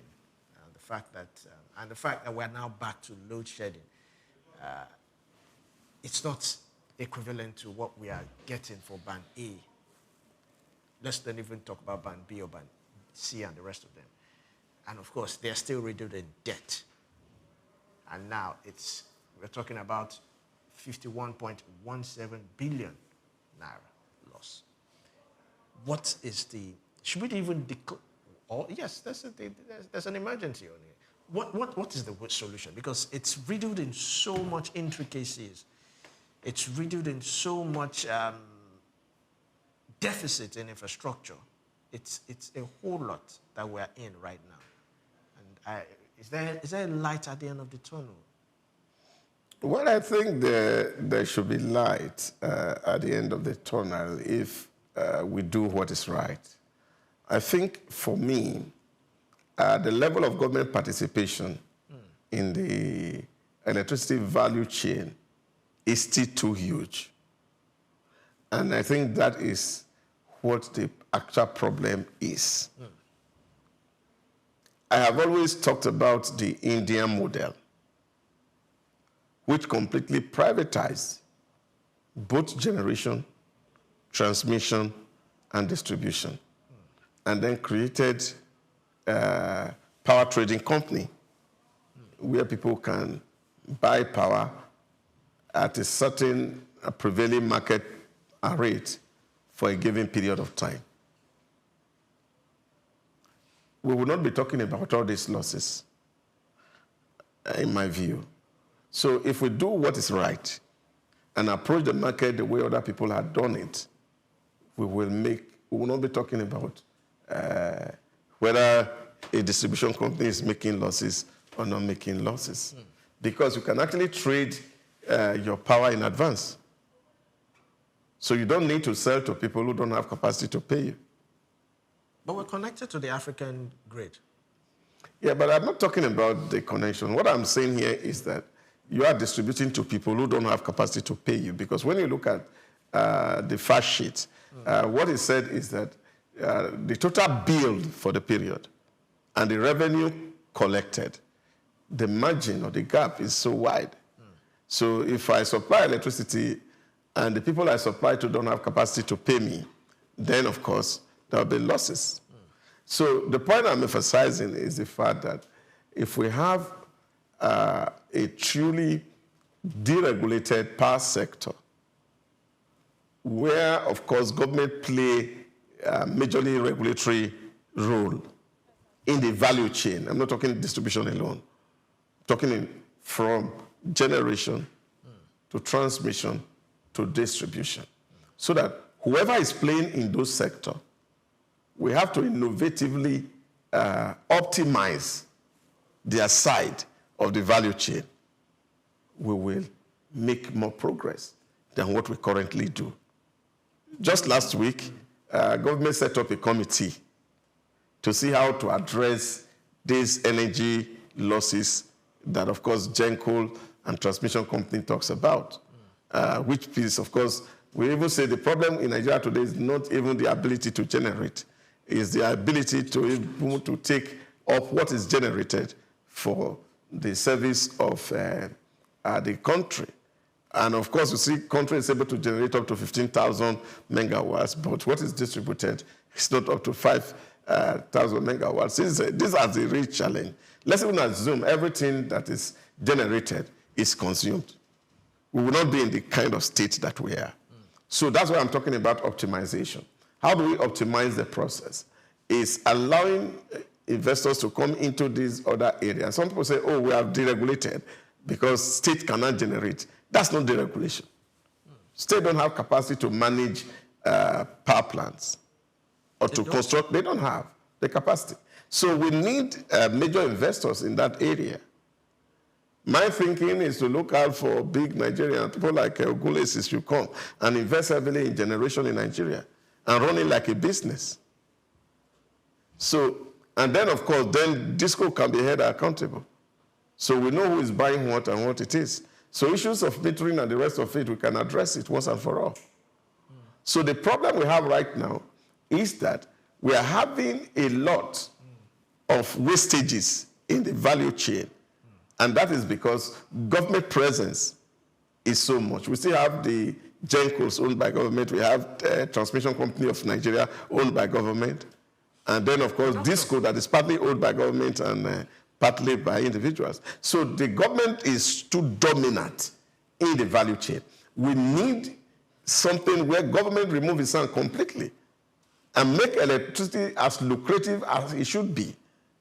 And then, we can determine what people are using and what people are not using. So this, for me, will solve the problem. Because if it can resolve the problem in India, I think it can resolve our problem here. Where, of course, people cannot buy power in advance and say, okay, I will be needing so much kilowatts of electricity in 2028. I can buy it today. So these are things that, of course, we need to put in that sector to make it really work.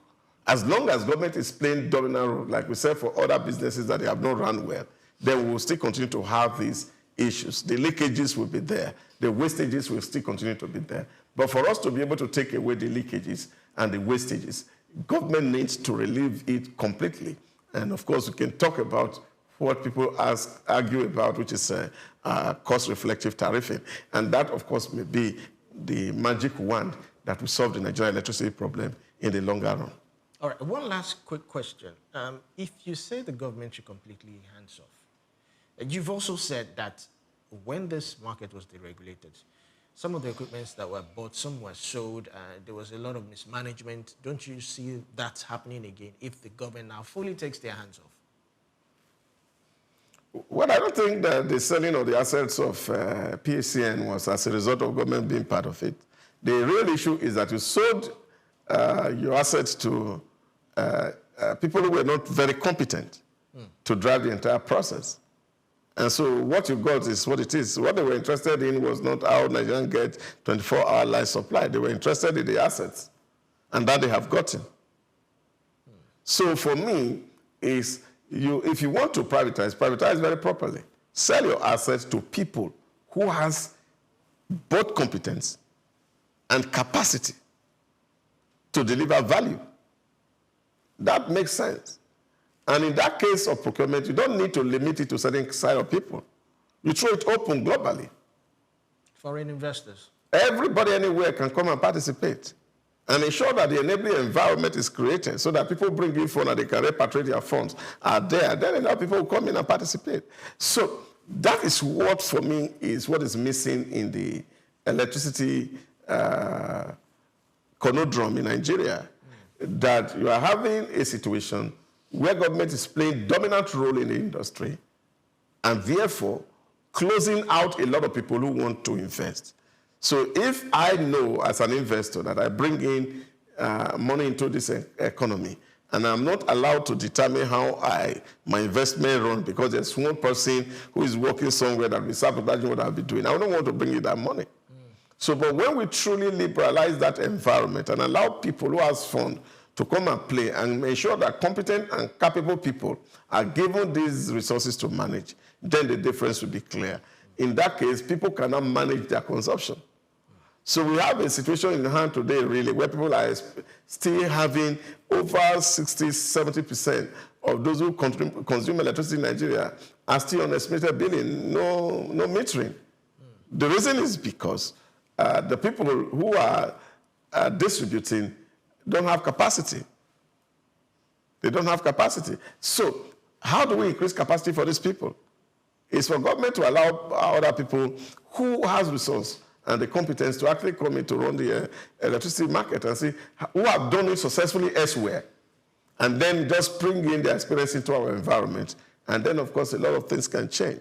Then, of course, people are talking about developing the gas sector, developing all these things, which are part and parcel of the value chain of the Nigerian economy. A lot of things can change if we allow the free market to really determine how the industry functions. That's my perspective. As long as government play dominant role in electricity, whether it's the generation, distribution, and transmission, we may not come out of this problem very quickly. All right. That's it for today on SOUQ Business Landscape. Yes, we've had a whole lot of time, and of course, I'm sure you enjoyed it. From shifting investor sentiment on the Nigerian exchange to tightening household finances, rising fuel prices, and global tension affecting energy markets. Today's stories highlight how deeply connected Nigeria's economy is to both local policy decisions and international development. So as markets evolve and economic pressures reshape industries, staying informed is key to identifying both risk and opportunities in the business landscape. Join us tomorrow for another edition as we continue to track the trends shaping the market, policy, energy, and investment across Nigeria and beyond. I am Olumide Shokoya. Stay tuned to SOUQ News. Pleasure to be here this morning. My name is Osama Zaida Hosa. I'll see you tomorrow. Take Nigeria because it's the mind that needs to first of all be rebranded. Idris said he's going to be putting Nigerian labor, Nigeria content, and materials first. If you say Nigeria first and it is just us down here that, are pushing that agenda, it's going to be a big struggle. Do you think Nigerian firms, Nigerian organizations should start looking at getting their staff involved in this market or buying to keep for their staff? Within this side, let's also learn citizen diplomacy. See something. This is SOUQ Business Landscape. My name is Shino Ogbadegeshin. I'm the CEO of Gozi Micro Insurance. Continue to watch SOUQ News. Adenike Adeyemi, Executive Director of Faith Foundation. Keep watching SOUQ News. My name is Shepherd Michael Adewale Onofuye. I enjoin you all to always watch SOUQ News TV. Hey everyone, Majuli Obaje here representing Gigi. Keep watching SOUQ News, okay? Stay updated with SOUQ News. My name is Aton Keme. I am the head of MSME banking.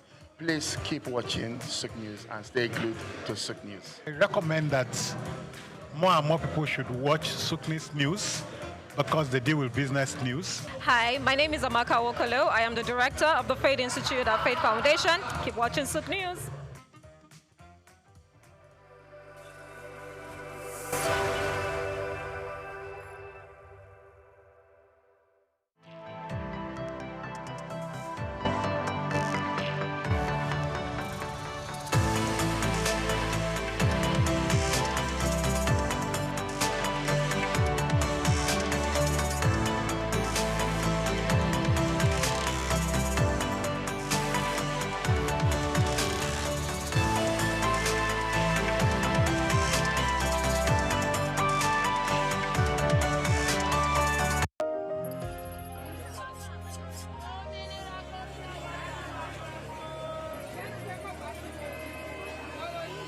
Hello, Lagos. Make we yarn. Hello, boy, if this POS matter, don't pass your code. This go swipe, alert no enter. Before you know it, jump. Wait, wetin really happen? Then they use fake alert, the warriors. Okay, so wanna listen to If you dey do POS business, no expose your alert. Hello, Ogbuefi. They don't walk that bar road where they warrior for our local government for years. This one sweet me, I no lie you. Because you know what, development with the work, it deserve loudspeaker. Now why we dey here be that? For here, we know the abuse, we dey bring solution. My name, it is Ikechukwu Oyemike, aka Ogbuefi Ishegwari. Make we yarn every weekday from 10 a.m. go to 12 o'clock on Top the Eye 95.9 FM. My name is Shino Ogbadegeshin. I'm the CEO of Gozi Micro Insurance. Continue to watch SOUQ News. Adenike Adeyemi, Executive Director of Faith Foundation. Keep watching SOUQ News. My name is Shepherd Michael Adewale Onofuye. I enjoin you all to always watch SOUQ News TV. Hey everyone, Majuli Obaje here representing Gigi. Keep watching SOUQ News, okay? Stay updated with SOUQ News. My name is Aton Keme. I am the head of MSME banking. Please keep watching SOUQ News and stay glued to SOUQ News. I recommend that more and more people should watch SOUQ News because they deal with business news. Hi, my name is Amaka Wokolo. I am the director of the Faith Institute at Faith Foundation. Keep watching SOUQ News.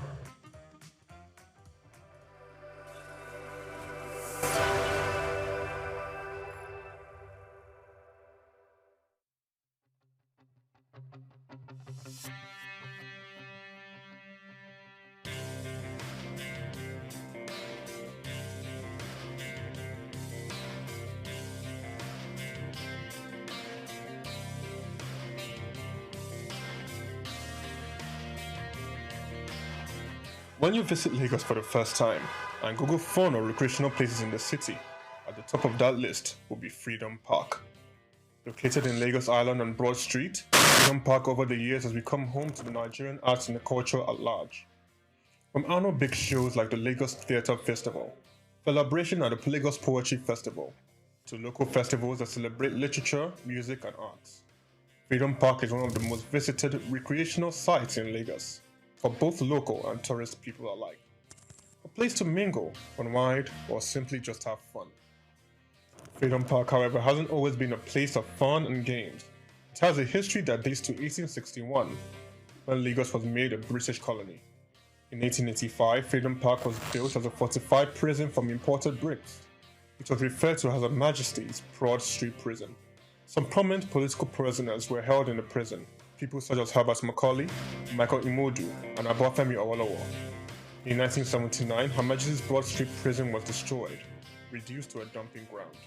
It was later rebuilt in the 1990s, celebrated in 2010, Nigeria's 50th Independence Day. Freedom Park still holds a bit of its history within its walls. In the museum, where there are pictures and artifacts. Some of the old prison facilities have been converted into leisure facilities that people visit and enjoy today.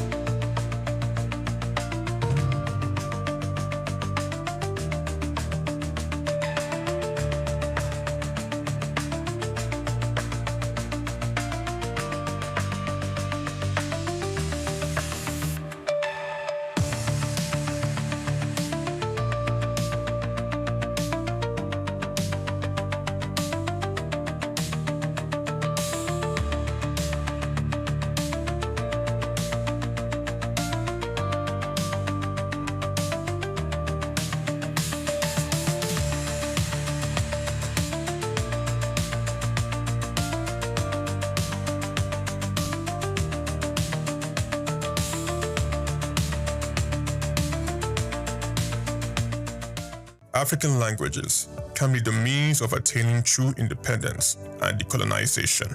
In fact, language is the vehicle with which culture is rightly or wrongly expressed.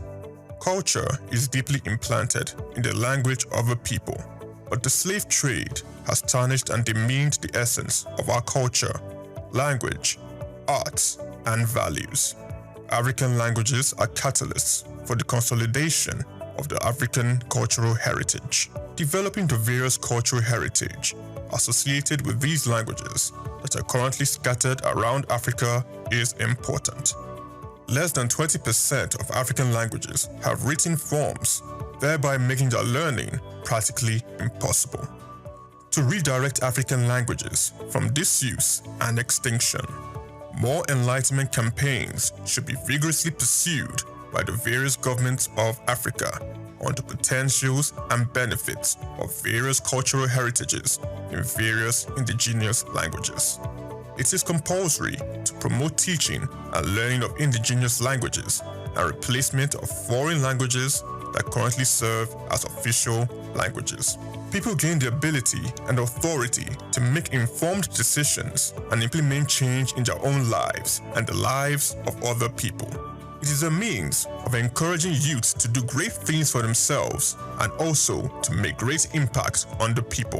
The empowerment of youths in the 21st century in Africa ensures a lot of good for the continent in curbing poverty eradication. This is because youth empowerment can curb the rate of poverty to a large level. When a youth is equipped with essential skills, he or she can utilize them to feed or assist others and even invest for future use, aiding the nation economically. The creative industry economy or the cultural industries could be used to empower African youths in this century where everything had gone digital. These industries have a big role to play in the development of African youths of this generation. The empowerment of youths in Africa can therefore be achieved through training, loans and grants, equipment and productive environment, and tapping into culture and creative arts as tools. The new media can also be used to increase the popularity of Africa's creative economy. Social media has become a space of cross-pollinating cultural knowledge that sustained Africa in the past, hence providing a versatile space that has placed the contemporary African art forms at the center of transformative possibilities. Content creators should reproduce traditional cultural songs to reimagine alternative Africa different from the one shaped by colonial history and patriarchy. TikTok, for instance, has become a space mediating the visibility of marginalized voices within reproduced literary pieces. We must also not lose sight of the African Union Agenda 2063, which envisions an Africa with a strong cultural identity, common heritage, values and ethics, as well as integrated continent, both politically united, based on the ideals of Pan-Africanism and the vision of Africa's Renaissance. To put it best, true independence devoid of reliance on powers that are external to this continent is one of the many visions of the African Union. Literature, precisely. Drama as a genre can assist the realization of these visions. African nations should be encouraged to make concrete pronouncements on the need to use the various indigenous languages for official purpose. In addition, governments at the various levels in Africa should set aside funds that can be used for research purposes by educational and cultural institutions within the African continent. With this research, more of this cultural heritage will be developed. We should also shift attention to exploring the possibilities of utilizing creative and cultural industries as tools of African youth's empowerment in the 21st century. The choice of the youth is premised on the statistical fact that the youth form the bulk of Africa's active population, who disturbingly are largely unemployed and could be misdirected to participate in violent conflict. The youth can be aggregated as a period of human development which occurs between childhood and adulthood. Adopting the creative industry as empowerment The onus is for policy implementation experts, non-governmental organizations, governmental agencies and regional and continental bodies to reference academic resources to policies that will frog-lift African cultural endowments to global reckoning. For a revival, and for the Africa we want on Agenda 2063 to be realized, relevant mental conditioning, taking responsibility of actions, the development of brilliant insights, and anchoring a psychology of winning are essential. Chike Okolo, reporting for SOUQ News.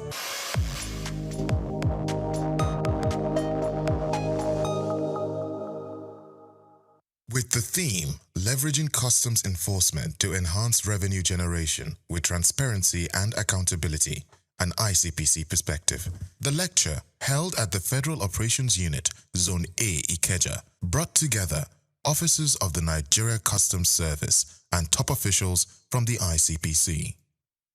The Public Relations Officer, A.O. Hussaini, opened the event by introducing dignitaries, followed by welcome remarks from Comptroller M.S. Shuaibu, head of the Federal Operations Unit, Zone A. Assistant Comptroller F.A. Owuni, convener of the session and Zonal Head of Operations for Zone A and C, underscored the significance of the Anti-Corruption and Transparency Unit, ACTU, which represents the ICPC within the Customs Service. There was also a brief remark by Mary Omonoya, a Principal Superintendent at ICPC, representing the Resident Anti-Corruption Commissioner, Chukura Alexandra. My honor to welcome you all to this important engagement on leveraging customs enforcement to enhance revenue generation with transparency and accountability. Today's gathering reflects our shared commitment to building a more robust, responsive, and integrity-driven Nigerian customs service. She charged the NCS to ensure that enforcement activities within the Nigeria Customs Service must be grounded in the principles of accountability and ethical conduct. In her lecture, Dr. Hadiza Rimi, Principal Superintendent PE&E, ICPC Lagos, stressed that public perception, transparency, and quick open accountability remain major obstacles to effective customs operations and public trust. So we have what we call Act 2, just like you have here, and those people hosting the event today. So those are, the Act 2 is responsible in checkmating potholes, or loopholes rather, in MDAs, in ensuring that there's compliance and in ethics in institutions. Dr. Rimi also drew comparisons between Nigeria and Ghana in Customs Governance Index. Comptroller M.S. Shuaibu shed more light. Some average custom officer is, I think, among those that is doing the selfless service. That's why when you see people pushing that they should do this to customs, they are not out of context. We generate revenue. So if you are generating revenue, you are seeing it pass. Okay, like we said, those you think will cut corners. When after cutting their corners, what we try to do, we sanction them. Like I said, I mentioned somebody as that level dismissed, and no organization in Nigeria that had done that. No organization. I remember when I was in that operation, SOUQ, that is what I do. 9 officers were dismissed at one time. He further gave more clarifications to the issues highlighted. When SOUQ News TV asked how the service supports small business exporters, Comptroller M.S. Shuaibu pointed to recent reforms, including port redesigns for export focus, revitalized rail systems to ease cargo movement, and reduce checkpoints. He urged Nigerian exporters to prioritize global quality standards. He also highlighted perception management strategies by the Customs Service. In his closing remarks, Assistant Comptroller F.A. Owuni thanked participants and urged the ICPC to extend similar trainings to officers on the field, not just administrative staff. I am Moyosore Adebi for SOUQ News TV. As the world navigates constant change and competing voices, the call for purposeful leadership rings louder. The Scalable Leadership Summit 2025, hosted on the Leadership Channel Consulting platform, wasn't just another conference. It was a clarion call to leaders, seasoned and emerging, to abandon short-lived titles and build the kind of leadership that endures storms, spans generations, and reshapes nations. In a compelling convergence of Africa's top-level thought leaders, entrepreneurs, and organizational trailblazers, the summit issued a bold call for enduring, values-driven leadership. Under the theme, Lead Beyond Limits, Build What Lasts, the convener, Wale Adekola, emphasized that this event is not for applause. It was engineered for lasting impact. We're talking about leaders who are going to represent leadership, who are going to become leadership ambassadors. And that is why we are launching Scalable Naija today. So Scalable Naija for us is not just a slogan. It's something that we want to see happening in every community in Nigeria, because today every participant is going to go home with three powerful frameworks. And for these frameworks, we have the first one is the Scalable Leadership Framework. The second one is ADAPT. ADAPT model is a sustainable change system that it can use to transform any system within the organization, of course, and across institutions. In Nigeria, of course, and across Africa. So these are proven and tested frameworks that we have studied, we have applied, for the past 10 years. And now we want to see all these frameworks applied in Nigerian institutions and, of course, organizations. The summit delivered a rich blend of keynote insights and fire chat dialogues, featuring voices like Adeyemi Olayiwole, Niyi Adesanya, Tara Fela-Durotoye, Honorable Adewumi Adeyemi, Professor Abraham Oshinobi, and Dr. Smith Bam, among others. The experience was further deepened by stirring spoken words, performances, and inspirational music, not merely to share leadership principles, but to ignite a deeper commitment to legacy-driven leadership in a world that is constantly evolving. Kicking off the summit was leadership strategist and keynote speaker Odeyemi Olayiwole, who emphasized the power of learning from experience. His message challenged attendees to go beyond information and seek transformation through mentorship, experience sharing, and tested wisdom. The cheapest way to succeed in anything is to learn from someone who has succeeded in that thing. Not someone that knows about the thing alone, but someone who has been able to acquire the information and translate it to application and have results to show. And so that's why many years, in 1996, when I knew that my assignment was in the leadership space, one of the first questions I asked is who is doing what I want to do? And who is the best at what I do? Every year I pick 3 case studies: a country, a company, and a corporate leader, every single year. And I dissect them to find out what is the secret, because success needs clues. The secret of men are in their stories. So one of the cheapest ways to succeed at anything is to find out who has succeeded at what I want to start. Renowned beauty entrepreneur Tara Fela-Durotoye, in her keynote session and during a fire chat with the convener, shared lessons from her leadership journey in building the House of Tara brand, from humble beginnings to a systemized enterprise. She spoke on navigating growth, people development, and succession planning. What is it that I do that delivers the same outcome? What is it that makes my customers buy every time? Write it down, because you have now found a framework. Then you amplify and multiply that framework so that every time you meet a House of Tara person, there is something about them that reminds you of the person you met in Lekki. Why? Because we have created a culture. The policies are designed to protect you, not just the company. If you don't remember everything else that I said and you are an employee here, hold the policies and embrace them in your chest. Know them by heart. If anybody says anything, you just ask, what does the policy say? And all found out if you don't have policies, what you are basically saying is that you allow your people to do anything. From academia, Professor Oshinobi of Lagos Business School brought a compelling perspective on national transformation governance, innovation, and faith-based leadership. The Nigerian paradox: we are rich in resources, yet poor in trust. True of us, bursting with talent, yet starved of opportunity. A land of faith, yet a desert. Governance is a structural foundation that enables accountability, transparency, and the rule of law. But the crisis is this: 83% of Nigerians is strong public institution. True or true? That is the basis of our problem in this country. Trust deficits. The summit was not all talk.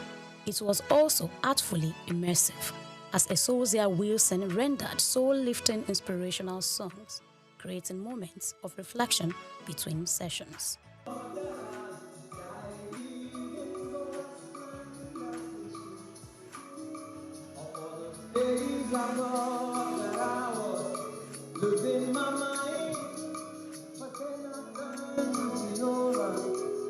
In an interview with SOUQ News TV, the convener emphasized the summit's depth, that it is a leadership movement committed to shaping a new breed of leaders. Participants shared their reflections, describing the summit as a catalytic experience that confronted, challenged, and compelled. Leadership is not just a day thing, it's a daily thing. We want them to recognize 3 types of patterns. So we have encouraged them to study pattern. Number 1, pattern recognition. Number 2, pattern usage, how they can use the pattern that they're going to learn today. And number 3 is pattern creation. How can they create new patterns that they can apply in their own organization, something that is unique for them from the patterns they've recognized that they can use and also apply in their organization through wisdom. Some people just wish to scale, but you need to be able to have a system that enables you to scale. So that's basically what I think the frameworks will do. And then from each of the speakers, so they are all coming from different, some are from the academia, the business world, which I believe that convergence will actually help to give a better knowledge and sensitization about what true scalability in business and in leadership basically is. The second session talked about the need for leaders to appreciate their team members, and it was quite emotional when we saw 2 or 3 people shed tears of joy when they got messages from their team leaders. So for us as team leaders, we need to be very deliberate. And even the case study we did, Deep Sea, it talks about the need for us to be very deliberate. We need to know our team members. We need to know what's happening with them, and we need to leverage their strengths. Everything rises and falls on leadership. If the leader gets it right, it trickles down to those at the middle level, at the lower level. So it's important to get it right from the root so that the fruits are good. I do a lot of case studies. So you study what has worked, what has not worked. Through my research, preparing for this summit, I discovered that we're talking about starting, scaling, and sustaining businesses. So let's study systems that have worked for up to 1,000 years and more. And I found out that they are driven around community, which is people. Everything should be about people. Listen to them, love them, then you can lead them more effectively. And when people's hearts are touched, they work better with their hands, with their head, and with their feet. Because I work with people, I understand how powerful people can be, and the biggest asset any organization has is not infrastructure, it's its people. And if you understand that your people are your assets, you will invest in your people. But if you don't understand it, if you don't share that philosophy, you're going to abuse your people, you're going to misuse your people. So for me, it's something I've been living for 20 years, and so it's just natural. You need to love the people you want to lead by having what we call the emotional intelligence, social intelligence. Both go hand in hand, and you need them for leadership. And lastly, for leadership is also about listening. For you to influence one, you need to listen to your environment in order to act accordingly. We have looked at how to scale our leadership potential, and also sustain it. It's not enough to just start, but we will start, we will scale, and then we'll sustain it. It's something that should be a legacy, something that should live beyond us. Right now, we are talking about impact, the impact that the structures and the systems that we are putting in place will have on our society, on our community. So leadership is beyond just us. It's about impact. It's about sustainability. And it's about the value that we are creating for our society. To a large extent, I try to tell people that you can be anything you want to be. Because you've been placed here to lead. You've been placed here to be at the forefront. And for you to be at the forefront, that means you need to understand what leadership means. And that's the message I pass out. I see myself being able to influence the world with my music and also show people that they have the ability to believe they can be anything they want to be. My workers are waiting patiently to see me coming because I have a lot to impact on them about the personal growth, the business growth, and everything as well. Everybody needs this, especially if you're an entrepreneur. You don't need to miss out this kind of program. You need to connect. No matter the money you spend here, it's worth it. With resounding voices across academia, enterprise, ministry, and the creative arts, the message was unified. Leadership that scales must be intentional, people-focused, and purpose-driven. Grace Komolafe, SOUQ News TV.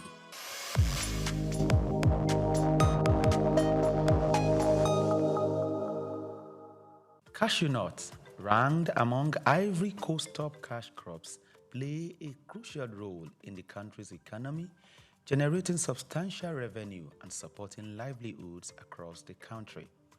As the world's leading exporter of raw cashew nuts, Ivory Coast contributes an estimated $800 million annually to its economy and also serves as a vital source of income for over 410,000 families, particularly in rural areas where few other opportunities exist. Cashew trees flourish in Ivory Coast northern regions, including Bondukau and Savannah, known for its high-quality nuts and extensive plantations, just as Worondogu and Bagwe in the North Central and Northwest are also emerging as key producers. These regions not only drive Ivory Coast cashew production, but also support local livelihoods and economic growth. However, the country with over 29 million citizens is yet to fully realize the potential of its cashew industry. Despite being the top producer, the country processes only 7% of its cashew domestically, resulting in lost opportunities for value addition and job creation. Specifically, a recent data reveals that only 22% of the country's cashew nut output was processed domestically in 2023, even as the volatility of global cashew prices poses risks to farmers' income and overall economic stability. Concerns also arise regarding labor practices in some cashew farms and the environmental impact of deforestation for new plantations. To address these challenges and maximize the benefit of its cashew industry, Ivory Coast must focus on key strategies moving forward. These include investing in local processing facilities to boost job creation, export value, and farmers' incomes. Furthermore, the Ivorian government body overseeing the cashew sector, ARECA, must promote fair trade practices and ethical sourcing to ensure better prices for farmers and improve working conditions. Sustainable farming practices will also help to protect the environment and ensure long-term cashew production. According to a recommendation made at a workshop organized by the World Bank, tax exemptions and access to credit facilities will help to tackle some of these challenges. Furthermore, the private sector can also invest in research to develop high-yielding cashew varieties, improve processing techniques, explore new cashew products, as well as develop and implement digital platforms that connect farmers to market in order to facilitate financial transactions. Organizations like the Africa Cashew Initiative, ACI, must also assist in data compilation in the value chain at macro, meso, and micro level. By addressing this and harnessing its cashew potential, the country can further enhance its economy and build a more sustainable future for its citizens. Israel Adeyemi, reporting for SOUQ News.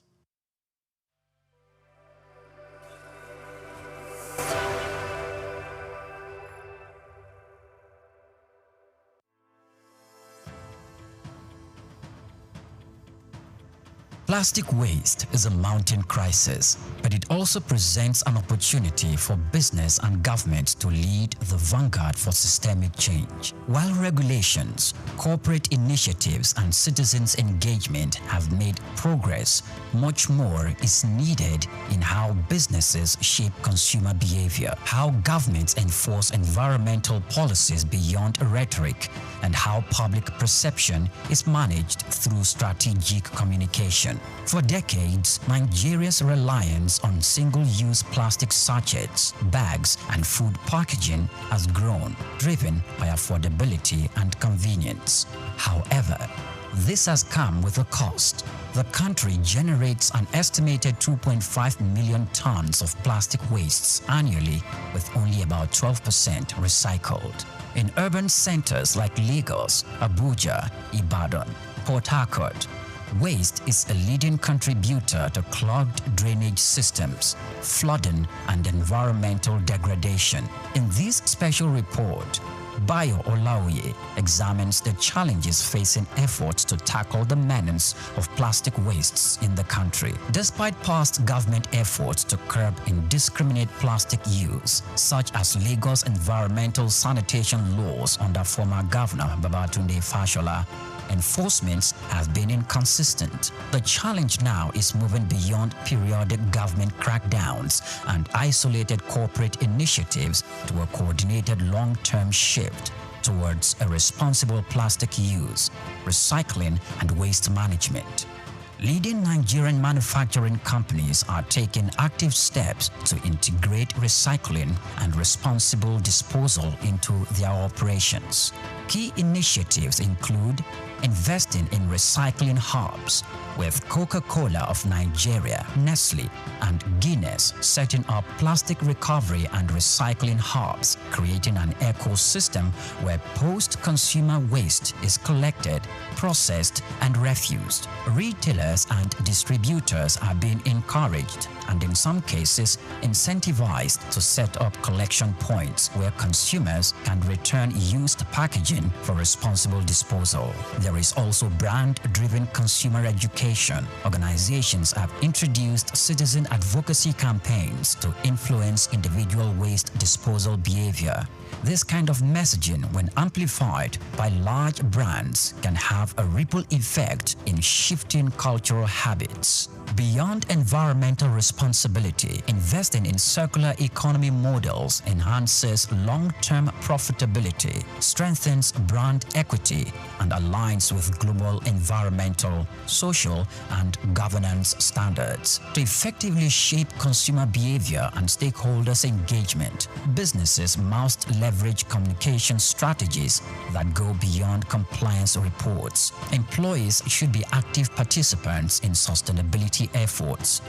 Companies can integrate sustainability training, incentivize waste reduction, and implement office-wide plastic reduction policies, engaging suppliers, investors, and partners in sustainability commitments such as reducing excessive packaging or co-investing in recycling solutions to create an ecosystem-wide impact.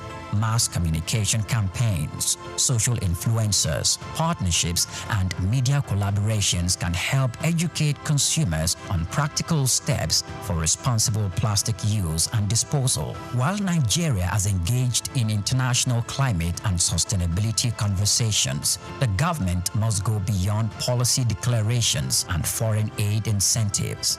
The priority should be local, long-term economic and health benefit, rather than reactivate bans that are often poorly enforced.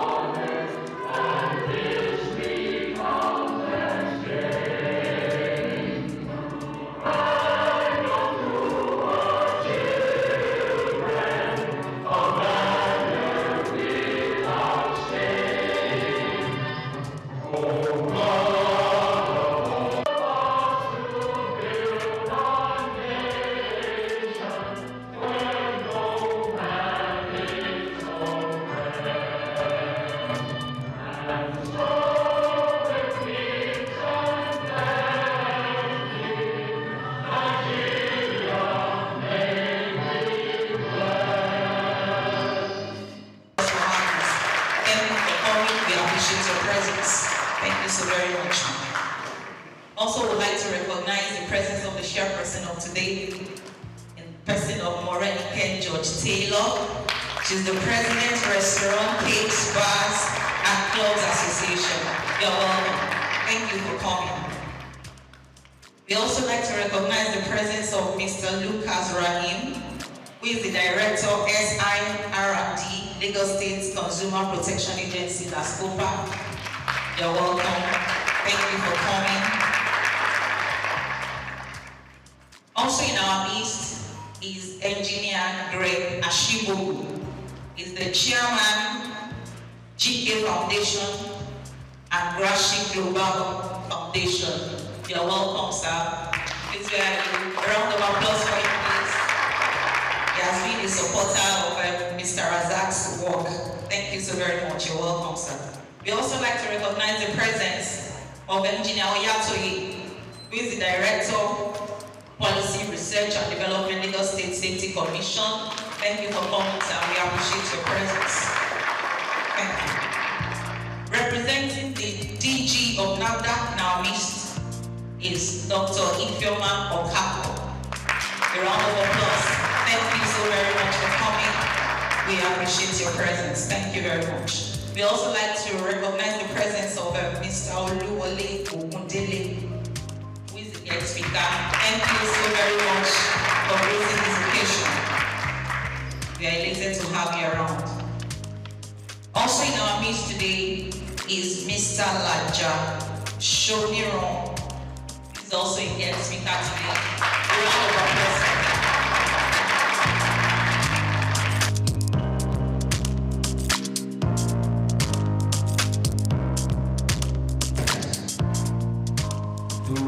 That convene this maiden edition of Restaurant Managers Conference.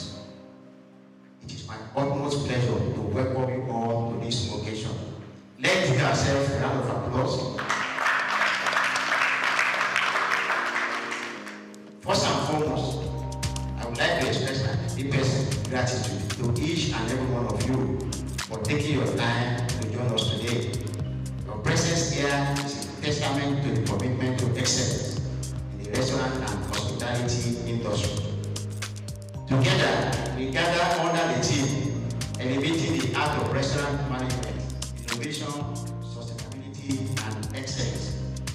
The theme reflects our shared passion for advancing the restaurant industry and our dedication to staying ahead of the curve in terms of innovation, sustainability, and excellence. And as we navigate the complexity of the modern restaurant landscape, imperative that we prioritize these three pillars: innovation, sustainability, and excellence, which will form the foundation of our discussions today as we explore the cutting-edge strategies, best practices, and innovative solutions to drive success in our industry. We have assembled impressive lineup of speakers, including our keynote speaker, my own mama, Mrs. Bose Ayeni, the founder of Antalaza PSC. Please help me to clap for her. He's also the past president of Restaurant and Food Services Providers Association of Nigeria. And another motivator, the president of the Restaurant, Cafe, Bars and Clubs Association, who is the chairperson of today's occasion, to guide through this conference proceeding. I'm equally happy to have the Deputy Managing Director of Street Sensation Professionally and the host of others. I was happy when we wrote letters to the DG of NAFDAC and I said, we are going to be there. So, this year, Dr. Okafor, I'm happy that you are here. God will bless all of us. Throughout the day, we will treated to recycle presentations, engaging discussion with our special guests, eminent speakers, AI experts, social media marketing specialists, financial gurus, regulators, industry leaders, and many more valuable networking opportunities for us. Throughout the day, we will explore the latest trends, best practices, and innovative solutions that are shaping the restaurant industry. As Hospitality Care Company, we are dedicated to empowering restaurant professionals with knowledge, skills, and expertise required to excel in our increasingly competitive market. And this conference is a testament to our excellence to elevate the art of restaurant management. The conference is designed to provide a platform for restaurant managers, operators, and industry professionals to come together to inspire, educate, and empower you with the tools and insights necessary to excel in this dynamic and competitive industry. I would like to acknowledge the support of our sponsors, partners, and collaborators who have made this conference possible. Your contributions are invaluable, and we are grateful for your commitment to the growth and development of the restaurant industry. Equally, I would like to acknowledge the tireless effort of our team, who have worked diligently to bring this conference to life. Your hard work and dedication are truly appreciated. Without much ado, the MC has said we need to engage ourselves fully, ask questions, and share our perspective. We're ready to learn, unlearn, and relearn, and enjoy the company of your peers at this Restaurant Managers Conference 2005. So let us work together to elevate the art of restaurant management and take our industry to the next and enviable height. Once again, I want to appreciate you, and I know by the end of the day, we are not going to leave the way we come, but in good health. And at the end of the day, our return on investment is not going to be a waste of time. Thank you once again.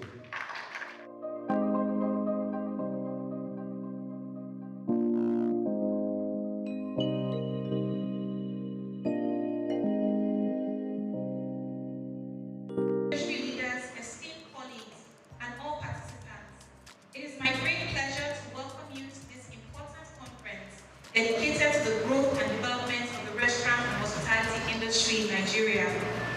The restaurant and hospitality industry is a vital pillar of Nigeria's economy. It provides employment to millions, drives tourism, supports local farmers and food suppliers, and contributes significantly to our GDP. This sector is not just about serving or providing accommodation. It is about experiences, innovation, and economic transformation. With Nigeria's growing population and increasing demand for quality services, we must continue to evolve and expand our industry's potential. This conference is an essential platform for sharing best practices, discussing industry challenges, and exploring emerging trends such as digital transformation, AI, sustainability, customer experience enhancement, and food safety. It is through collaboration and knowledge sharing that we can stay ahead in this competitive landscape and ensure our businesses thrive in an ever-changing world. The RCBC Association is dedicated to uniting industry players, advocating for policies that support business growth, and providing resources to help our members excel. By joining our association, participants have always had access to valuable networking opportunities, training programs, and strategic partnerships. That's one of the reasons we're excited to partner on this particular conference. With that in mind, I encourage every person here to actively participate in the discussions, share your insights, and take full advantage of this event. It is now my honor to declare this event officially open. Thank you.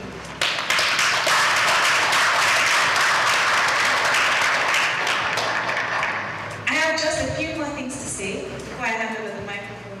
So my question one more time is, did I get my slides up, or will I be winging it? Can you see my slides? Thank you, it's okay, don't worry. So this is supposed to be a little bit interactive, right?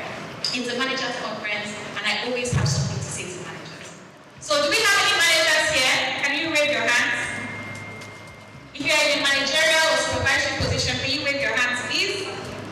Fantastic, thank you. So I think I'm in the right room. I wasn't sure when anybody raised their hand. Okay, so I want to ask a question. Who is a manager? Someone should help me, please. Who is a manager? Who is a manager? Anyone can take the answer. If nobody gives an answer, you guys need to answer. Who is a manager? Who is a manager? I have my team for 355, so don't worry. I came prepared. It's called Start With Your Why. You are standing in a position and you have an opportunity to improve your life and improve the lives of those around you. You impact people's lives.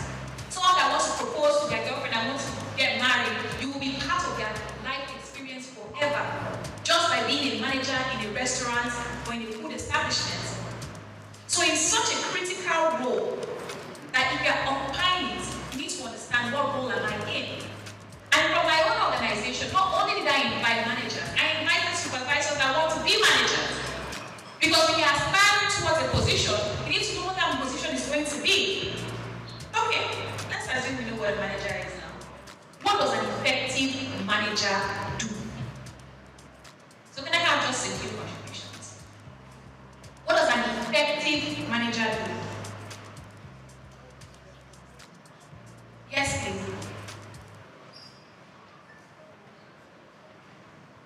Effective manager would lead by example.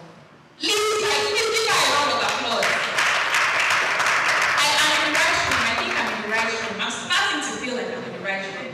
Another answer, please. As an effective manager, first you need to work on yourself because you can't keep. A manager must work on themselves. I don't know if any of you are familiar with the book 21 Laws of Leadership by John Maxwell. And there's a law called the law of the lead, meaning that you can only lead people up to where your capacity is. Once your capacity is here, you're not going to lead anyone above that. So working on yourself is critical. Please give me a round of applause.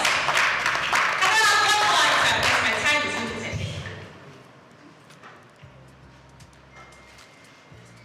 What does an effective manager do? An effective manager must be proactive. Thank you. I like that word, proactive. Let's please give me a round of applause. I stepped out a few things I think that a good manager should be able to have under their sleeve. And I'm just going to take just about 2-3 minutes and I'm going to get off the stage. Don't worry. So I have here you must be hospitable. I call it the spirit of hospitality. If you don't have the spirit of hospitality, what are you even doing here? Why are you a manager? Hospitality is such a critical spirit that it influences you. Are you the kind of person that when people walk into the room, you will say hi? Or because it's your job that you're saying hi? When somebody is panting, would you offer them a glass of water? If someone sits down and then they're sweating profusely because they just came out from outside, do you think that the person has to order water before the waiter goes to them and says, sorry sir, would you like a bottle of water? The act of being hospitable. So if you are not hospitable, definitely this will not be the right career for you. What else should a manager be? A manager should be in control. I expect that if you are actually told to govern an organization, you are in control of what's happening in that organization. How can you be in control of what you don't know? So you must be aware of everything that's happening in that place. From the kitchen, to the floor, to your marketing, to your customers, what are they saying? If you sit in your office all the time, how are you going to know what your customers are saying about your products, about your space? A good manager must be able to supervise.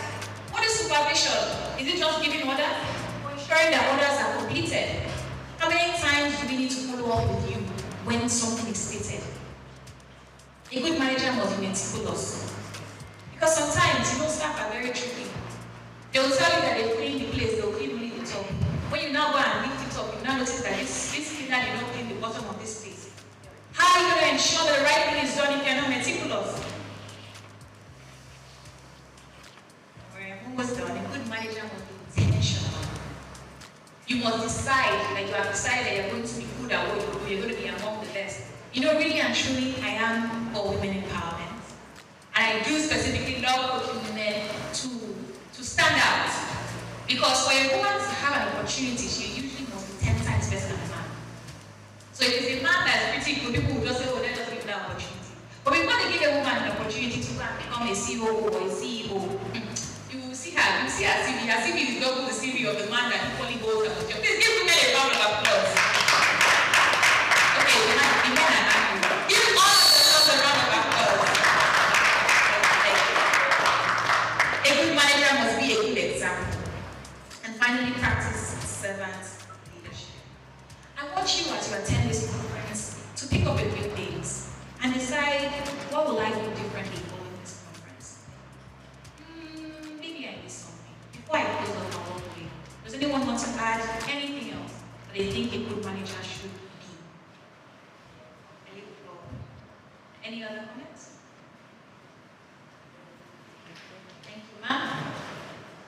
teamwork and good communication. Give my round of applause! There's no I in team. If you are not a team player, why are you a manager? You can't do everything yourself. You must believe in division of labor. And that's why I asked all of you to join me with my presentation this morning by asking questions. So thank you so much for your time, and I hope that this conference will be as impactful for you as it is for me. Thank you.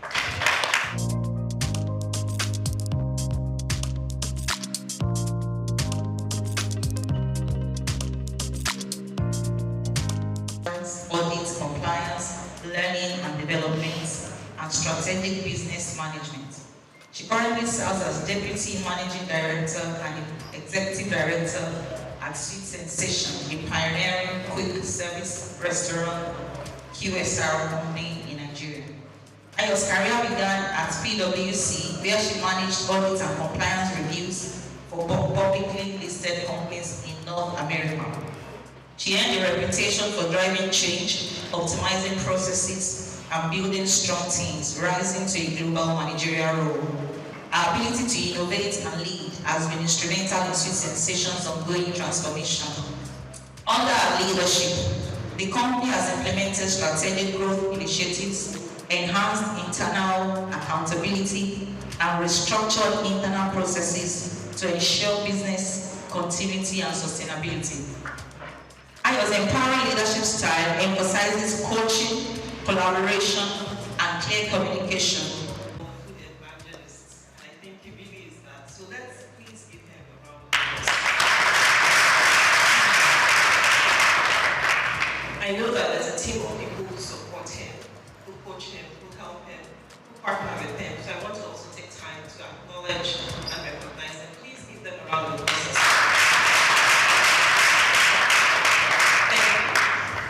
Special thank you to the distinguished speakers and guests. I also stand on all existing protocol, but even with that, I cannot but honor Mrs. Bolayeni, who's here. Mrs. Bolayeni, who's here, the founder of Fertilizers and pioneer in the industry. Thank you for your continued support of the industry. It's also lovely to meet the chairperson of RCPC, an organization I belong to as well. So welcome. Thank you. I don't honor my NAFDAC people, I will get in trouble. So, well done, man. Thank you for all you do at NAFDAC. Thank you. Making sure that food is safe and that people can live quality lives. Thank you so much. Thank you. Okay. Before I dive into my very, very brief speech, I must honor my mother, Lady Dame Penny Hampson, the founder and CEO of SOUQ Sensation. Chairperson of Restaurant. I'm grateful for the organization she built because giving me a platform, giving various people a platform to lead, to inspire others. So she's not able to be here, but I bring lovely greetings from her to everyone here. Okay, so I've been asked to give a very, very short welcome speech, or I think it's opening the short speech by special guest. And you know, this topic, elevating the art of restaurant management, innovation, sustainability, and excellence, is so relevant. So this, I want to start by just saying, this topic is so relevant to our industry. Anyone who's been in an industry for a few years knows how important these topics are. The industry is shifting rapidly. Things are changing so fast. Sometimes you understand your consumer, sometimes you don't even understand them anymore. Technology is reshaping how things happen, and things are moving at a fast speed. So I'm so grateful to be part of a conference that recognizes the importance of these topics and brings people together to learn about these topics. Sustainability is no longer just a buzzword, it is a business imperative. How can we make sure that your organization not just survives, but thrives and can be sustainable for years to come? And I'm really grateful that we have the opportunity to learn about that in this conference. So, for those who are here, whether you sponsored yourself to come here or whether your company has funded you, I want to really encourage you to listen. The ability to invest in yourself, to come for conferences, for trainings, it's a powerful investment in yourself. My team who's here, hi team. they know that we talk about growth a lot. Any investment in yourself, whether it's training, conferences, networking, learning from others, at the end of the day, it's a powerful investment in yourself. And as you grow, you can also inspire other people to grow as well. So please be open-minded, please listen, please take notes, network with your peers or colleagues or people who you admire within the industry. But please make sure you learn, make sure when you go back to your companies, you are teaching others as well, others who couldn't be here, and then you're allowing others to grow as you grow yourself. So thank you again to everyone. Welcome to the conference, and thank you again to the convener for the opportunity to be here.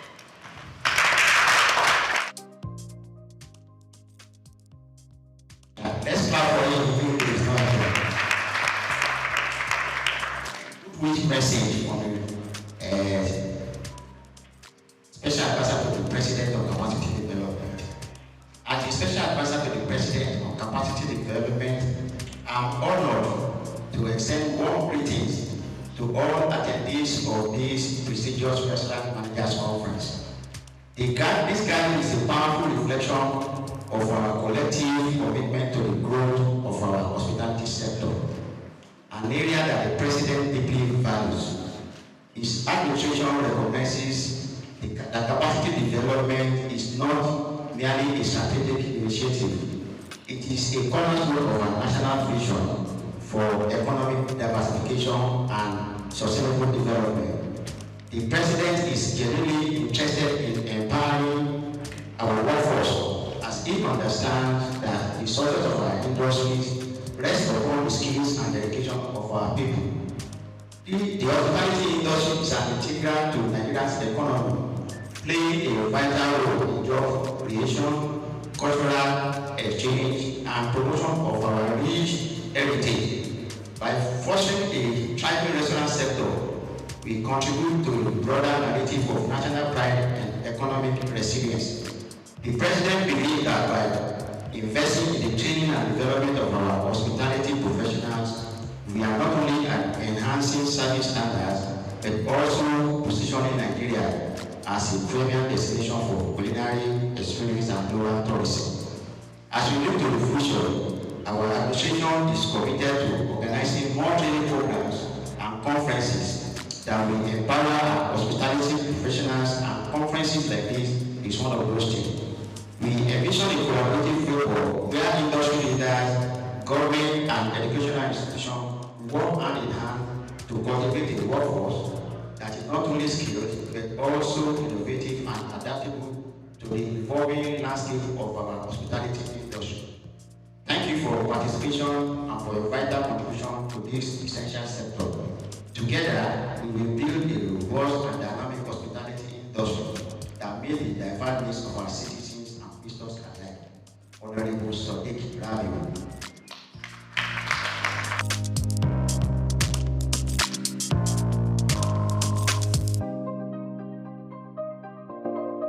Good morning, ladies and gentlemen. I'm highly privileged to be here. You imagine what this young lady here is doing. I'm particularly excited for this opportunity to stand in this capacity for Nigeria Institute of Food Science and Technology, especially where I represent as the chief servant. You know, that name chairman is just a name. They are actually the chief servant of the institute, and I'm privileged to be doing that because the Institute of Food Science and Technology has raised me to be a confident person and to be able to add value to the society. And I think that's the beauty of life. That life is not just who you are, but those you are also able to raise. And so, anywhere I have the opportunity to speak, I always give that credit to my mentors, my several mentors who are now fellows of the Nigeria Institute of Food Science and Technology. Particularly, let me congratulate Mr. Razak, our own food evangelist. We call him Mr. Food. He has several names. I have my Google message, but I don't feel like speaking to us. Mr. Razak is a blessing to us in the Institute, and we are praying for him. This is just a tip of the iceberg of what God is about to use him to do in Nigeria and beyond that in the world. And so I'm happy to witness this maiden edition of the Restaurant Managers Conference. This is a great one. Please can you give yourself rounds of applause. I'm particularly excited because just yesterday I was privileged to train bakery and pastry staffs, you know, in a big conglomerate when it comes to confectionaries in Lagos, Ogun, and some states at Shagam Artists yesterday. And one of the things I told them is that as leaders, as managers, you are the team leader. It's not just what you tell your staff, it is what they see you do. No food, the best of food safety management system will not fly if it does not start and end at your table. If the staff need PPEs, you are not providing it, what more can they do? If you can enter the processing floor without doing the needful, then we have not shown them the right example. And so as restaurant managers, as supervisors, when it comes to anything food processing, you are at the center and you must do what is right. And you know, if it is not safe, it is not food. If people buy your product and they come down with gastroenteritis, then there won't be a repeat purchase. And that's the truth. And so that means they are losing trust in your brand. So for you to build trust in every brand, right? Like one of my friends who is also a food safety trainer here would say, then you have to do the right thing. And so we are here, that's why we are all here.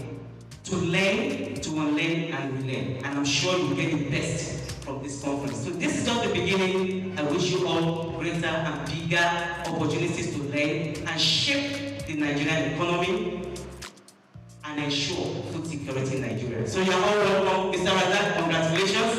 You're a brother and you made a brother who will going to support all that you do. Thank you, Mr. Moderator. Don't worry, I'm coming back with the lecture on medicine.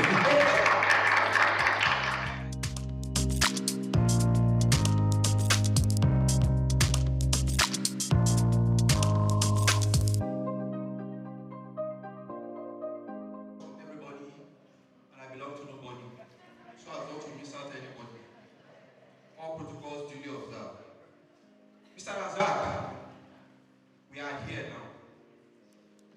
You will not understand the meaning of that statement. My name is Okubabatunde. I'm the Executive Secretary of Restaurant and Food Services Providers Association of Nigeria, RESPAN. I'm representing, or rather I'm standing in for the President of the Association, Dame Penge Gampi, ably represented by the DMP of Sweet Sensation Confectionaries, Mrs. Sayo Baba. I said, Mr. Razak, we are here now. Almost around this time, November, we met here for a function. And this was the place that Mr. Razak informed me about this program, November. And since November till January, he kept calling and calling and calling and calling. I'm not like, this program is in March. You started bugging me November, December, January. Calm down, Mr. Razak. Through January, February, you would think I'm the one in custody of his kidney. At the time, I have to ask myself, I'm not holding this man's kidney now. Why is he disturbing me? And eventually, you know, I picked this call February, and I told him, I know. You sent in every necessary details. December, be rest assured, we will call. Since I'm not hearing from you, I'm not, you know, getting any feedback. I'm like, the program is March. We will call. So, Mr. Razak, I say again, we are here. Thank you. Now, Restaurant and Food Service Proprietors Association of Nigeria, we're a non-partisan, non-profit making organization established with the aim of protecting the interests of our members in their dealings with regulatory bodies and regulatory agencies. Like the moderator mentioned, that was then. I can give you the assurance that you enter into any of our member restaurants, you will be served quality, not just quantity, quality hot sizzling meals. that you would like. Formerly, we used to the Association of Fast Food Confectioners of Nigeria, AFCON. And you know, we tried getting more members. We approached the fine dining restaurant and they're like, no, you guys are Association of Fast Food Confectioners and you know the mentality when it comes to fast food. They believe it's all about junk. And mind you, our logo is there. It used to be Eat AFCON, Eat Safety. They're not like you are saying eat fast food, eat safety. Isn't that a contradiction somehow? But we ask ourselves, and you also need to ask too. You walk into a tantalizer outlet, you walk into a sweet sensation outlet, you walk into a labule outlet, you walk into a TFC outlet, and you get to be served a big icon. You have pottage, you have jollof rice, you have fried rice, you have efori roll, you have pounded yam. Are these fast food? No. So that is the reason why we decided to change the name and reorientate that conception that we have regarding AFCON. We now became Restaurant and Fast Food Proprietary Association of Nigeria. And our motto still remains, eat respect, eat safety. You can be rest assured that any meal you are eating from a member outlet is safe and is okay. Elevating the art of restaurant management, innovation, sustainability, and excellence. I want to give you the utmost assurance that the keynote speaker for today is someone who is not just a person, but a voice when it comes to restaurant business in Nigeria. Quote me anywhere. When it comes to restaurant business in Nigeria, the person of Mrs. Bossa.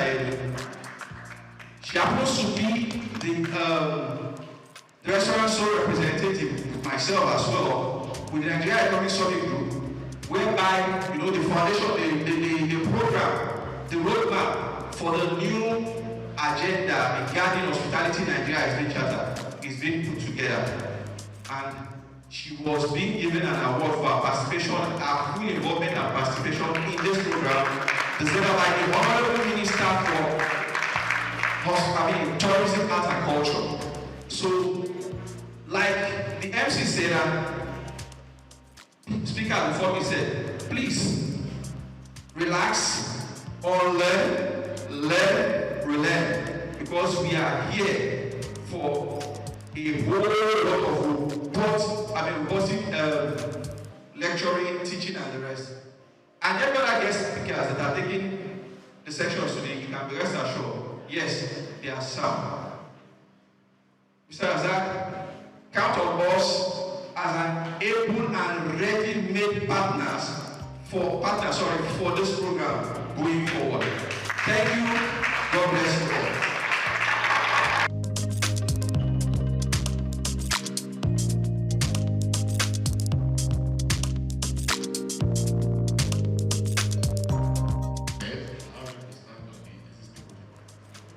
My name is SOUQ News.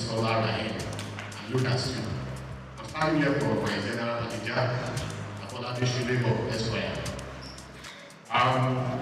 Let me start by congratulating the organizers of this auspicious program that is due to be highly educated. I can see that. Because the Consumer Protection Agency was actually established in 2015 by Lagos Consumer Protection Law to ensure that consumers in Lagos State get value for money spent on either goods and services. And also to ensure that Lagosians are protected from hazardous products and also protected against unfair trade practices. So these are our core mandates. Going back to this event, which is about food safety, I know the keynote speakers are going to do justice to their topic. So in order not to preempt it, I don't think I have the knowledge to be able to do that. So I would just want to mention some brief issues in the kitchen area from the experience we've had over the years as an agency.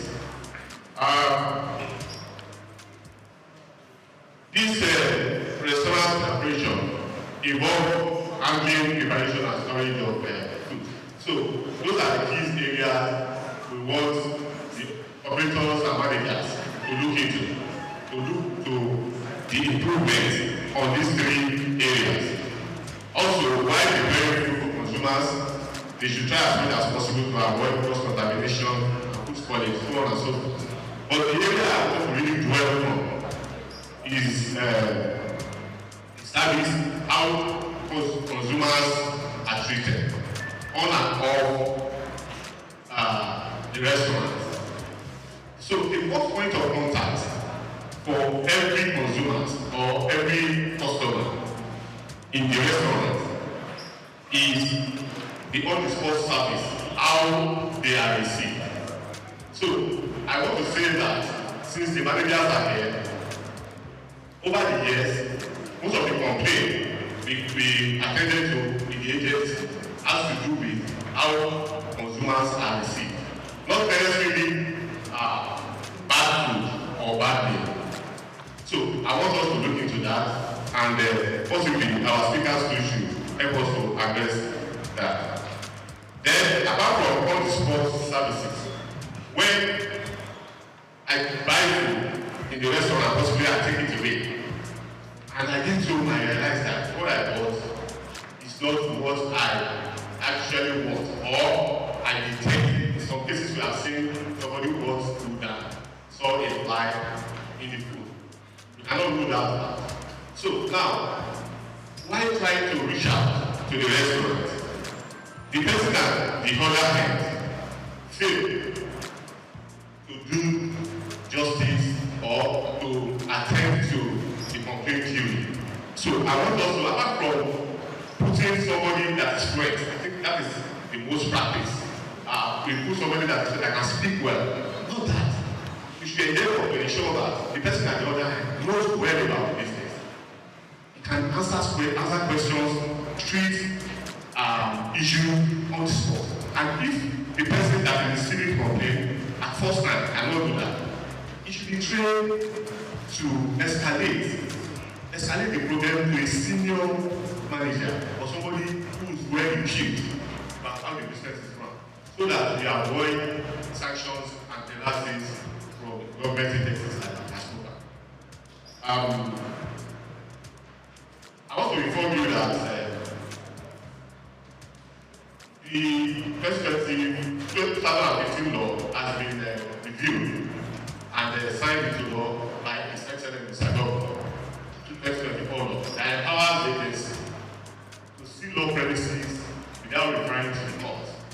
Initially, we have to go to the court to seek for a seal order. So I'm not saying that we are out to, like my general manager would say, allow business to thrive in Lagos. We are not out to destroy businesses.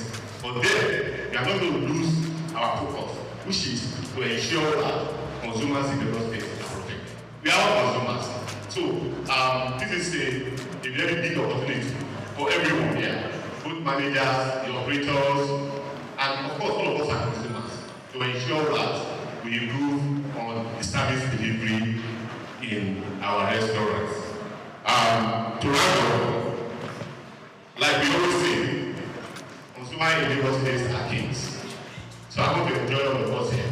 We always treat consumers as kings. That is the message from my general manager, Afanabi Shilego Espe. Thank you, and God bless you. The distinguished guests, esteemed restaurant manager, industry, stakeholders, ladies and gentlemen, it is my great pleasure to extend warm greeting to you all on behalf of the Lagos State Safety Commission at this prestigious gathering, the Restaurant Manager Conference. I commend the organizers for selecting such a crucial and forward-thinking team, elevating the heart of restaurant management, innovation, sustainability, and excellence. The hospitality industry, particularly the restaurant sector, plays a vital role in the economic and social fabric of Lagos State. As a hub of diverse culinary experiences and a key driver of tourism, restaurants are more than just places to eat. They are spaces of creativity, culture, and commerce. However, ensuring safety, sustainability, and operational excellence is paramount to their continued growth and success. At the Lagos State Safety Commission, our mission is to promote a safe, secure, and sustainable environment for businesses and residents alike. We recognize that innovation in restaurant management goes beyond culinary creativity. It also involves embracing modern practices and adhering to health regulations and implementing sustainable business models that protect both people and the environment. Sustainability in the restaurant industry is no longer an option, it is a necessity. From responsible waste management and energy efficiency to ethical sourcing and consumer well-being, sustainable practices contribute to business longevity and environmental preservation. I urge all restaurant managers to adopt best practices that align with global standards while enhancing customer experience and food safety. Excellence in restaurant management is achieved through continuous learning, strategic leadership, and a commitment to quality. As you deliberate on strategies to elevate your businesses, I encourage you to prioritize staff training, adopt digital innovation, and maintain compliance with regulatory standards to ensure the safety of both the employee and patrons. Lagos State remains committed to supporting businesses through policies that foster growth while ensuring public safety. Lagos State Safety Commission will continue to work collaboratively with stakeholders in the hospitality industry to uphold safety regulations and promote a thriving, resilient, and innovative restaurant sector. Once again, I applaud the organizers of this conference for creating a platform to discuss these vital issues. I wish you all exciting deliberations and successful outcome that will drive the restaurant industry towards greater heights. Thank you. May this conference inspire transformative ideas for a safer, more sustainable, and more excellent restaurant industry in Lagos. Director General, Lagos State Safety Commission, Mr. Larry Mojala. Thank you very much, sir. That was very well said. Very well said. I actually don't know what it means. I recognize everybody that is here, and I have not addressed you in person, it's not that but I think we are beginning to look at the time and to see how we can manage our time. I welcome you all to this year's edition. I thought not happened before, but from what I heard today, it looks like this is the maiden one. Forgive me if I'm wrong. I welcome you to this conference, and let me start by again joining everybody to salute the doggedness and the passion of the convener, Mr. Razak. They have described it very well. I used to know him as a foodpreneur, but I've heard today that he's actually a food evangelist. Whatever name we call him, and what thing we can't take away from him is his passion for this industry. This avenue that he has provided for us today, where we as restaurant operators gather together to share and to sharpen our knowledge, is a major gap that he sees in our industry that he's trying to fill. I congratulate you on your achievements so far and all the people that have worked with you, and I wish you success in your future endeavors. I'm excited to be here, and I count it as an honor to be called upon to share with you from my limited knowledge and experience, and also also to learn from the different experts that have been put together, that have been invited to help deepen our knowledge in specific areas of restaurant operations today. The theme of our conference, as we have heard over and over again today, is elevating the art of restaurant management through innovation, sustainability, and excellence. I will start by talking a little bit about our industry. The Nigerian food service market is estimated to be about $10 billion and growing. About half of this market is held by the food service restaurants, while the other half is shared by casual dining, fine dining, cafes, and the cloud kitchen industry that is not only large, but also has a great potential for growth. As restaurant managers, do you see yourself as of today in this huge market that I've just described? Do you see yourself as a tiny drop, like a pinpoint? Or do you see yourself as a significant player in this big industry? Wherever you think you are, one of the things that you should begin to think about from today is how can you increase your portion of this large market that I've just described.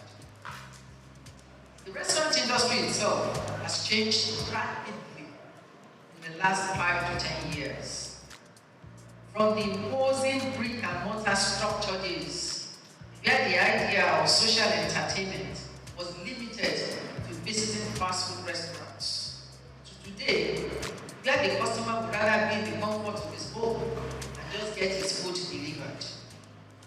Pop-up stalls, food trucks, or sometimes you see them as food cars, are becoming a trend in urban and densely populated areas of our country. These are beginning to account for a good portion of the restaurant, of the revenue of this industry. How then do we ensure that as restaurant managers, we also get a significant portion of this growing pie? Our industry is not without its own share of challenges operating in an environment such as ours in Nigeria. These challenges, which cannot be underestimated, range from rising costs, multiple taxation from different tiers of government, poor infrastructure, strong and formidable competition, manpower skills shortage, and changing consumer preferences. How do we then, as restaurant managers and restaurant owners, sustain our business in the face of these challenges? Again, when we look at the theme, elevating the art of restaurant management through innovation, sustainability, and excellence, the aim of this theme is to ginger our thoughts as restaurant owners or restaurant managers. First, let's look at innovation.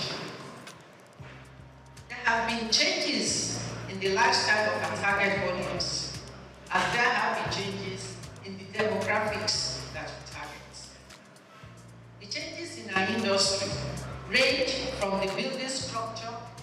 Like I said, it used to be imposing buildings that we all had, to application of technology, either in the food processing or in consumer engagement methods. And of course, marketing methods have changed dramatically. On a lighter note, while I sat there, Morenica took the picture. She got somebody to take a picture of two of us, and she said, "Content." And I laughed. I don't know if I said it out to her, but you know, we operate in two different generations. My generation would rather hide, but her generation is to put it in the face of everybody, and that was what she wanted when she said content. That's again the difference that has happened in the environments that we are currently operating in. COVID-19,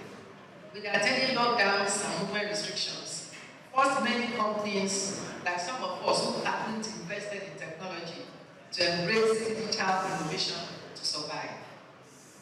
Innovation in investment management can be in the area of technology, can be in the area of offering unique products, can be in the area of introducing new processes, and of course, can be in the area of enhancing customer experiences through unique customer service methods. Embracing innovation, no doubt, has its own definite benefits. The benefits could range from increased visibility, can also leverage technology to reach the wider network of your consumers or potential customers through all these mobile devices that you carry around. Innovation can help us in improving our service delivery. We can leverage technology to tailor services specifically to meet the needs of our customers. Innovation can help to reduce costs through process automation or the use of technology to replace, where possible, all customer-facing activities.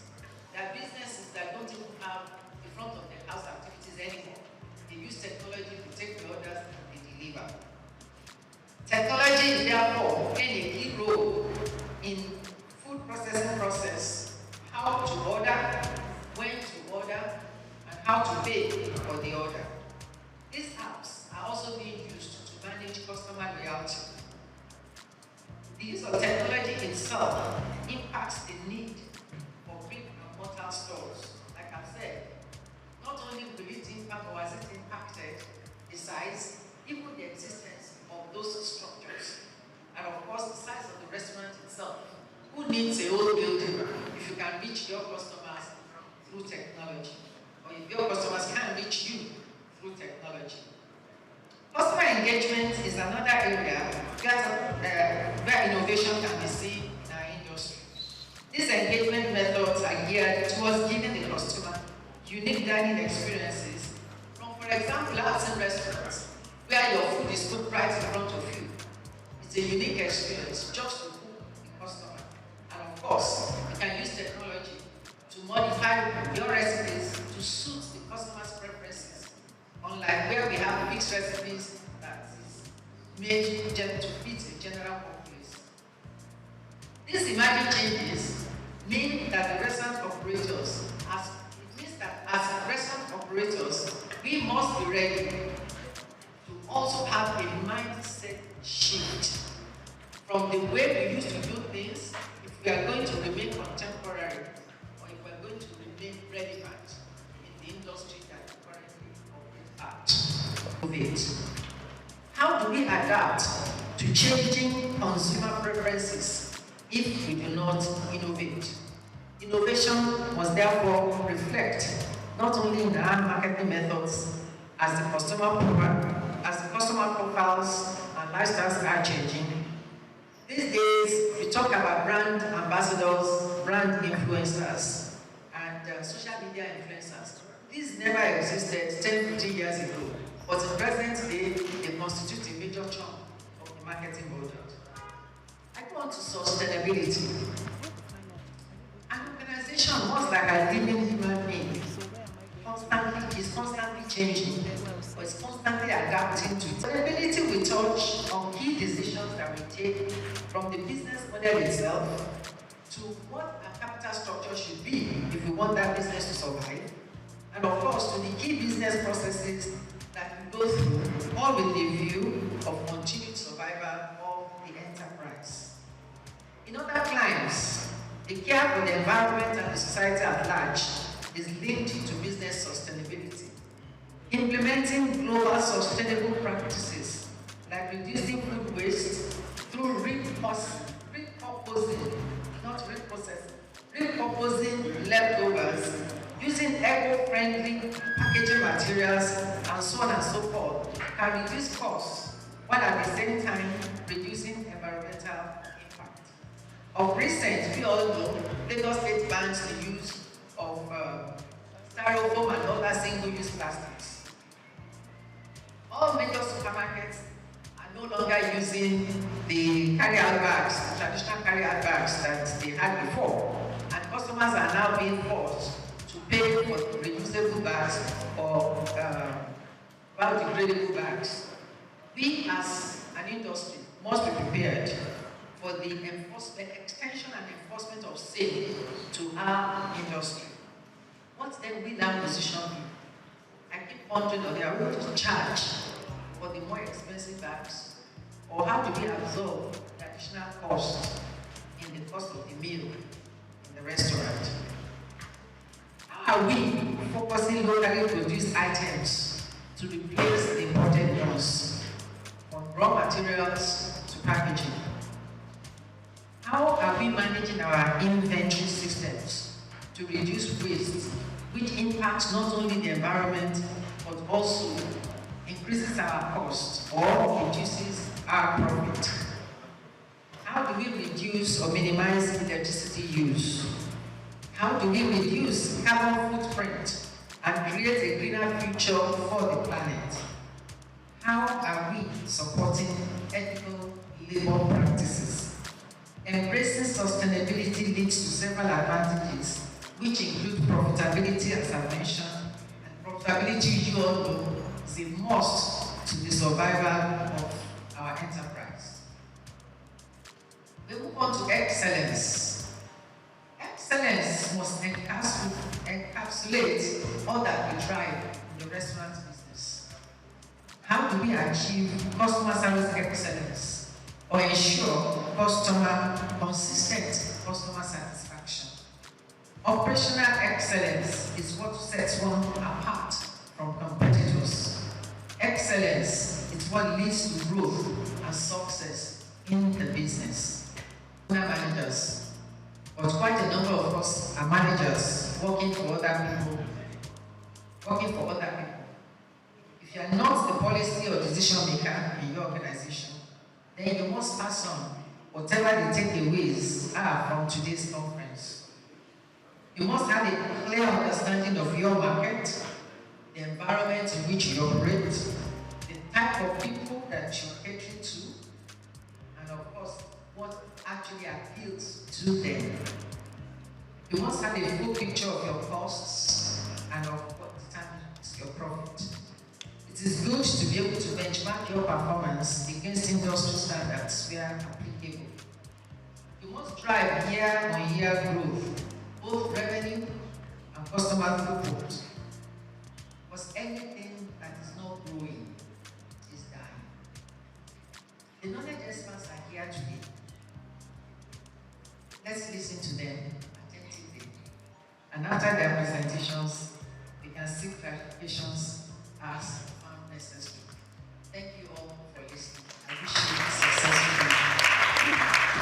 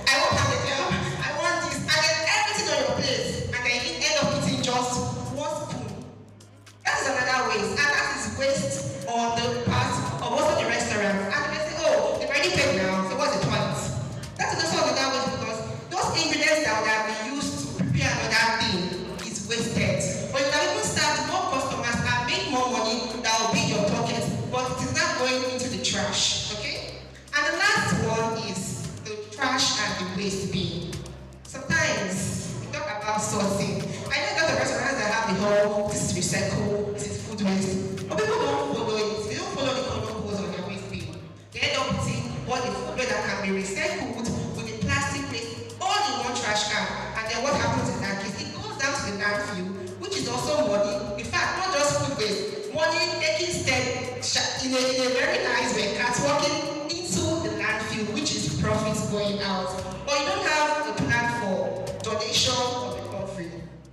Now, there are many charity organizations that restaurants can partner with when you have excess food. You can partner with the Lagos Food Bank and also other charity organizations that you can say, okay, we have this whole pattern of excessive food and people can come and take some of this food. I mean, why can't we feed the nation? Are we not one? Anyway, moving on. Now, what is the role? Am I communicating? How about not too fast? I want to enjoy this discussion here. Very good, thank you. Now, what is the role of food safety failure? Poor food handling practices and quality control in food loss and waste. Food safety failure, improper storage. If you don't store your food properly, you will end up having older products or you will not follow FIFO, right? She has mentioned it, she has given us an explanation of what FIFO and FIFO is. I won't dive into that. But if you don't store your food properly, you end up having food waste. Most times when I go to restaurants, right, it's very simple for them to have a failure in non-conformity in this aspect because they always tend to go clean the product on the shelf and nobody's really checking for dates. Another thing that can cause this problem is when you have all of your products on the shelf. Why? Or you buy a lot of this product and you end up not even using it. Especially those ones with a short best before, a short shelf life. Temperature abuse, that's another food safety failure, and cross-contamination too. Now when it comes to poor food handling practices, again, you can never take away FIFO from this. It's handling during preparation. If you don't handle your food properly, and they go to the floor, that's waste already. Except of course in your restaurants, when food drops on the floor, you pick it, you clean it, and you serve the customer. And I'm sure that I don't have any restaurant managers that are doing that poor quality practices. The lack of hygiene. She has talked about washing your hands, your earrings, all of those things. It's very important as managers or as food business staff, we need to have proper hygiene. If you lack good hygiene, it's as well as putting money into the waste bin. And lastly, quality control, overcooking, undercooking, inconsistent portioning, rejecting food for minor defects. I don't know if this is news to many of us, right? But sometimes people reject product because they look ugly. Not for food safety cases, or not for the sake of food safety, but because I don't just like how this tomato is looking. It's not looking very fine. So they end up throwing it away. But you should understand that nobody knows whether the tomato is fine or ugly when it is being cooked. So you need to have a very good relationship with your vendors. Tell your vendors, okay, these are the qualities I am looking out for. Have a checklist. Train your vendors and train the staffs around, those who are handling it. See, training is very important though. It's not you come to work, you resume work that first day, wear your hairnets, wash your hands, remove your earrings, and that's the end. Training should be continuous. You can have on-the-job training. You can have trainings with external people. You should have a trainer who is already in a restaurant that can train down those who are upcoming, okay? So the role of food safety, poor food handling, and waste control can never be taken away from food loss and waste. Remember, food safety failure can make you bleed money. Poor food handling practices will make you lose money. Poor quality control, you are losing money, and that is money, and that is profit that should have been generated back into more money. Now, what are the best practices, tools, and techniques in combating this hidden cost that is draining into your profit, which is food waste? Number one, for your purchasing managers and storekeepers, let them check orders for quality when receiving. Have a checklist. If it's not documented, it means it is not done. So if there's no checklist and you are not coming to okay, it's good, there's a tendency that there will be a mistake. And once it gets into your kitchen, it may get rejected. Ensure FIFO when storing.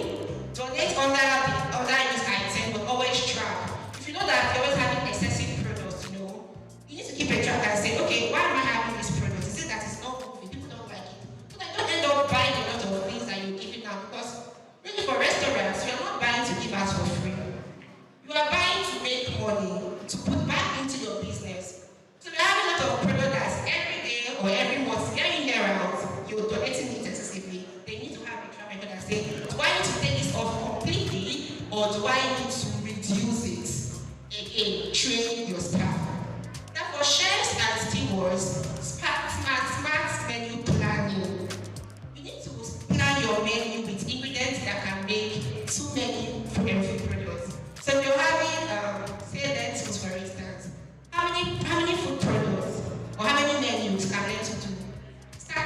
better ways. Start menu planning. Don't just plan I have 55 menus. Oh, you go all of them in one day. At the end of the day, just 5 food. What happens to the rest of them? It is waste. That's money that should have been used for any other thing that's going to waste. Okay? Portion control and just portion control. I know as Nigerians, many of us we don't like it. But then again, for food business owner, if you do not manage your portion control, you end up having a lot of food waste. Your calibration, your skills, are you calibrating them? So you're calibrating your skills. Why are you calibrating the dry weights? So it's not a function of every morning you carry 5 kg, you put your seed, good. 10 kg, you put on your scale, it's good. Those dry weights, are you calibrating them? Do you have external parties that come to calibrate those skills to show that you're ensuring the right portion? What about using data to track your demand? Again, forecasting, demand forecasting. The product or the number of products you would have each Ramadan period. You agree with me that it is different from the one you start experiencing from next week. True or false? I need an answer, please. True or false? Exactly. People are fasting this period, right? So the likelihood that there will be a lot of people in the restaurants might not be as much as when people are not fasting. So consider all of those things when you're planning your menu. Then of course, digital waste tracking. There are a lot of AI tools that can help you tracking your waste. We have Uno and a whole lot of others. And then have taking off. I think Nigeria has to take away options and those are taking away options. What about for your buffet host and event coordinators? So that everybody is involved, from the purchasing manager to chefs and stewards, even to event coordinators. Know the amount of guests that you are inviting to an event and plan accordingly. Have a food waste policy. This is new. I know for manufacturing companies, because those who are the FSSA national space, it's not new to them. But for restaurants, having a waste policy might be new, and to be a good initiative so that your customers know that you're trying to make money and to also save the environment. So to be a good thing to have a food waste policy initiative, partner with food banks, and again training. But the other thing is train. Do not get tired of training. If you get tired of training, call experts that can help you train your people. Please again, I'm saying train your people. And FHSC also carry out training. Just let me put it out next. Now, what is an action plan? I have mentioned what food loss and waste is. I have mentioned that food waste can be gotten, can be from the preface or the post phase, right? Before the customer or after the customer. What do you need to do? Start with the food waste audit. We all know that we all have the HACCP team, right? You can also have a food loss team. Everybody should be involved. And should also start from management. You see, food loss and waste should not be having conversation on the shop floor or in your kitchen.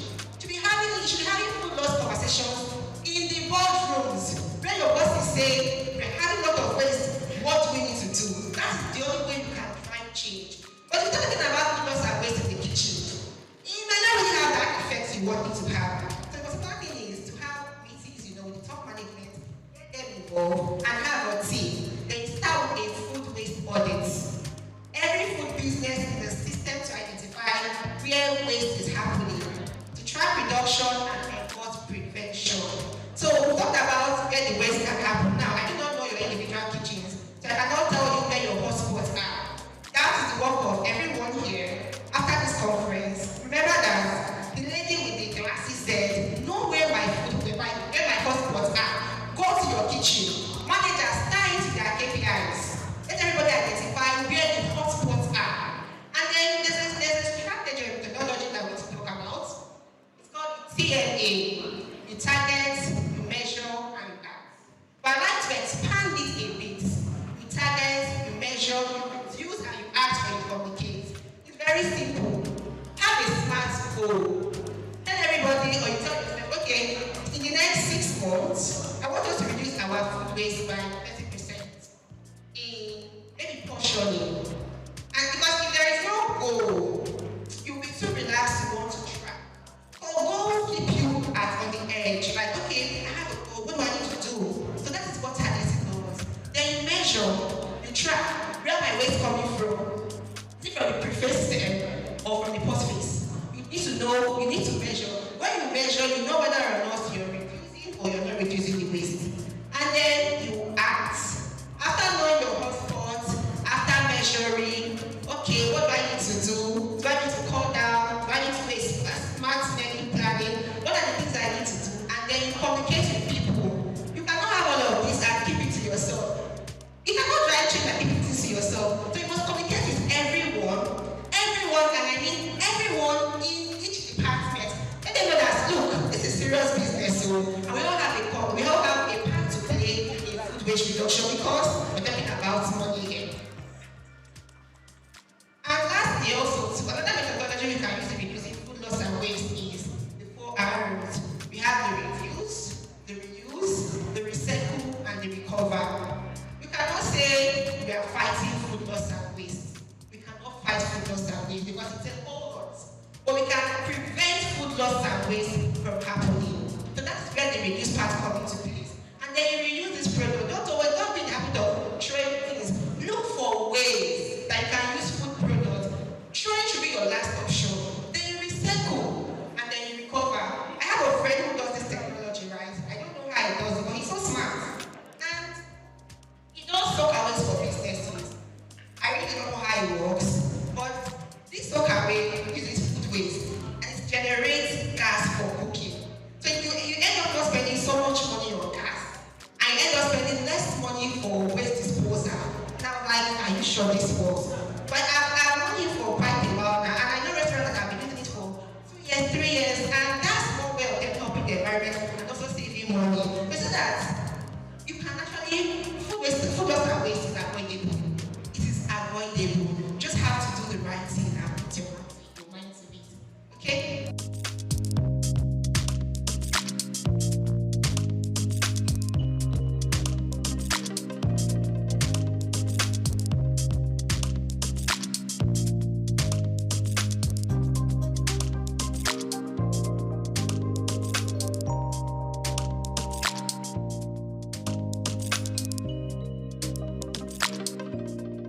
Is the source of deliciousness.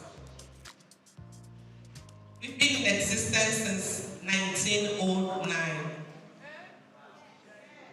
Did you know that? So for those who don't know, some people just scream, eh? We are an ancestor brand. Thank you very much. You see, this is what we know how to do the best. Bring deliciousness to homes, to your meal time. And this was the initiative of 2 Japanese persons. One is a scientist who discovered that glutamate was the ideal substance to make meals.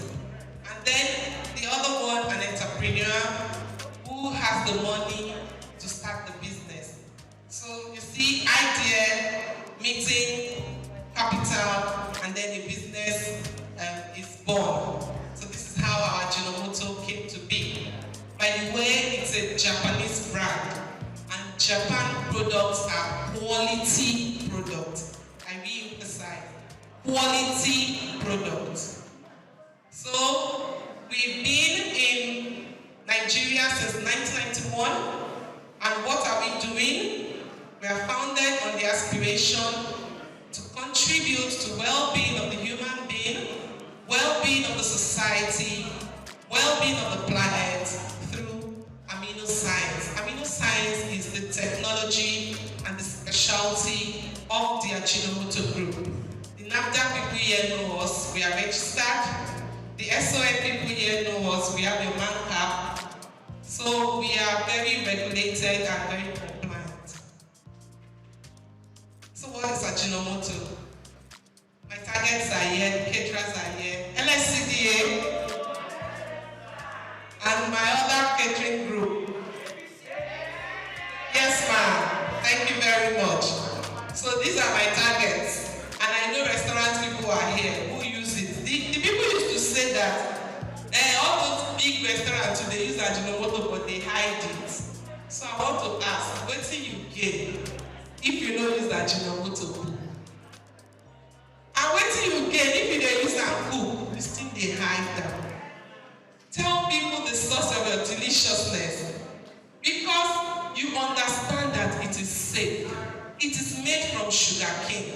It helps you to reduce salt in your food. People call it maggi, thinking because there may be salt. Not salt.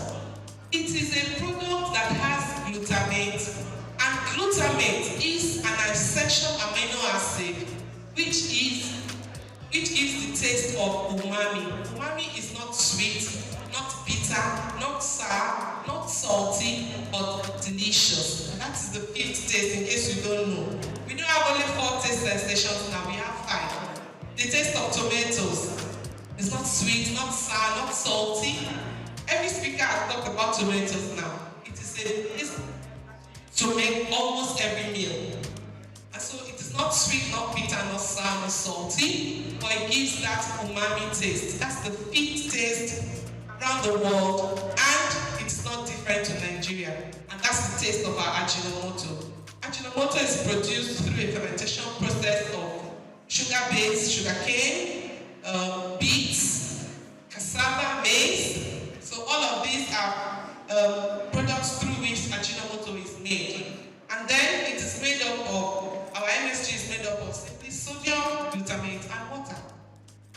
This is it. And it contains 1/3 of the amount of sodium in table salt. So if you think your food is not delicious enough, you're just adding salt, you're adding to your hypertension. Yes, so why don't you use Ajinomoto? And it helps you to promote that deliciousness that you want in your meal. That's what we are talking about. So it is used around the world to bring out deliciousness. You are what you eat. All of us agree to that, right?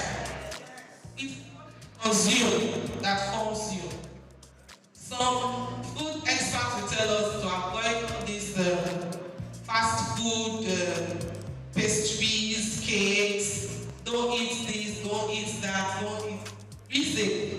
They tell you some of you it gives cholesterol. They just call a lot of hard names that will scare you. But once in a while, even in the pyramid of food, all these things are there. You take them, but maybe sparingly.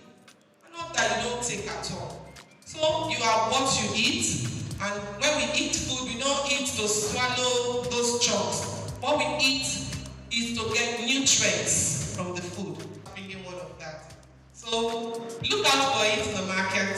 It is very beautiful for jollof spaghetti.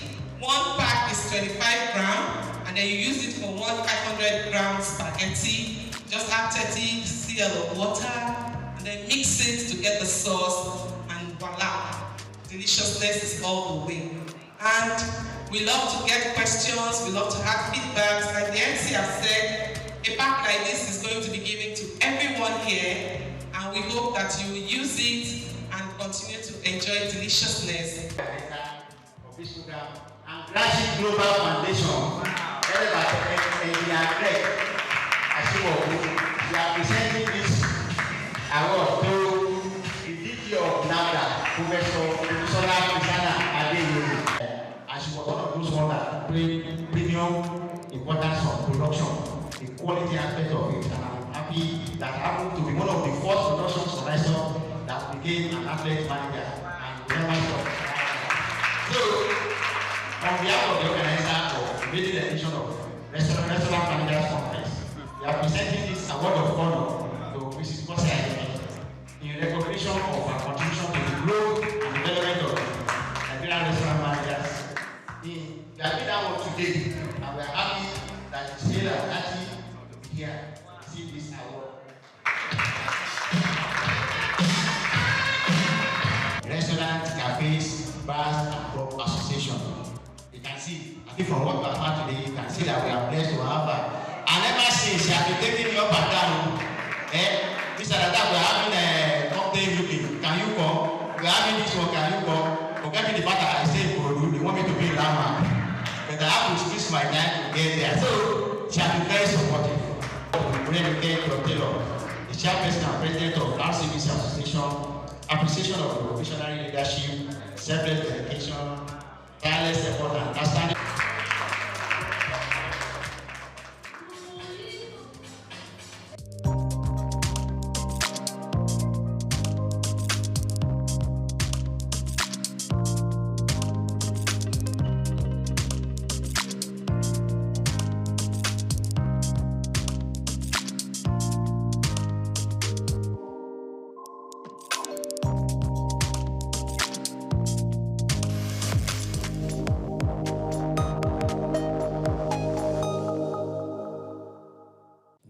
Nigerian civil service, which is the hub of internal administration in government, is faced with an existential crisis in many fronts.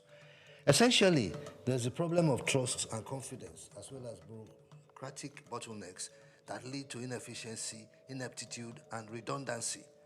Many Nigerians now perceive the Nigerian civil service as a relic of the growing, outdated, Weberian bureaucratic model of public administration. The Federal Civil Service Commission, FCSC, has been alleged to have compromised the philosophical construct of the first principle of its founding in 1855. In the way it goes about its work, it is sometimes inaccessible and insensitive to the needs of the people or the public. It has been alleged that it has compromised merit, not just on the altar of federal character, but in federal character diversity management practice.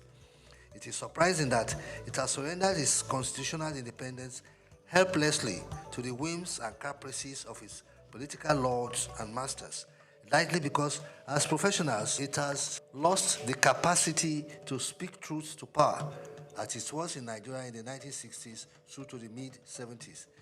It is saddening that it has emasculated merit and replaced it with political patronage and unreflective nepotism.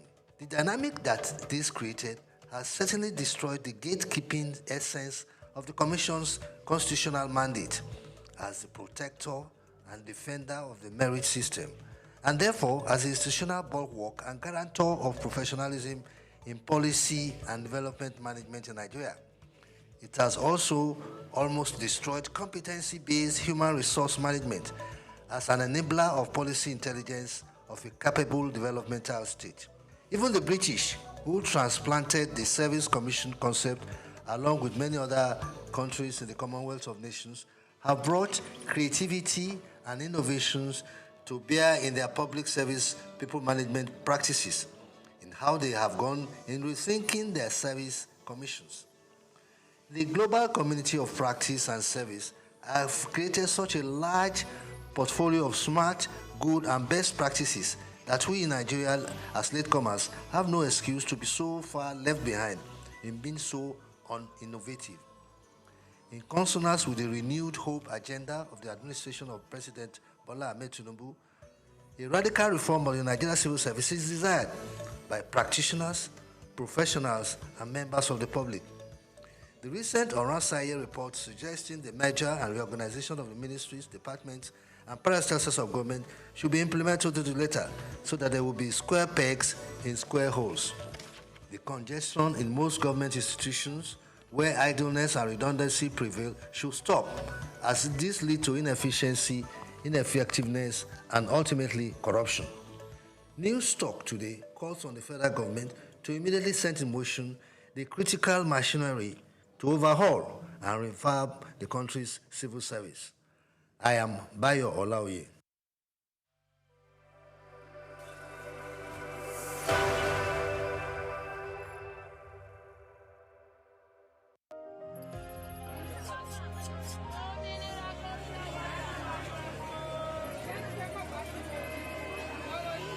Hello, Lagos. Make we yarn. Hello, boy, this POS matter, don't pass joke. Person go swipe, alert no enter. Before you know it, jump. Wait, wetin really happen? Maybe you fake alert the warriors. Okay, so wanna listen, If you dey do POS business, no expose your alert. Hello, Ogbefi. They don't walk that bar road where they warrior for our local government for years. This one sweet me, I no lie you. Because you know what? Development with the work, it deserve loudspeaker. Now why we dey here be that? For here, we know the abuse, we dey bring solution. My name, it is Ikechukwu Oyemike, aka Ogbefi Ishegwari. Make we yarn every weekday from 10 a.m. go to 12 o'clock on Top the Eye 95.9 FM.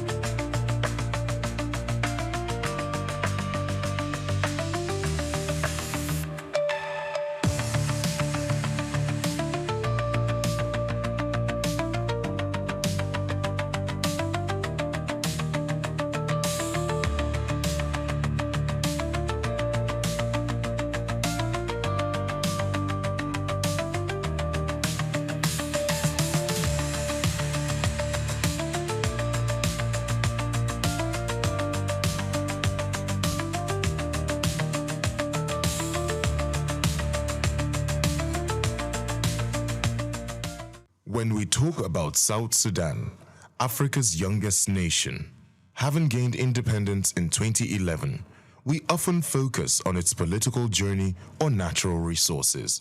But there's something else that holds deep generational value in South Sudanese lives, which is cows. In South Sudan, cows aren't just animals, they are everything. They are currency, they are status, they are identity. Among groups like the Dinka and Nuer, a man's wealth isn't measured in cash, it's counted in cows. Cows pay dowries, settle disputes, mark the birth of a child, and even the death of an elder. Boys grow up in cattle camps, learning not just to herd, but to lead.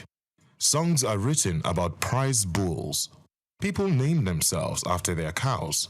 It's love, not ownership. And no, they don't eat them. Not casually. Cows are sacred. They are milked, admired, and even mourned. Only in rare ceremonies, funerals, farming, or great misfortune is a cow killed for food. To eat one is to part with a piece of your soul. I'm Moyosore Adibi for Just Africa, only on SOUQ News TV. My name is Shino Ogbadegeshi. I'm the CEO of Gozi Micro Insurance. Continue to watch SOUQ News. Adenike Adeyemi, Executive Director of Faith Foundation. Keep watching SOUQ News. My name is Shepherd Michael Adewale Onofuye. I enjoy you all to always watch SOUQ News TV. Hey everyone, Majuli Obaje here representing Gigi. Keep watching SOUQ News, okay? Stay updated with SOUQ News. My name is Harton Kene. I am the head of MSME Banking.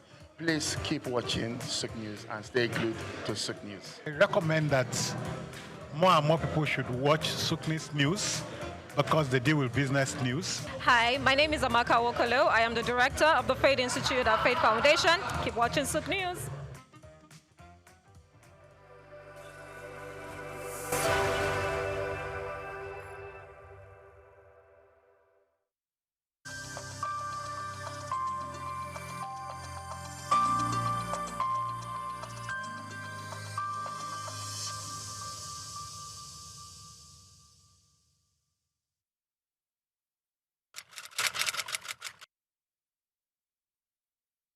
Hospitality is a very interesting and dynamic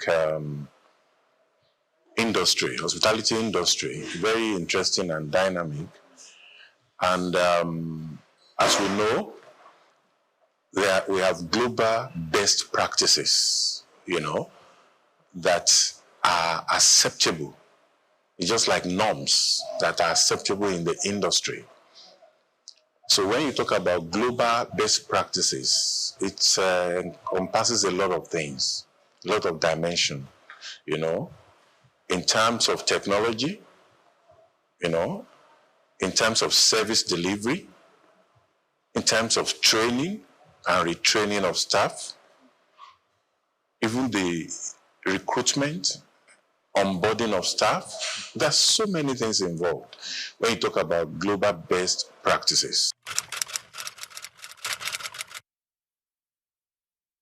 Well, let me just say the main challenge we have in this climb is orientation, education. In this climb, many people go into the hospitality business without much information about what they are about to go into. You see, the problem with us in this climb is education. You see, many of our hotel owners are not properly educated before going into the business. I've had series of experiences on the field where some people must have wasted fortune and they will now realize that they need consultants. And by that time, let me say it may be late already. before you go into any business, get to understand, how it works. The hotel business is a very complex business. Like globally, the trend is making sure your guests' expectations are exceeded. And so many, the technology is employed in making sure this is possible. You won't believe that up to now, we still have some of our local brands.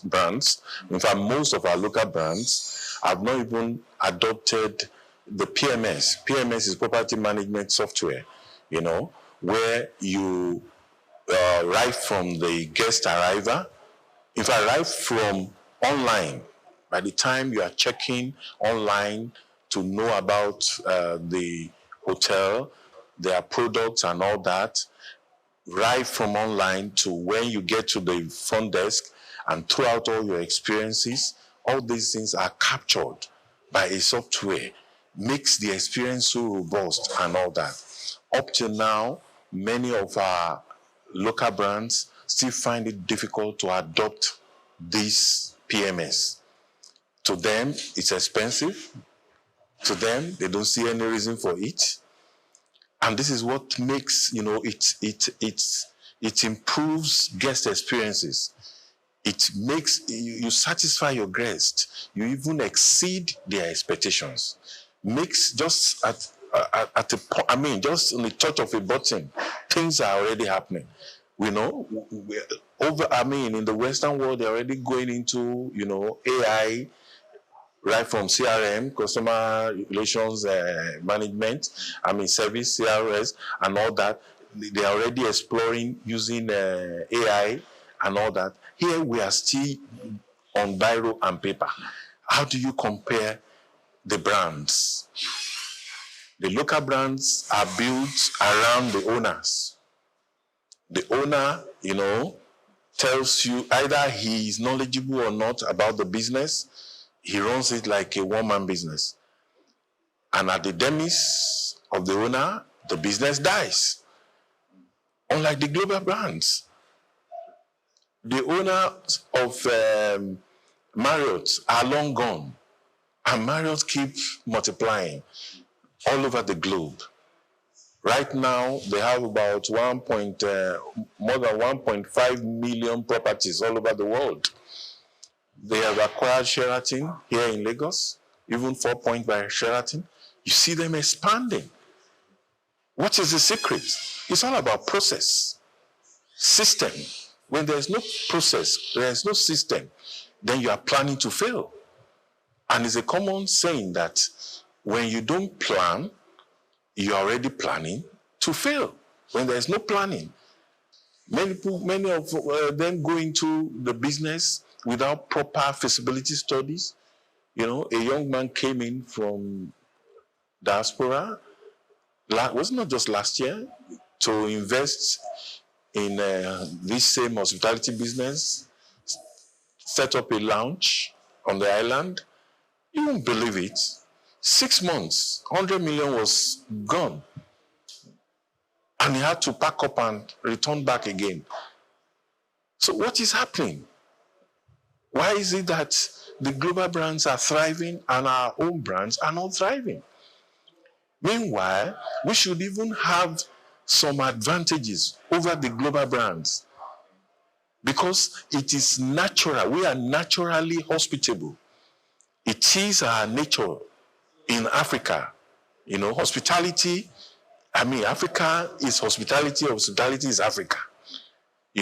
So all we need to do is to get the formal training and convert our virtue, hospitality virtue, into in a professional way and run the business professionally.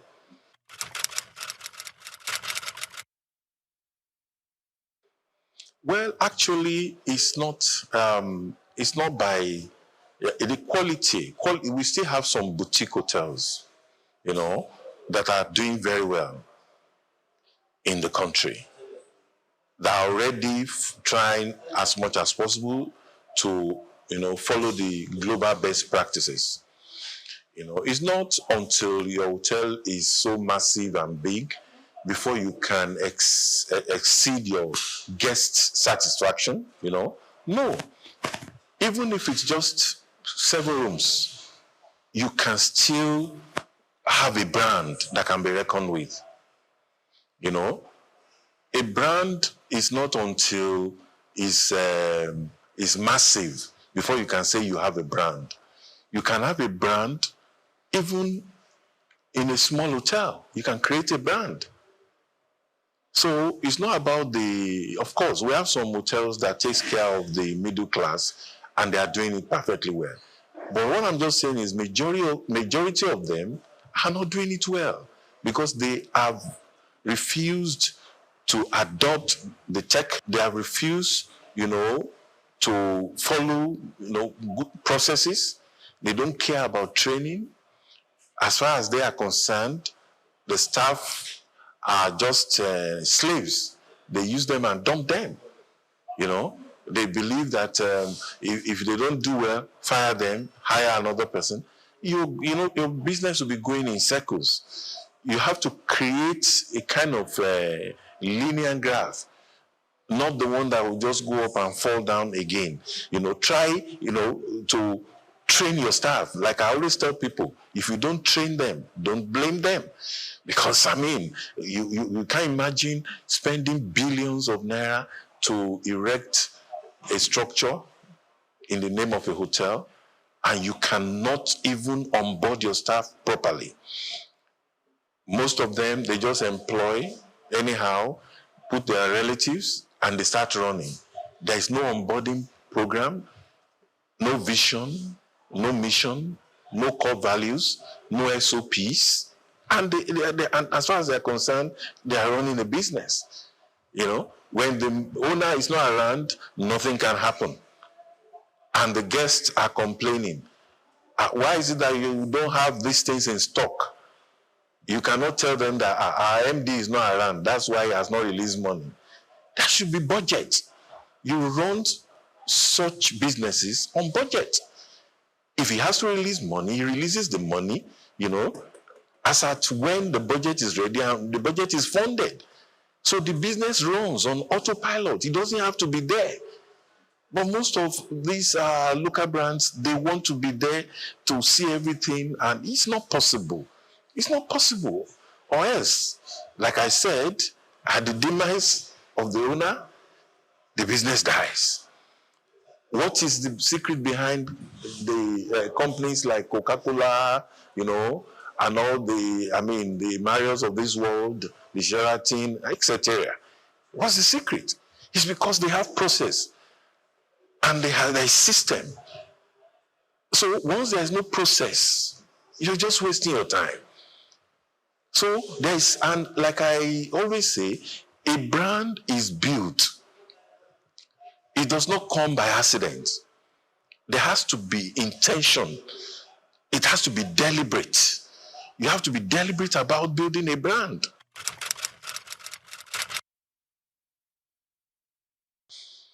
Well, the truth is, staff will always leave where they are not well treated. One thing is to say you are training. Another thing is the environment conducive for them? They are not animals. If they are well treated, they will stay. They receive training. They see a future in the organization. There's nothing like staff handbook. You don't even know your rights. You don't know your privileges. You don't know where the company's right stops and where yours starts. You don't know whether you are entitled to leave or not. In fact, that one is in the hotels. In our climb here, there is nothing like leave. You treat them anyhow. Why will they stay? But go and check out those local brands that have adopted these global best practices. Their staff are not going because they see a future And the issue of trust, you're talking about trust. It's not peculiar with the local brands. If money can be stolen in the local brands, it can be stolen in the international brands. But the difference is the process. You see, like most of our clients, when we try to consult for, when we take over, I always tell them, look, let's put a system in place. Increase their salaries. Let their salaries be enough. Then those that were there with the wrong intention, by the time the systems are in place, they will leave because they know they cannot steal. Recently, in one of the hotels I consult for, somewhere in Ogun State, we recruited the maintenance officer, and they overheard him talking on phone that, it's like there are no lapses here. Barely 7 days. He was already looking for, lapses to explore, and that he has to leave. You won't believe, within a week, he has already given us a notice that he's resigning. Why? Because there's a system in place. Use this PMS we are talking about. Property management software. It has different modules. You have the front desk module, you have the restaurant and bar modules, you have the accounting module, the inventory module, different modules, and they all work together. It's a central thing. Even the HR module, whereby you onboard your staff on the software. Right on the software, you know whether their documents are complete or not. Those that are 80% complete, what are the outstanding documents, the guarantors, and all those things. But most of these people, when you tell them, it's alien to them. They don't believe it's workable here. All there is, and another thing, another dimension, another thing I noticed about our local owners is, how much was your sales yesterday? The next thing is he has taken everything. He's going to party. No future. The business has no future. And when the employees see you spend like that, see you behave like that, you are also tempting them to start behaving like that, to go into the money if they have the opportunity to, because they don't have a future in that business. They know their future is not guaranteed. Tomorrow the business might fold up because of the recklessness of the owner.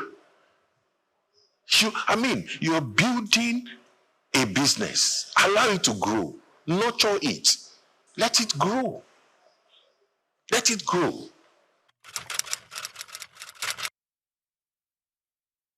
Let me break it down. Like when I say the front desk module, the module has a lot of features whereby when your guest walks in, or either online, you can book online, and it will reflect right there. You can book right from London. You go to the website, the hotel's website, and right from the comfort of your bedroom, you are seeing the different categories of rooms, just as if you are already in the hotel. And you are seeing the attached rack rates. And you make a pick. And as you pick, you have the option of payments. And as you make the payment, you have reserved the date and a future date, and you make the payment. As soon as you make the payment, it reflects right in the hotel on the front desk. For example, you picked room 107, and somebody else walks into the front desk and says, I want room 107. Sorry, it will show that it's no more available, even though you didn't see the guests. But it's been paid for online. Can't you see it makes life easy? It increases, improves the guest experiences. It makes your potential guests or your guests happy. Makes things easy for them. So you can achieve that online. You can also achieve it by walking into the front desk, and you can make a reservation. All you need to do is check the rooms, You don't even need to go around and looking at the rooms. It's displayed for you at the front desk. You have it on the screen. You see the different categories of room. You make a pick and you make payment. Now, when you make payment, a receipt is generated immediately. Another thing is, that's what you call door integration. When you're talking about fraud, you integrate your door. That's the card system, not the iron key, the card system. You integrate it with your software in such a way that once a card is activated, because once payment is made, the card is activated automatically. The owner already gets an alert. In some software, it's called MRS, Management Report System, that a room has been sold. Either you are there or not. It's as clear, as simple as that. You don't need to come, and some owners will come and sit down at the reception to see what is happening. No, you don't even need a camera. Everything is automated. No room can be opened. You can't access any room without the card being activated. And the card cannot be activated except payment is made. It's only the payment that activates the card. Can you see that control? So now another question comes. What about when you want to clean the room? How do you get the card? That's what you call, MasterCard. Or floor card and all that, depending. Now, personally, I advise my clients, you don't activate a MasterCard to work indefinitely, to work anytime, anyhow. We have hours of cleaning. So your MasterCard is activated to work, for example, the checkout time is 12 o'clock. So you activate it in such a way that it's only active between 12 and maybe 3 o'clock or so. Every daily. Once it is 3, you cannot access the room with the MasterCard again. You can see the tech we are talking about. So you can't access any room again. And again, we have energy saving lights, whereby it's only that same card that can power the lights and the TV and the AC in the room. No guest wants to check into a room without the AC working, without the TV working. So it's only that same card that can power the systems. So you won't check me in by 1 o'clock because you have access to MasterCard. And by 3 or 4, once your card is no more active, I'm in darkness.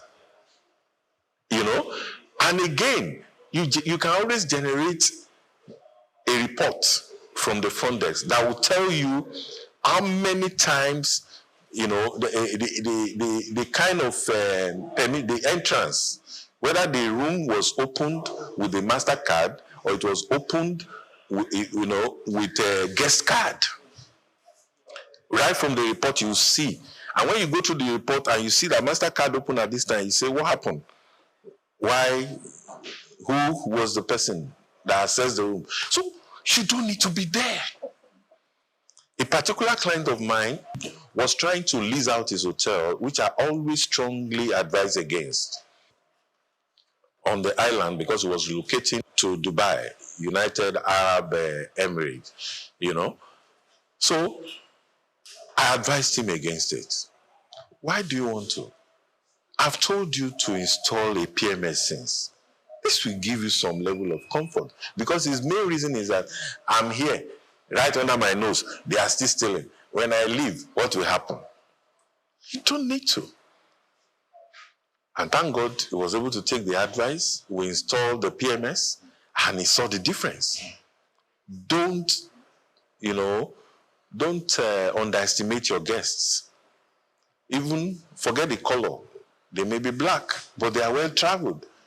They've been to America, they've been to Europe, they've been to, Dubai. They've lodged in the best hotels in the world, and they know what good services. So don't think you can just give them any kind of service anyhow. They have an expectation. For every, rack rate, for every money paid, there is a value, an expected value attached to it. Why is it that you see some guests, they'll lodge in 5-star hotels, they pay as much as 1 million naira, 700,000, 500,000 a night, and when they wake up in the morning, because of the kind of treatment, when they are checking out, you still see them giving out tips. They are happy. Meanwhile, this same set will go to some local brands, maybe as a result of lack of availability of such class of hotel in their village or in some, they have a function somewhere, and they pay just 30,000 naira, and you see them complaining and quarreling and getting angry, agitated, Why? Because of the service. 30,000 has a value, an expected value. Same thing with 500,000 naira. If he had paid 500,000 naira in a 5-star hotel and he didn't get the attached value, he will complain. But he paid 30,000 and he could not even sleep at night, mosquito, all through the night. The AC is not working. Why? Because there is no process, no system. All these ACs and all these things, they all have, you have a kind of maintenance worksheet, maintenance plan. It does not have to break down before you start repairing it. You maintain them. When the generator has worked for so number of hours, it must be serviced. How often do we check all these things in our local brands? Because there's even no system, no SOP, nothing in place. You just open and start running. It's not done anywhere.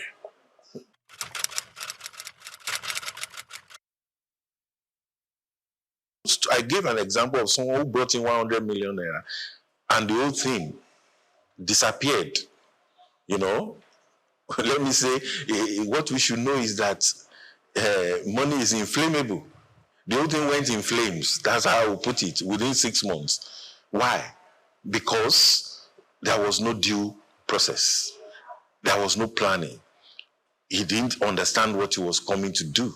He just dabbled into it. In my book, which I'll be launching soon in my event coming up, I call it ABC of creating a great hospitality brand. Simple, steps of creating a brand. I made reference to such owners as accidental owners. You just inherited a property, or you felt, okay, what is moving now? What can we do? They say hotel is bringing in money, jackpot. Many people have gone into it and they've gotten their fingers burnt. So I will advise investors, if you want to invest, do proper feasibility study. Do proper feasibility study.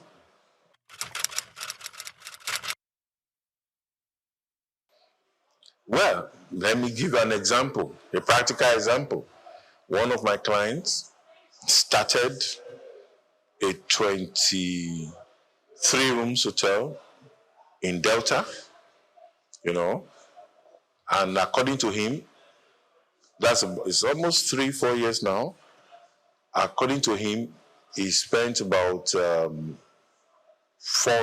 million naira. He's smiling today.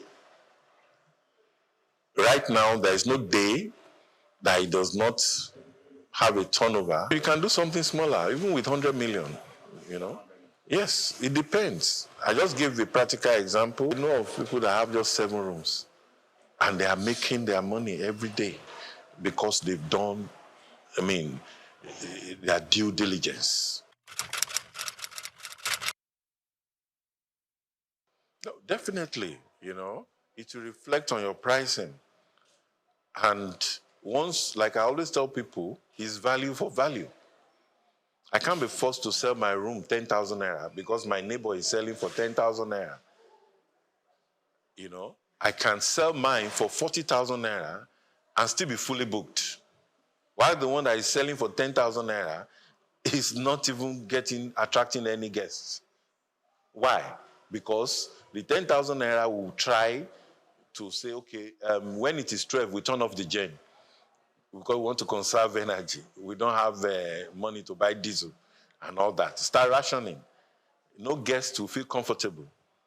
You know, these guests, even in their personal homes, they enjoy 24 hours light. They enjoy themselves. Then you now come, you know, to a hotel where you should relax and be able to think properly. And they are telling you they are turning off the gen because they don't want to sell the room high. I'll tell my clients, sell it high, but create the value. When the value is there, make sure you recover your costs. You have to impute all these things, into your costing. Many of them don't even believe there is need for a revenue manager. Apart from the normal manager, you have a revenue manager. You have cost accountants, apart from the main accountant, people that are in charge of costing. You're selling a plate of food for 7,000 naira. What is the cost? Many of them don't know. And like I said, most of this software takes care of all these things. The recipes are there in the software, programmed, all programmed. So when you have sold a plate of rice, you already know how much is your profit on it. It comes to that. So we have to be very analytical. Yeah, majorly it's let me say government policies. It affects, like in Lagos State now, the clock of consumption tax. Then the federal will still come and say you should pay VAT. It is repetition. Consumption tax is 5%.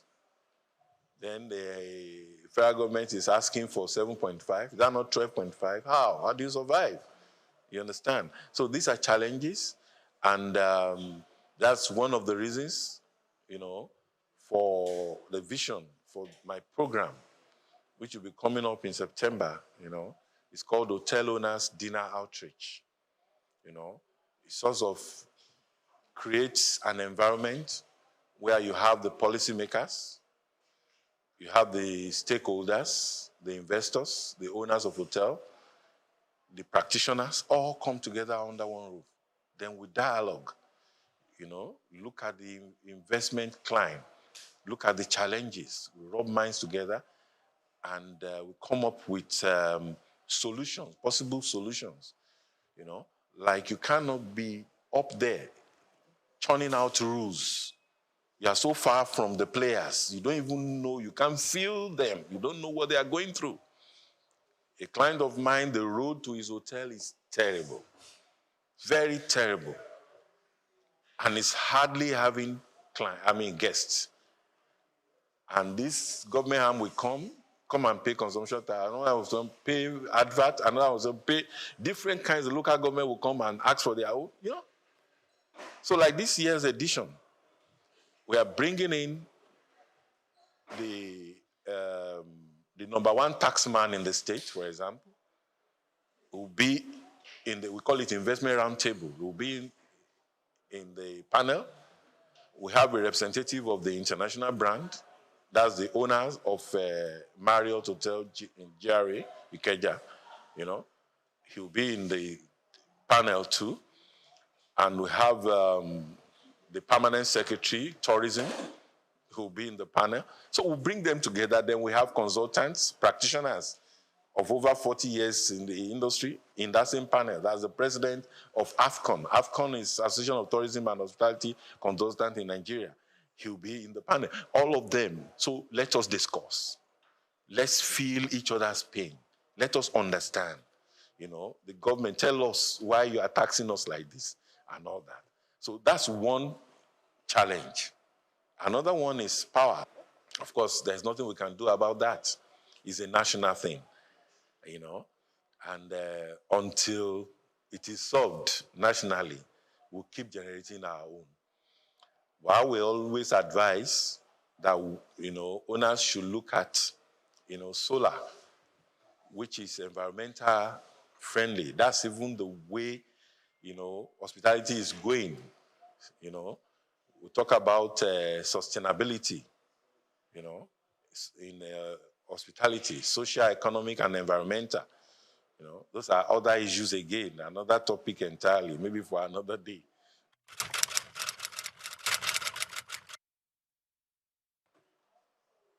We should just keep it professional. Whatever you are doing, keep it professional. You're building a brand, always remember that a brand is a promise. Make sure you always keep it. A brand is an experience. Always improve the experience. A brand is a reputation. Maintain it.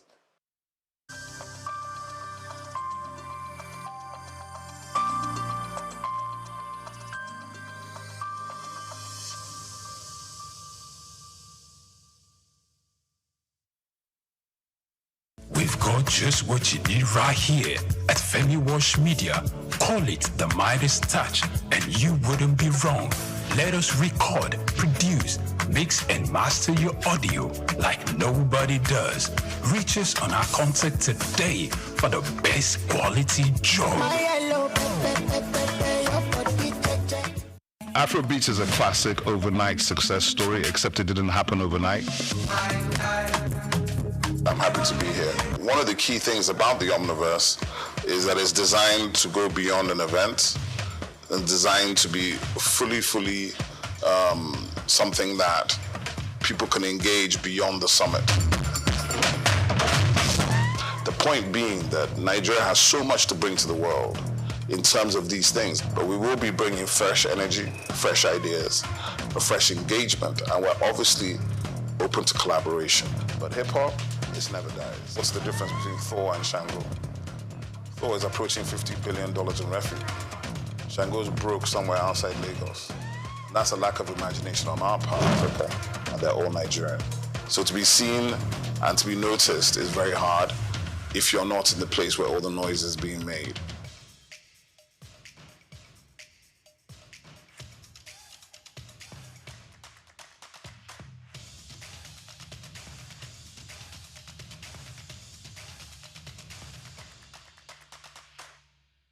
My name is SOUQ News. I'm the CEO Gozi Micro Insurance.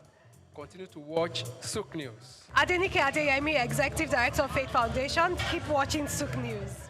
My name is Shepherd Michael Adewale Onofuye. I enjoy you all to always watch SOUQ News TV. Hey everyone, Majuli Obaje here representing Gigi. Keep watching SOUQ News, okay? Stay updated with SOUQ News. My name is Aton Keme. I am the head of MSME banking. Please keep watching SOUQ News and stay glued to SOUQ News. I recommend that more and more people should watch SOUQ News because they deal with business news. Hi, my name is Amaka Wokolo. I am the director of the Faith Institute at Faith Foundation. Keep watching SOUQ News.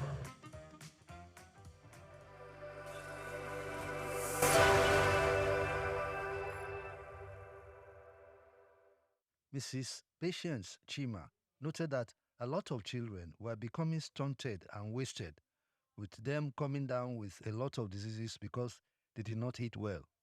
She remarked that the cost of foods that supply average amounts of protein nutrients required for a healthy life, such as fish, had surged drastically, trapping millions of children and pregnant mothers in the web of malnutrition.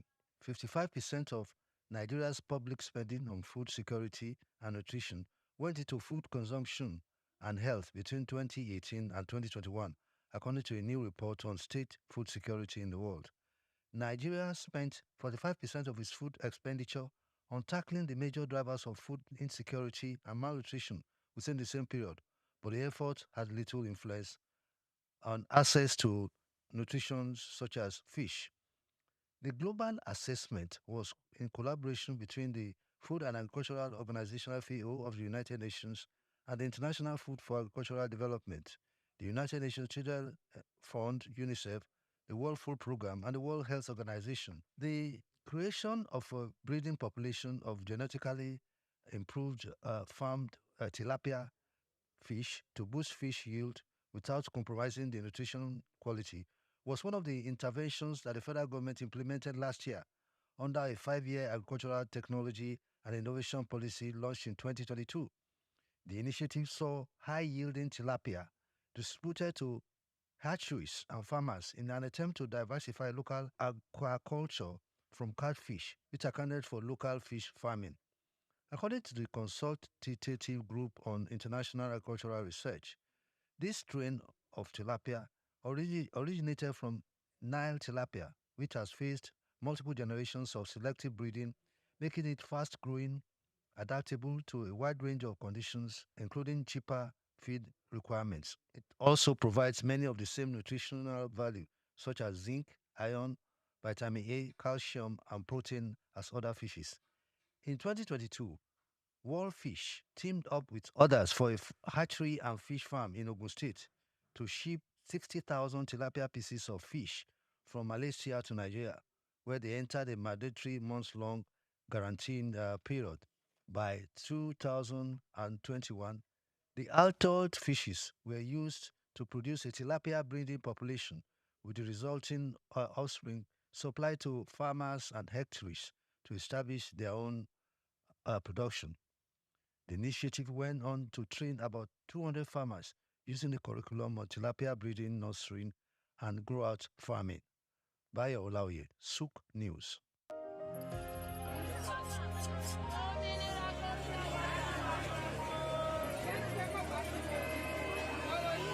Hello, Lagos. Make we yarn. Hello, boy, if this POS matter, don't pass your call. This go swipe, alert no enter. Before you know it, jump. Wait, wetin really happen? Maybe you fake alert the warriors. Okay, so Mona, listen, if you dey do POS business, no expose your alert. Hello, Ogbuefi. They don't walk that road where they warrior for our local government for years. This one sweet me, I no lie you. Because you know what? Development with the work, it deserve loudspeaker. Now why we dey here be that? For here, we know the abuse, we dey bring solution. My name, it is Ikechukwu Uyemike, aka Ogbuefi Ishegwari. Make we yarn every weekday from 10 a.m. go to 12 o'clock on Top the Eye 95.9 FM.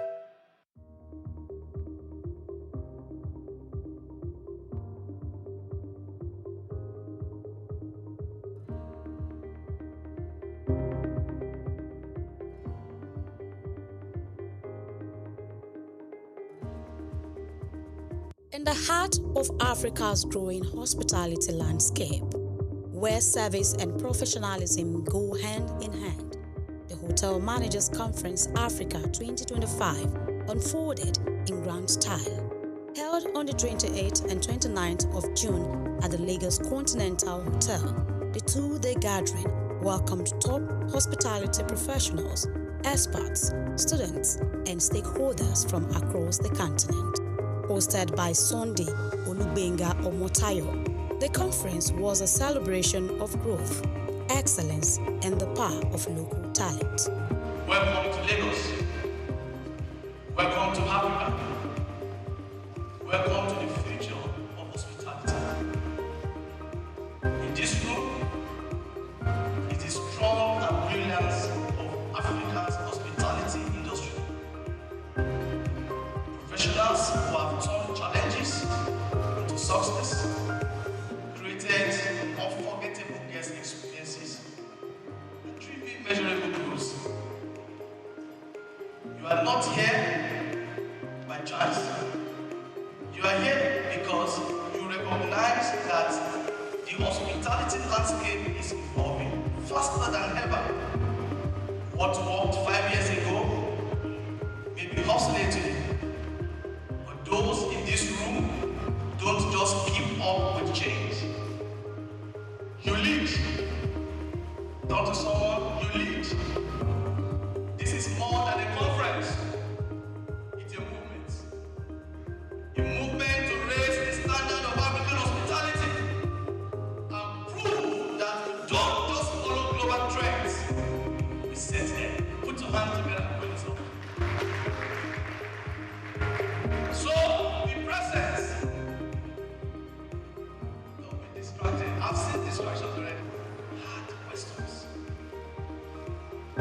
Professor of Hotel Management and Tourism is here, Professor SOUQ walked up to him and said, I asked him hard questions. Dr. Belinda is here, knows he's a big name when it comes to hospitality in the world. He's a global player. Hacks hard questions. Build connections. Make at least 10 friends, not hold one, not new friends, with different ones behind this room, behind this room. Welcome to Hotel Managers Conference Africa 2025.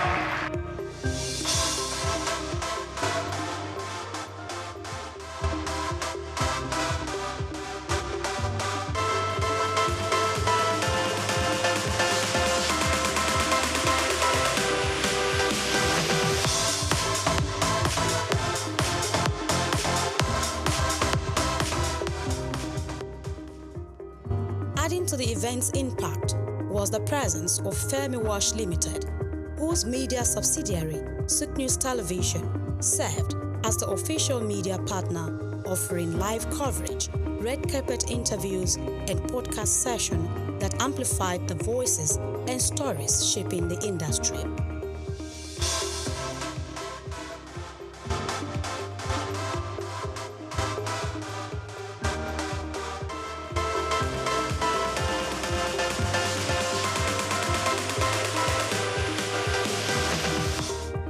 One of the event's high points was a series of insightful keynote sessions that tackled key challenges and emerging trends in hotel management. Professor Wasiu Babalola, SVP Africa at Content Worldwide Hotels, Turkey, and Academia with Atiba University, Oyo State, Nigeria, shared a thought-provoking address. Ahmed Raza, District Director, Nigeria, Radisson Hotel Group, shared insight on hospitality in Africa, driving excellence through local talent, highlighting the importance of investing in indigenous professionals for long-term growth. Dr. Belinda Nwosu, FIH of Lagos Business School, also gave a powerful talk on the future of hospitality, integrating global standards to drive excellence. Other speakers included Dr. Michael Pinda, General Manager of JS Signature Hotel, and Dr. Iyaduni Badebo, Director of Sales and Marketing at Eco Hotels and Suites, who contributed to discussions on hospitality development across the continent. It's a pleasure to be here. Every one of you in this room, you are a gift. Thank you for the work that you do. A round of applause for yourself. I was reflecting this morning, thinking about how long I've been in the industry. Since 1998. Some of you were not born. And this is just an honor to be here and to see how far this industry has come over the years, over the decades. I'm going to talk about the future of hospitality. The future is already here, like Brenda has told us. But what are we going to do on our own part to be part of that future? Global standards to deliver excellence. These global standards, we need to understand what they are and how they impact us as people and managers. So the first question I want to ask, and I want a response: if your hotel fails, who's to be fired first? We had some very powerful insights that I want to share with you, because at the end of the day, yes, we want to be global, but we need to look within as well. What is it that needs to change? So some of these insights were here. There's 5 nuggets. One is leadership development. We're going to talk about that. Networks and sponsors. Global currency, very, very important. Personal integrity. The fact that I put it forth doesn't mean it's not the most important. And finally, human flourishing. I will speak about that.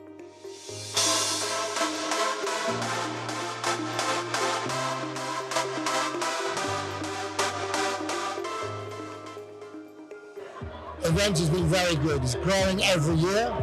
It's becoming dynamic, and the one place you have to come to every year to see what's going on, to network, and to help yourselves in your careers. We need to look at the future of our industry, and sustainability is important. This event is, I would cap it as a storytelling of Nigerian hospitality. Started with various events in different parts of the country, and now it has now metamorphosed into Hotel Managers Conference Africa. So we're here to tell the story of the African hospitality sector.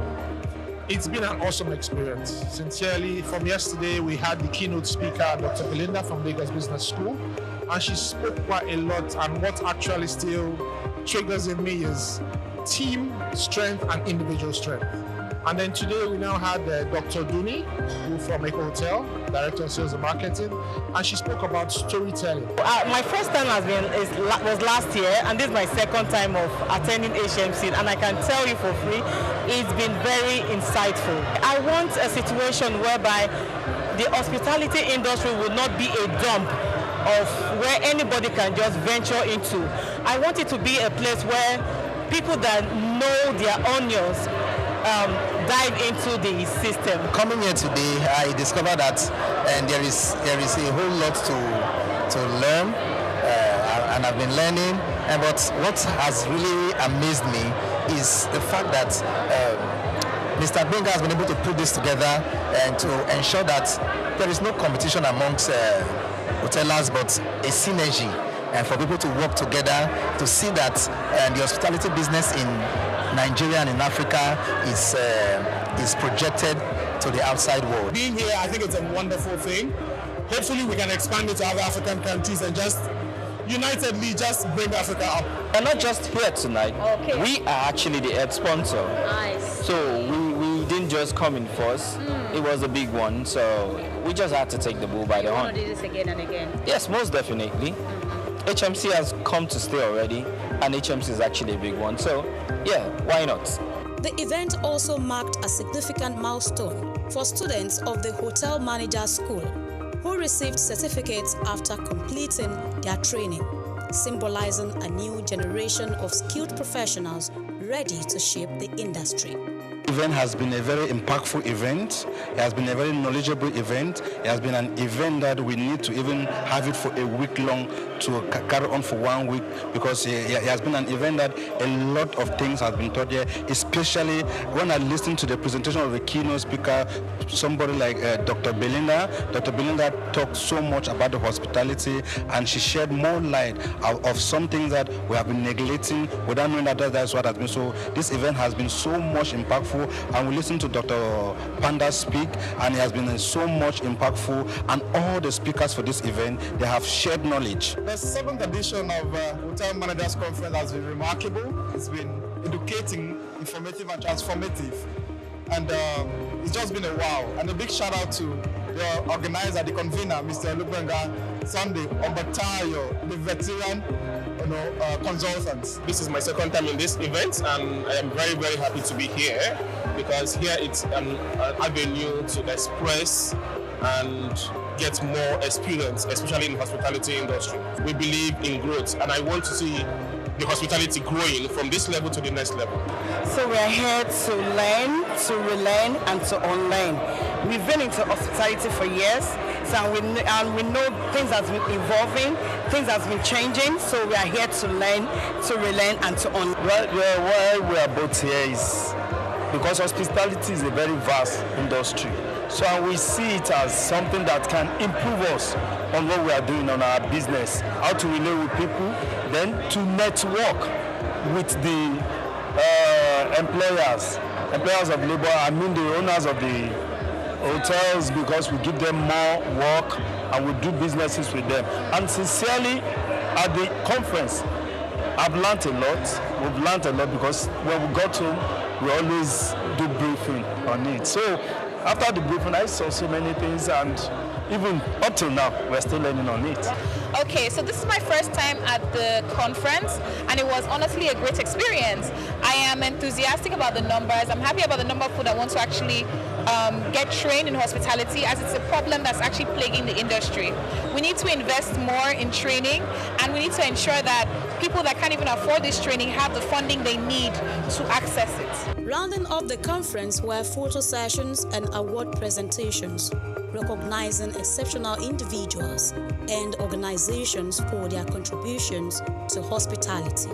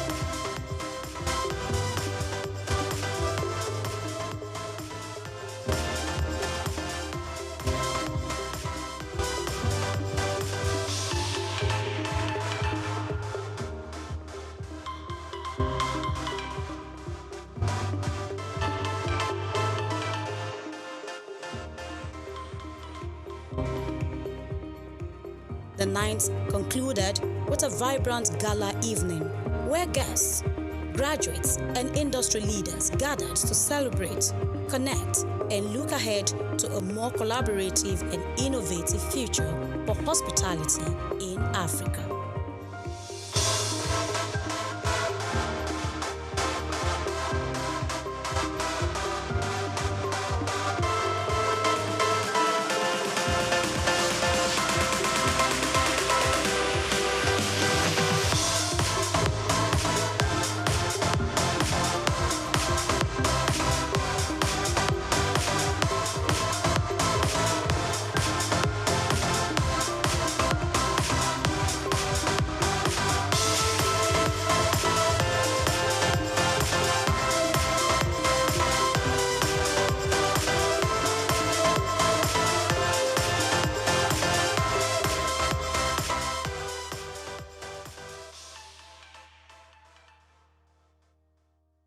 Grace Komolafe, SOUQ News TV.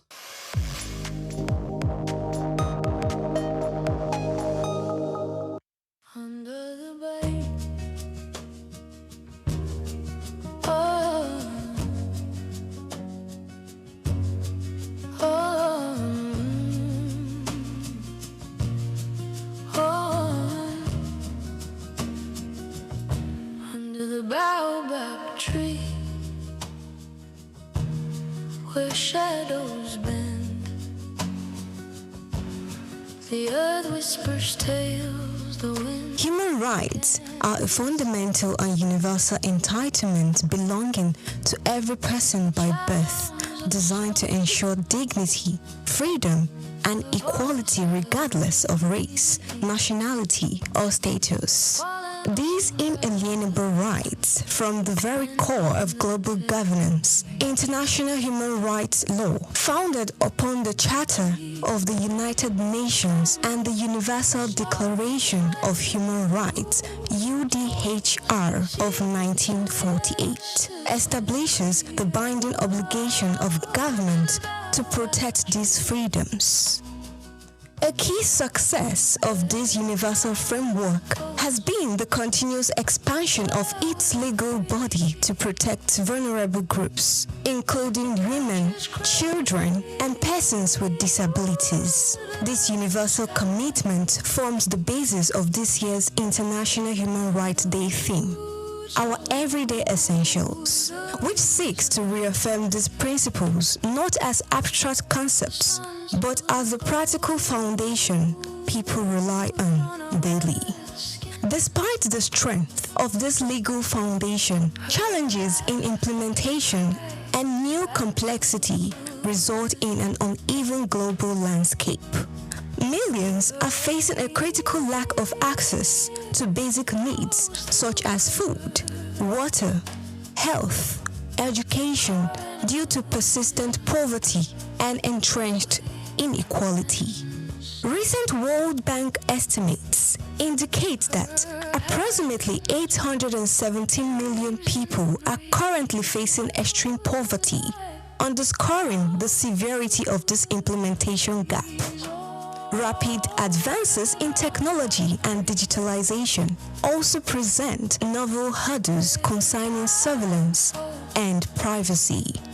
Digital access, essential for modern civic participation, saw significant disruption in 2024 with 296 instances of internet service disruption, highlighting the growing threat to digital rights.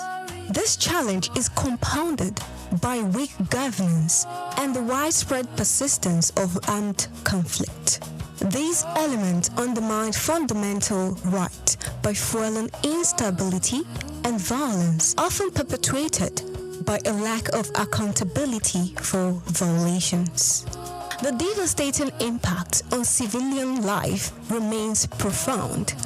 The United Nations recorded a sharp 72% surge in the loss of civilian life in conflict zones in 2023, coupled with a record high of over 120 million forcibly displaced persons by the end of 2024. The human rights framework faces compounding issues such as climate change, which threatens the rights to life and health through environmental degradation.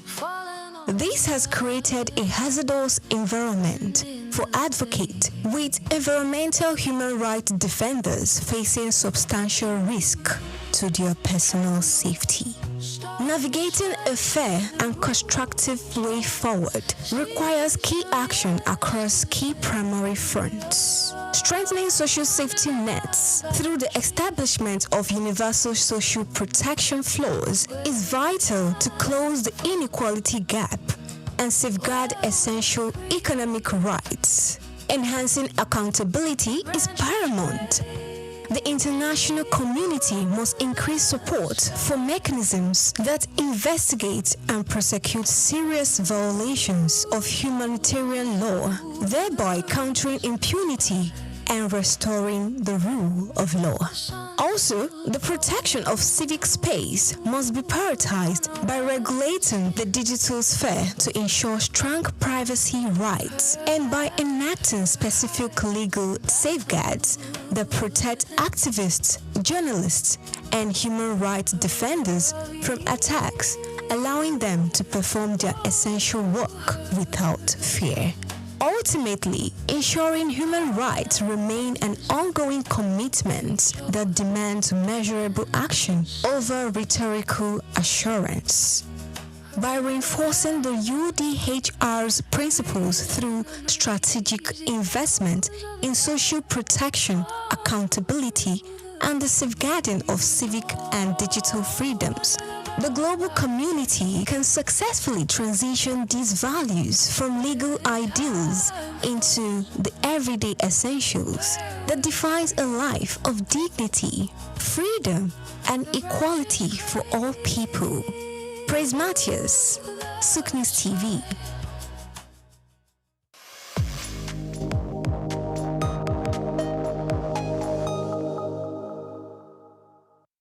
In an age of artificial intelligence and automation, it is easy to overlook the value of hands. Yet in Ghana, hands still build nations.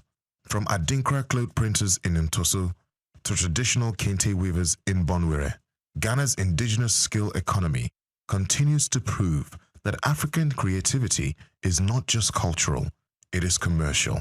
Looking beyond the surface of heritage to the engine room of informal training systems that have powered generations and could power Africa's industrial future, Ghana comes to mind. In Ghana, apprenticeship is not a fallback. It is the main highway for millions of young people who are learning practical trades like metalwork, leatherwork, carpentry, fabric dyeing, and advanced tailoring. According to the Ghana Statistical Service, more than 80% of artisans are trained informally, yet they contribute significantly to the GDP. This is not unique to Ghana. From the woodcarvers of Kenya to the bronze casters of Nigeria, Africa is a continent of craftspeople, but Ghana offers a model where traditional skill acquisition meets modern enterprise development. Institutions like the Council for Technical and Vocational Education and Training, COTVET, have begun integrating indigenous knowledge into formal systems, developing a dual-track model that combines age-old methods with certification, mentorship, and business incubation. As Africa looks for solutions to youth unemployment, the answer may not lie in importing Western education models, but in elevating what we already have. Imagine if every African country invested in formalizing informal skills, adding value chains, technology, and access to export markets. The challenge, as always, is perception.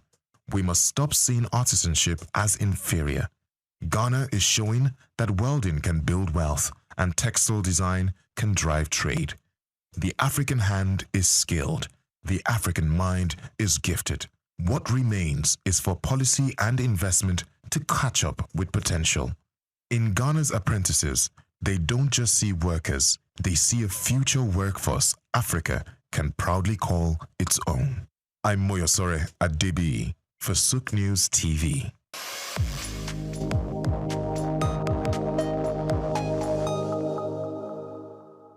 Rising demand for healthy proteins, snail-based cosmetics, and export opportunities have driven a surge in Nigeria's snail farming industry, far outpacing local production and opening a significant gap for investors to fill.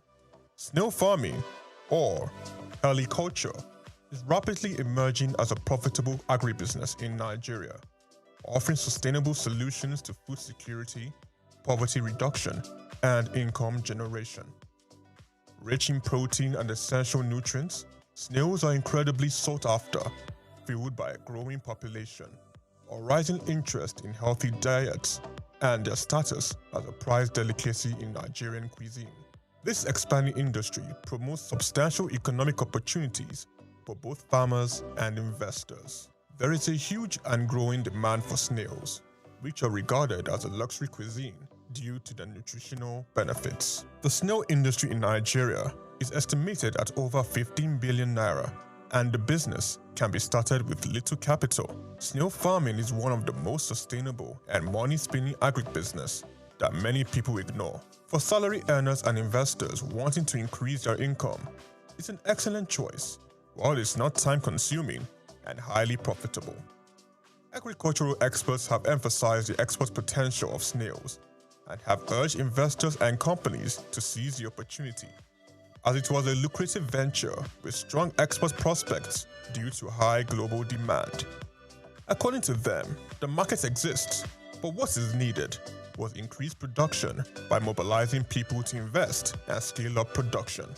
Snail farming is emerging as one of the most accessible agribusiness opportunities in Nigeria due to its low capital requirement and high profit potential. With an initial investment as modest as 50,000 to 100,000 naira, the business offers the potential to grow as high as 5 million naira annually. Setting up a small farm is both affordable and straightforward.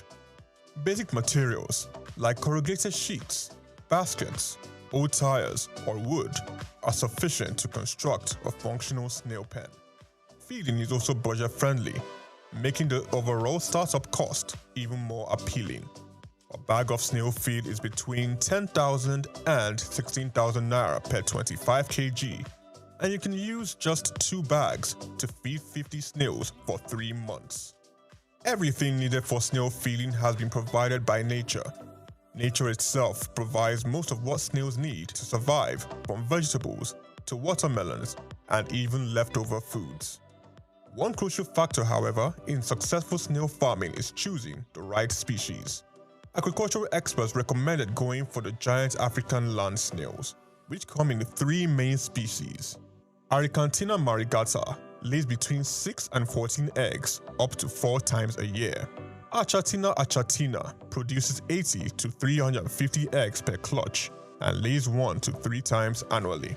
And the most profitable among them all, Achatina fuka, can lay between 100 and 400 eggs, as many as 6 times a year. Despite Achatina fuca's prolific breeding, experts tend to favor Achatina mariganta as it is considered the largest land snail in the world, and its size and market appeal make it a favorite among both farmers and consumers. According to experts, Achatina also remains a strong choice, particularly due to its adaptability to the African climate. The global snail market reached $647.4 million in 2024 and is projected to grow from $706.7 million in 2025 to $1.4 billion by 2034, according to Global Market Insight, a market intelligence platform.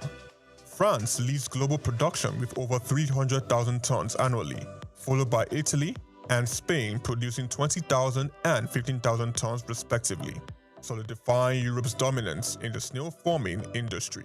Chiki Okulu, SOUQ News TV.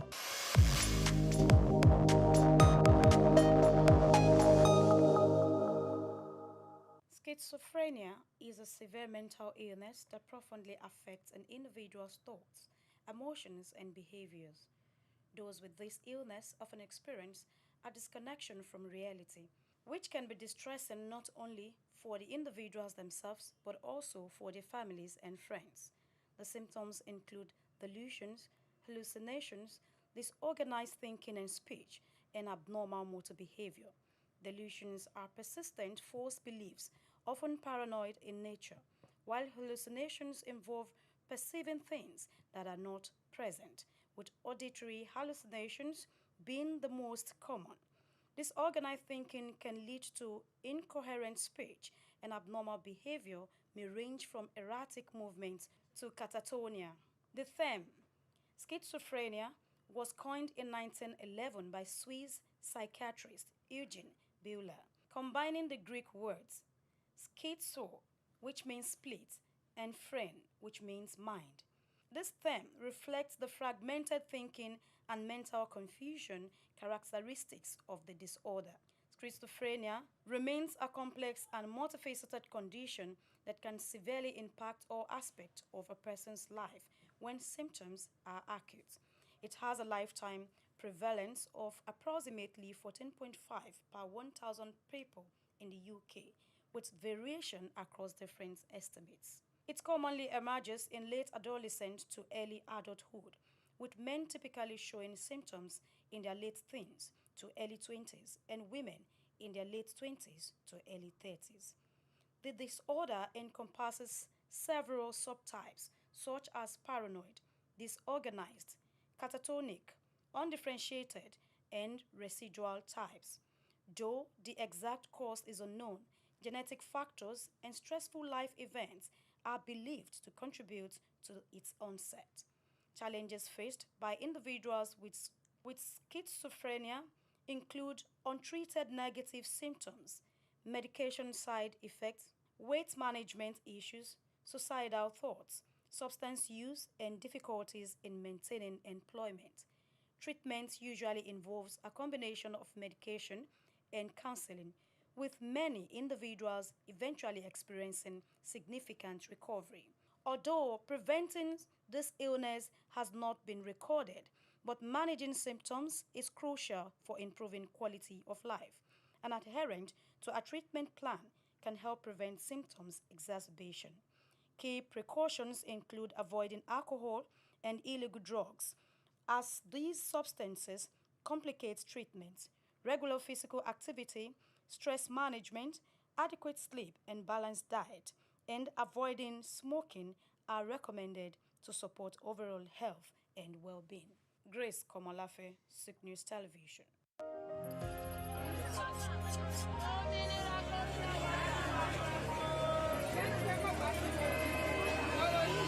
Hello Lagos, make we yarn. Hello, boy, this POS matter don't pass your call.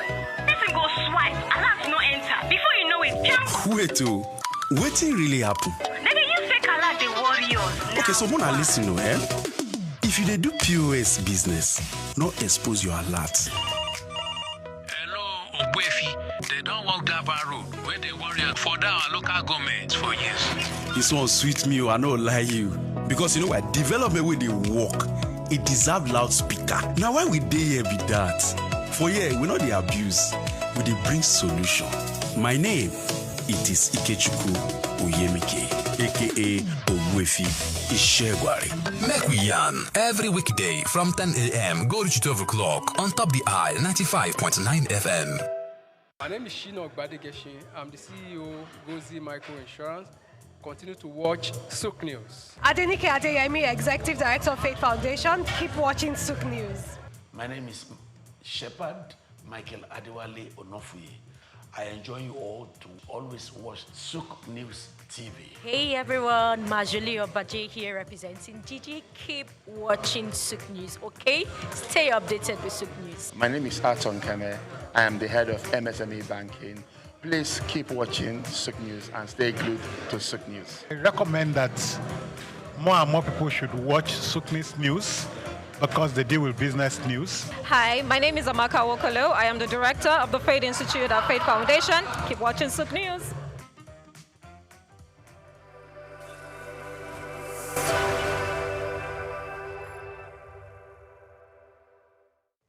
The much-anticipated Super Leader Conference kicked off with energy and enthusiasm in Lagos as the host, Apostle Success Haruna, delivered a transformative opening presentation. The conference, themed Leader Shift, brought together renowned speakers to redefine leadership and influence. The first speaker set the tone, emphasizing the essence of a super leader, one who communicates effectively, provides resources, recognizes both the strengths and weaknesses of others, and supports them rather than feeling insecure. He also highlighted team building as a critical component of leadership. One of the factors is because our marriage is a beautiful marriage for 17 years. So we have been able to model what a good marriage is to the people. Speaking, I have up to 16 people, 14 to 16 people living in my house. It has been so from the day one of our marriage. They've never heard our voice.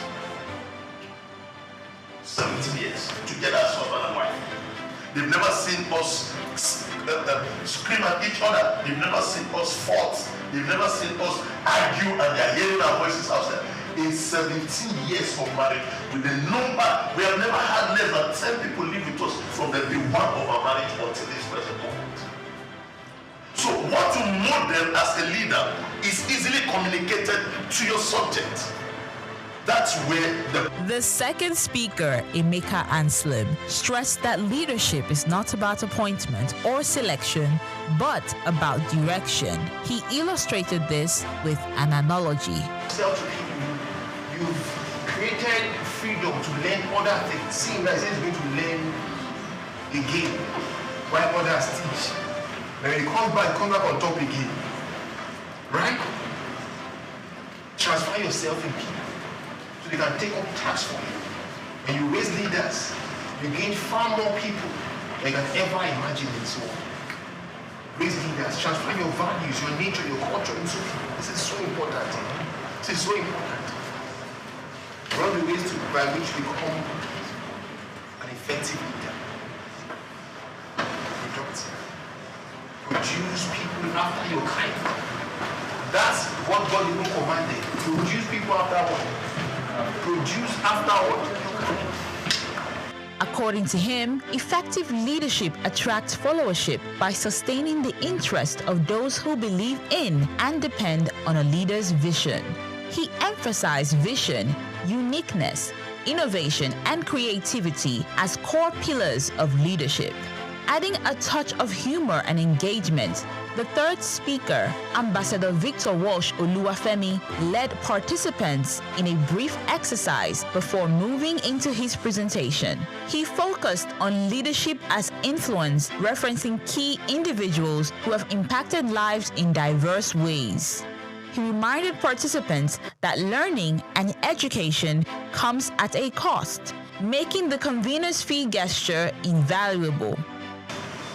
And I grab that message that leadership is influence. Yeah. You can influence people either positively or negatively. And the question I ask people that what has been your influence? What have you been able to do in people's life? Are you able to influence them positively or negatively? And many of us do this a lot. The role of social media. That even as a leader, you need to be conscious of how you portray yourself on social media, right? That's why I went with that handsome man, uncomfortable.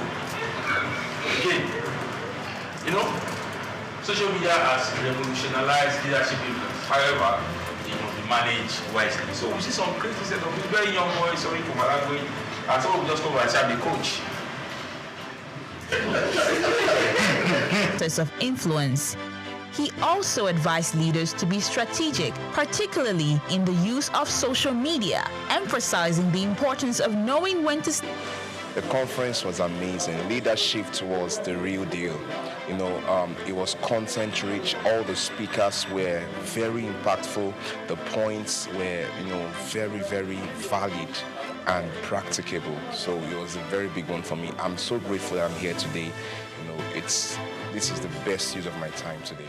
To realize that to be a leader, a true leader, you have to show your followers what you want them to do. You share your vision with them and also do the work. Let them see what you're doing. They'll be able to replicate. Basically, for me, is emotional intelligence in influence, in influencing people. So it's so profound for me, and I'm taking that back into my space. The third speaker, he got to identify some types of leaders, and one of them was a transformational leader. That was really awesome. Like, I'd like to be a transformational leader, one that leads and then leave a mark when I'm gone. Yes. And reassess. The conference wrapped up.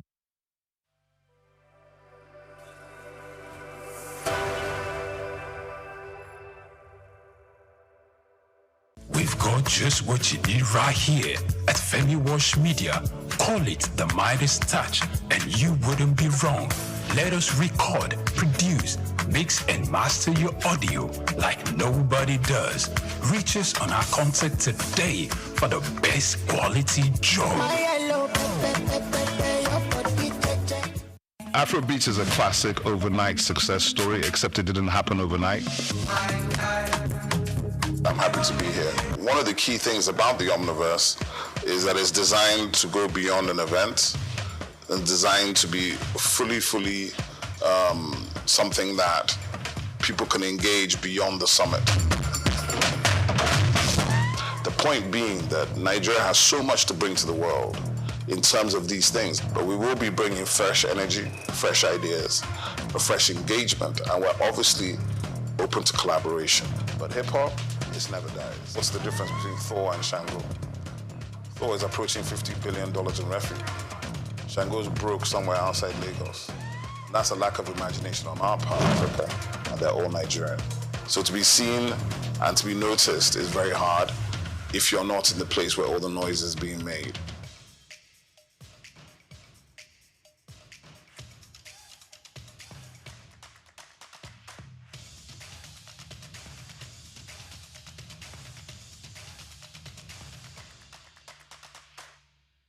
Hello Nigeria, hello Africa. Yeah, this is Sound Man. Keep watching SOUQ News. My name is Babalola from Excel LED. Keep watching SOUQ News. My name is Shepherd Michael Adewale Onofuye. I enjoin you all to always watch SOUQ News TV. Hi, I'm Tom Boggaballs, and please keep watching SOUQ News. Wale Seriki, SLG Lagos Island East, SOUQ News. Keep out watching them and keep a lookout for them. They're up and coming, and we're proudly to be affiliated with them. You alone where they make me go crazy. This your love in the cool of my brain. You're my medicine, I need you all day. Yo, it's Blackface Nigeria, and you're watching SOUQ News TV. Keep it locked on this dial, don't change it. You know what I say? Blackface Nigeria, love no bad. One thing that worth being treasured and celebrated is having a family of intellect, especially a father full of wisdom to lead aright. On Saturday, April 20th, a heartwarming ceremony unfolded at Brookstone School Hall in Owode-Onere, Ikorodu, Lagos, as the UK-based Nigerian Pa Michael Onafuye launched 3 inspirational books. The event not only marked the culmination of Pa Onafuye's literary endeavors but also served as a testament to his zeal for intellectual exploits, spiritual gifts and guidance, as well as laid down legacies for his family. The books titled War Against Limitation, Maximizing Divine Mandates of God on Your Life, and God's Word of Assurance is Your Sure Word of Insurance, brought together family, friends, and religious leaders from within and outside the community.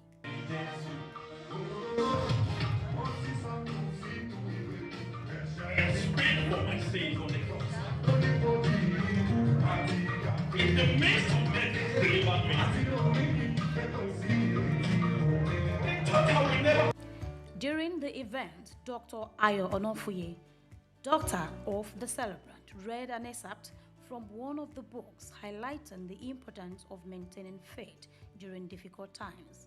His son, Dr. Tosin Onafuye, also delivered a keynote address pointing to his father's wisdom and spiritual leadership. He is one that seeks to redeem the value of humanity through service and the production of service.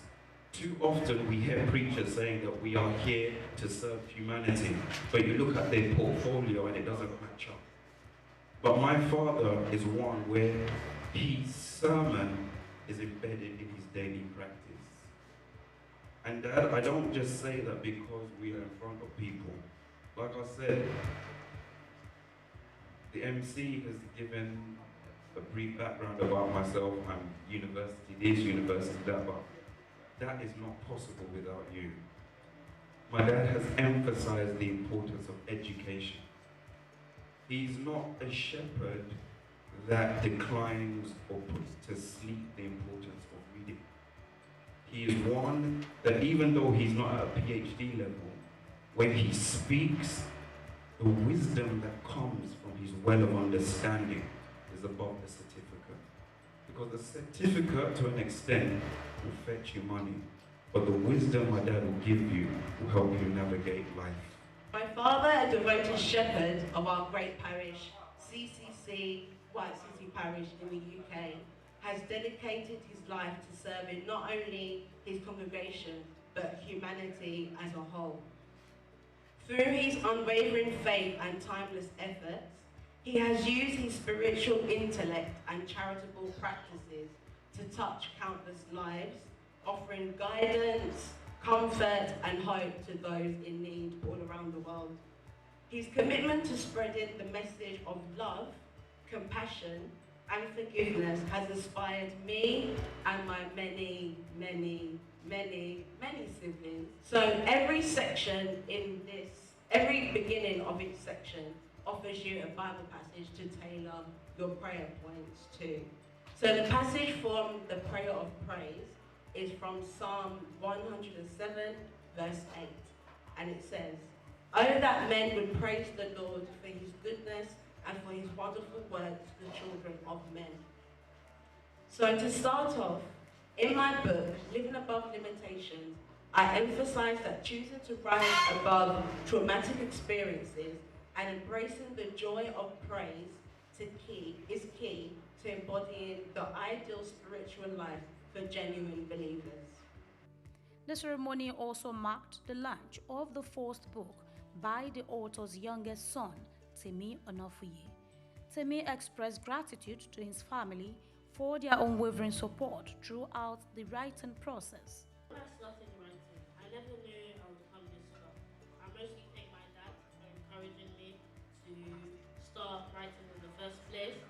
And I also thank my mother and my siblings for supporting me throughout my journey. I also thank God for guiding me when I'm writing a story, giving me the ideas.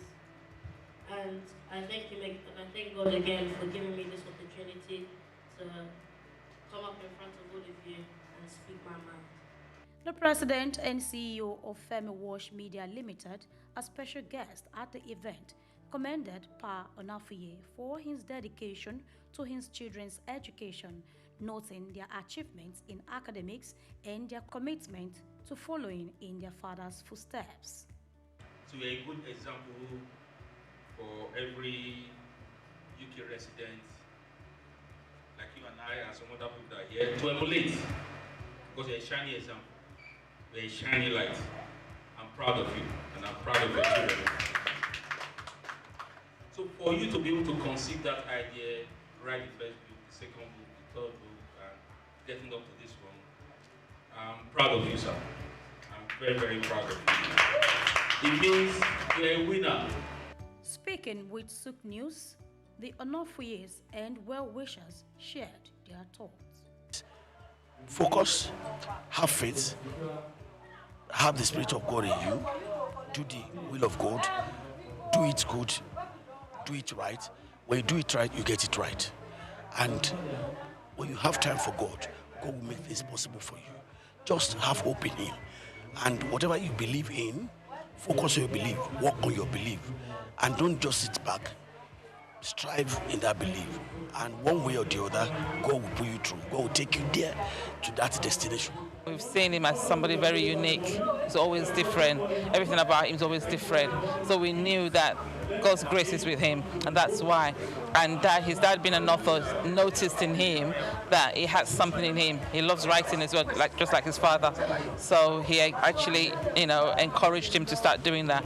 And if you read the book, it's all about what's happened to him. That's why that title comes in as, the world around me.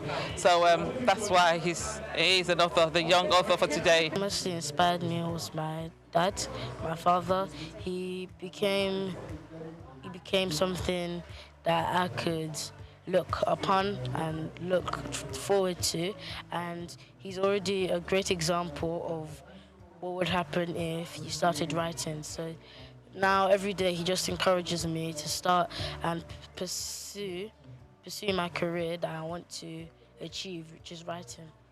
To be fair, I saw him go through a few challenges, which hasn't always been easy, obviously, as his child. But at the same time, it was remarkable the way he came from those challenges and how he handled them, first of all, and then what he produced through those challenges. And that's always been something that has inspired me. We've been for a few years, and since I've been with him, I didn't like him. I really enjoyed him. Having him as my in-law. He was very quiet, jovial, then intelligent, then accommodative, and very spiritual. So I learned a lot of him from him. Even I told my niece that I feel jealous of him. One thing I want to say mostly that I know about him is he's always learning. As he is always learning, he's always also teaching you. There is no day, even in church, that we're doing maybe a spiritual program, he will always want to bring something out that you, as an individual, as a youth, as a child of God, something to direct you back to God. It is with great pleasure and excitement that I stand before you today as we gather to celebrate the launch of a remarkable literary work.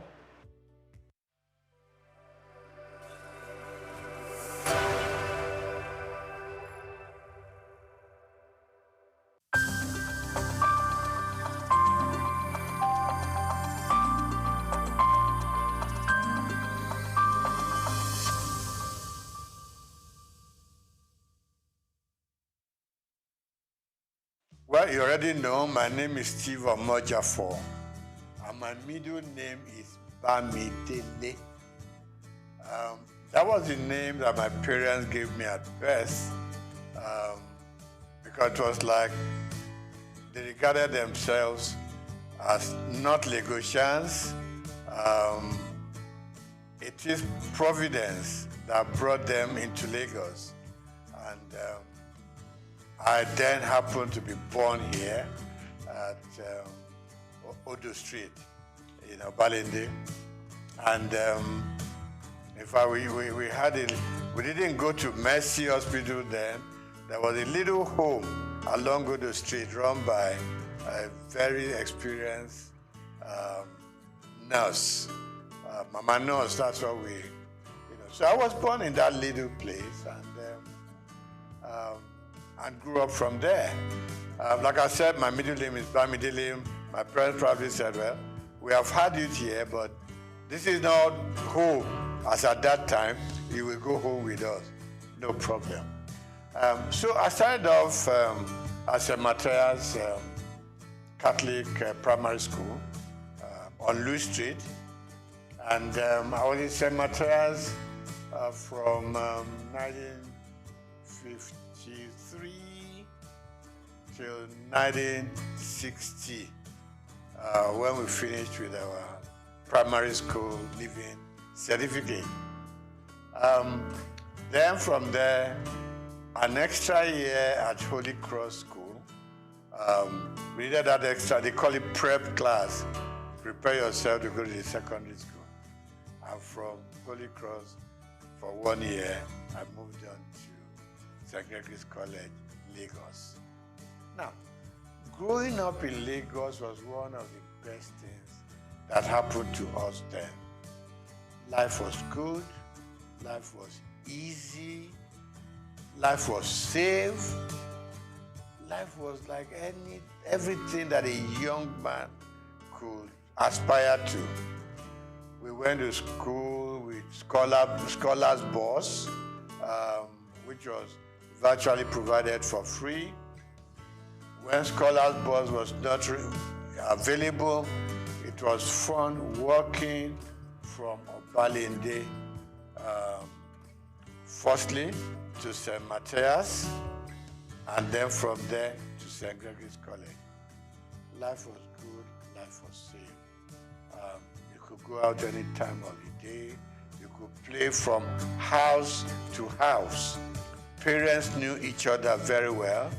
And so, in fact, when you were late somewhere on your street or in your neighborhood, you could sleep there because they would send a message to your home that Dele is here, so don't bother. The next morning you wake up, have your bath, have breakfast, return to your home. There was this community life that we all lived. Parents could discipline children of their friends. Okay? Not like these days, you dare not touch any other child. The parents will come and do a battle with you. That I didn't send my child to you to be flogged or to be beaten. So it was a very beautiful life. So went to St. Matthias, went to St. Gregory's College, and then from there to University of Lagos. We were our brothers' keepers. School was fun. Teachers were all there just to teach you. There was no messing around. There weren't any bad habits that people could be developing along the line, So that was my life growing up. So we were all walking through Balinde to Lafiaji, to Campus Square, to Tokunbo, Okekpopo, So we were children of the neighborhood. We were children of the area. So I'm never ashamed to say I'm an area boy in Lafiaji. Today it has become a taboo. But then we were proud of our origin. We were proud of our place of birth. And we were proud growing up in the neighborhood. So today, still believe me, I get up on some Fridays, I just go to Lafiaji. I stay with the guys. Okay, not all of us were fortunate enough to go through the system. Okay? So those who, in quote, were left behind, we still, a lot of the time, we still talk to them. We still relate to them when there are problems that we could fix. We help out. Because, it wasn't their fortune to be able to have gone. I know some dropped out, on their own volition. But generally, we all like the idea of going to school, but some couldn't make it. But we still relate to them. We are still friends. So I'm not surprised I leave Holy Cross Cathedral and I just hear people call me my names. And I know these people are those who knew me when we were growing up.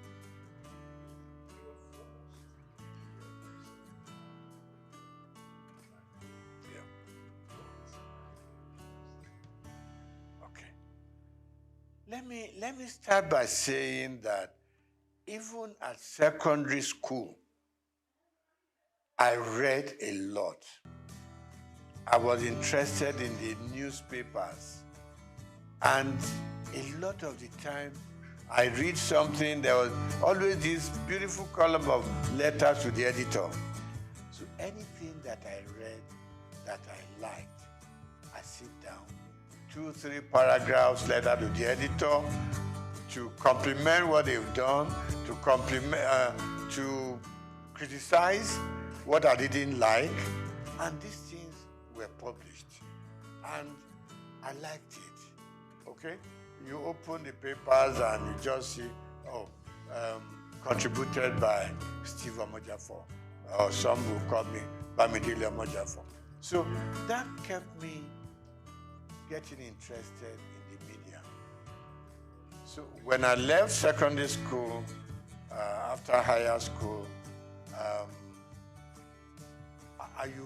I would just pay a visit to Daily Times, which was in Tinubu, Kakawa Street. I just pay a visit there, and I got talking to people. They would take me to the newsroom, they'll just show me how newspapers are produced and all that. That ignited my interest. So when I left higher school, mass communication was what occurred to me.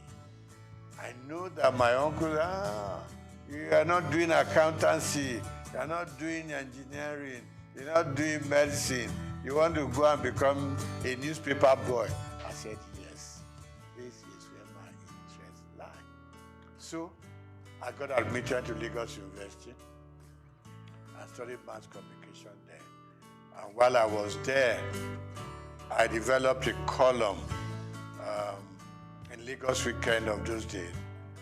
Every Friday I was contributing. And I was writing under the name of Akibodilon. Now, Akibodilon itself is a name that I picked up in a drama group. Because we had a drama group that we produced all kinds of little plays here and there at Jekirandu Hall, So one of the roles I played was Akibodilon.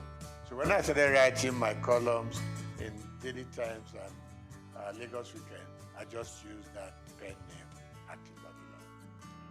So I did the program and I started writing for Daily Times campus news, things that happened during elections, battle between the male and female, problems with the tutors and everything. So it became a very regular program. In fact, I inherited the program from late Golabo Ogusawo, who was my boss in the Daily Times. So I did that program for 3 years. It became very popular. It got to a point, Vice Chancellor would call me to say, there's a little thing going on in the university. I hope you have covered it for your paper. And I said, I'm not even employed there. I'm just writing, So I left the University of Lagos, had all kinds of jobs that one could do, but I headed for Daily Times because I just had developed a path for myself, and that is journalism. Okay. So while in the Daily Times, worked with Lagos Weekend, went to Daily Times proper and worked there. I was a columnist, I was a sub-editor, and also a reporter. Combined everything. So that was where my interest grew and grew, and it was very painful when I had to leave the Daily Times organization. And what did I go to? Linters advertising. When I walked into Lintas, and I said to the chairman managing director, and I said, I want a job. I said, just like that? I said, yes, sir. You know, then it was easy to communicate with people. We're not too many, so they listen to you. So he said, what are you doing now? I said, I'm a sub-editor at the Daily Times. So why are you coming to advertising? I want to broaden my space. I want to broaden my experiences. It took about 3 months, and I got a job in Lintas. And I remember Alhaji Babatunde Joseph, when I was going to leave, said, look, Steve, where are you going? I said, I'm going to Lintas. I said, well, we do the same thing. They package programs commercially. Here we do our papers and we go sell, you know. So I said, okay, sir, let me just go gather some experience at Lintas. And Lintas and Daily Times were just 5 minutes walk from each other. And I said, sir, if the editor needs me for anything, trust me, I will spend my time and money, do write-ups for Daily Times. So I was like working in advertising and still writing for the Daily Times. So that was my life. From Lintas, we set up our own company known as Roosevelt Advertising Limited. And Roosevelt, was formed by 3 partners, you know, two friends of mine. 3 of us were at Lagos University at the same mass comm department. So we came out, and I left Daily Times to set up Roosevelt. One of my partners left Cadbury to join us, and Akodusi left Admark, another advertising company. So 3 of us came together and we set up Roosevelt. We call ourselves second generation agencies because before then, we were the Ogilvy, the Lintas, Grant Advertising, and so on. So we set up a small shop in Surrey, and it grew beyond our own imagination. From Roosevelt, we set up a second line agency called McCann, STB McCann. Got affiliated to a company in America, McCann Erickson. So that was how it all went on. Now, I didn't do banking and I didn't work as a banker. The interesting story is that one day, while still at Roosevelt, no, STB McCann then, I got a phone call from somebody I've never met before. And I picked up the call. He said, my name is ABC, blah, blah, blah. And he said, the managing director of Zenith Bank wants to talk to me. So I said, no, there's no problem. I know I'm not owing any bank and all that. He said, no, he just wants to talk to you. So I picked up, he picked up the line and said, my name is this. I said, my name is this. He said, can we meet? So I said, she, no problem. He said, no. So we agreed to meet. And it got to be that he wanted to appoint a couple of directors for the bank before they went public. And what I said to him was, I'm not a banker. I didn't study finance or economics. He said, no. What I want from you is your name and your integrity. Nothing beyond that. That was the beginning of the story. So I got onto the board, and I learned a lot. You know, I'm somebody who doesn't get to a place and I want to show them what I know or what I don't know. You could make a fool of yourself sometimes. So for me, like the first 6 months or 1 year, was just go to the meeting, listen to them, know where they are coming from, know what the focus is, and know what the expectations are. So I picked it up from there. Gradually, I got into the system. Of course, naturally, buy some books on banking, finance, just read, you know, so at least you know how the banks operate. I've always been a customer of the banks. It is very small scale. And all I did was follow the banking trend. You know, there weren't too many banks in Nigeria at that point in time, but I followed through. And that was it. I got onto the board. And somewhere along the line, there was the policy of the central bank. The managing director had to step aside, so to say. The chairman had overspent some time regulated by the CBN. And they approached me and said, "You are going to become, at the board, you're going to become the chairman of the board." I said, "Me?" And they said, "Yes. I've met a lot of people here, so why me anyway?" To cut the short story long, I was eventually made the chairman of Zenith Bank. And I was there, I was chairman for 4 years. And then CBN rules changed again. The MD came back, and I was very happy to hand over the bank to him. And I said I was going to leave when he came back. He said no. Statutorily, as he had 2 more years on the board, that no, you got to stay and live out your time. And then, so I did. And after 12 years, I eventually bowed out from the bank and returned full time to my own job, which I've been known for, and that is the media world. Okay, so I get invited for interviews, for programs here and there. Like you said, it's always a good thing. You have something you have learned over the years, you want to impact it on the younger ones, you know, who are coming. I mean, my first son, for instance, you know, went through the media scene, now in advertising, and I go on encouraging them. I retired from active day-to-day operations about almost 15 years ago. You know, but I'm still keeping pace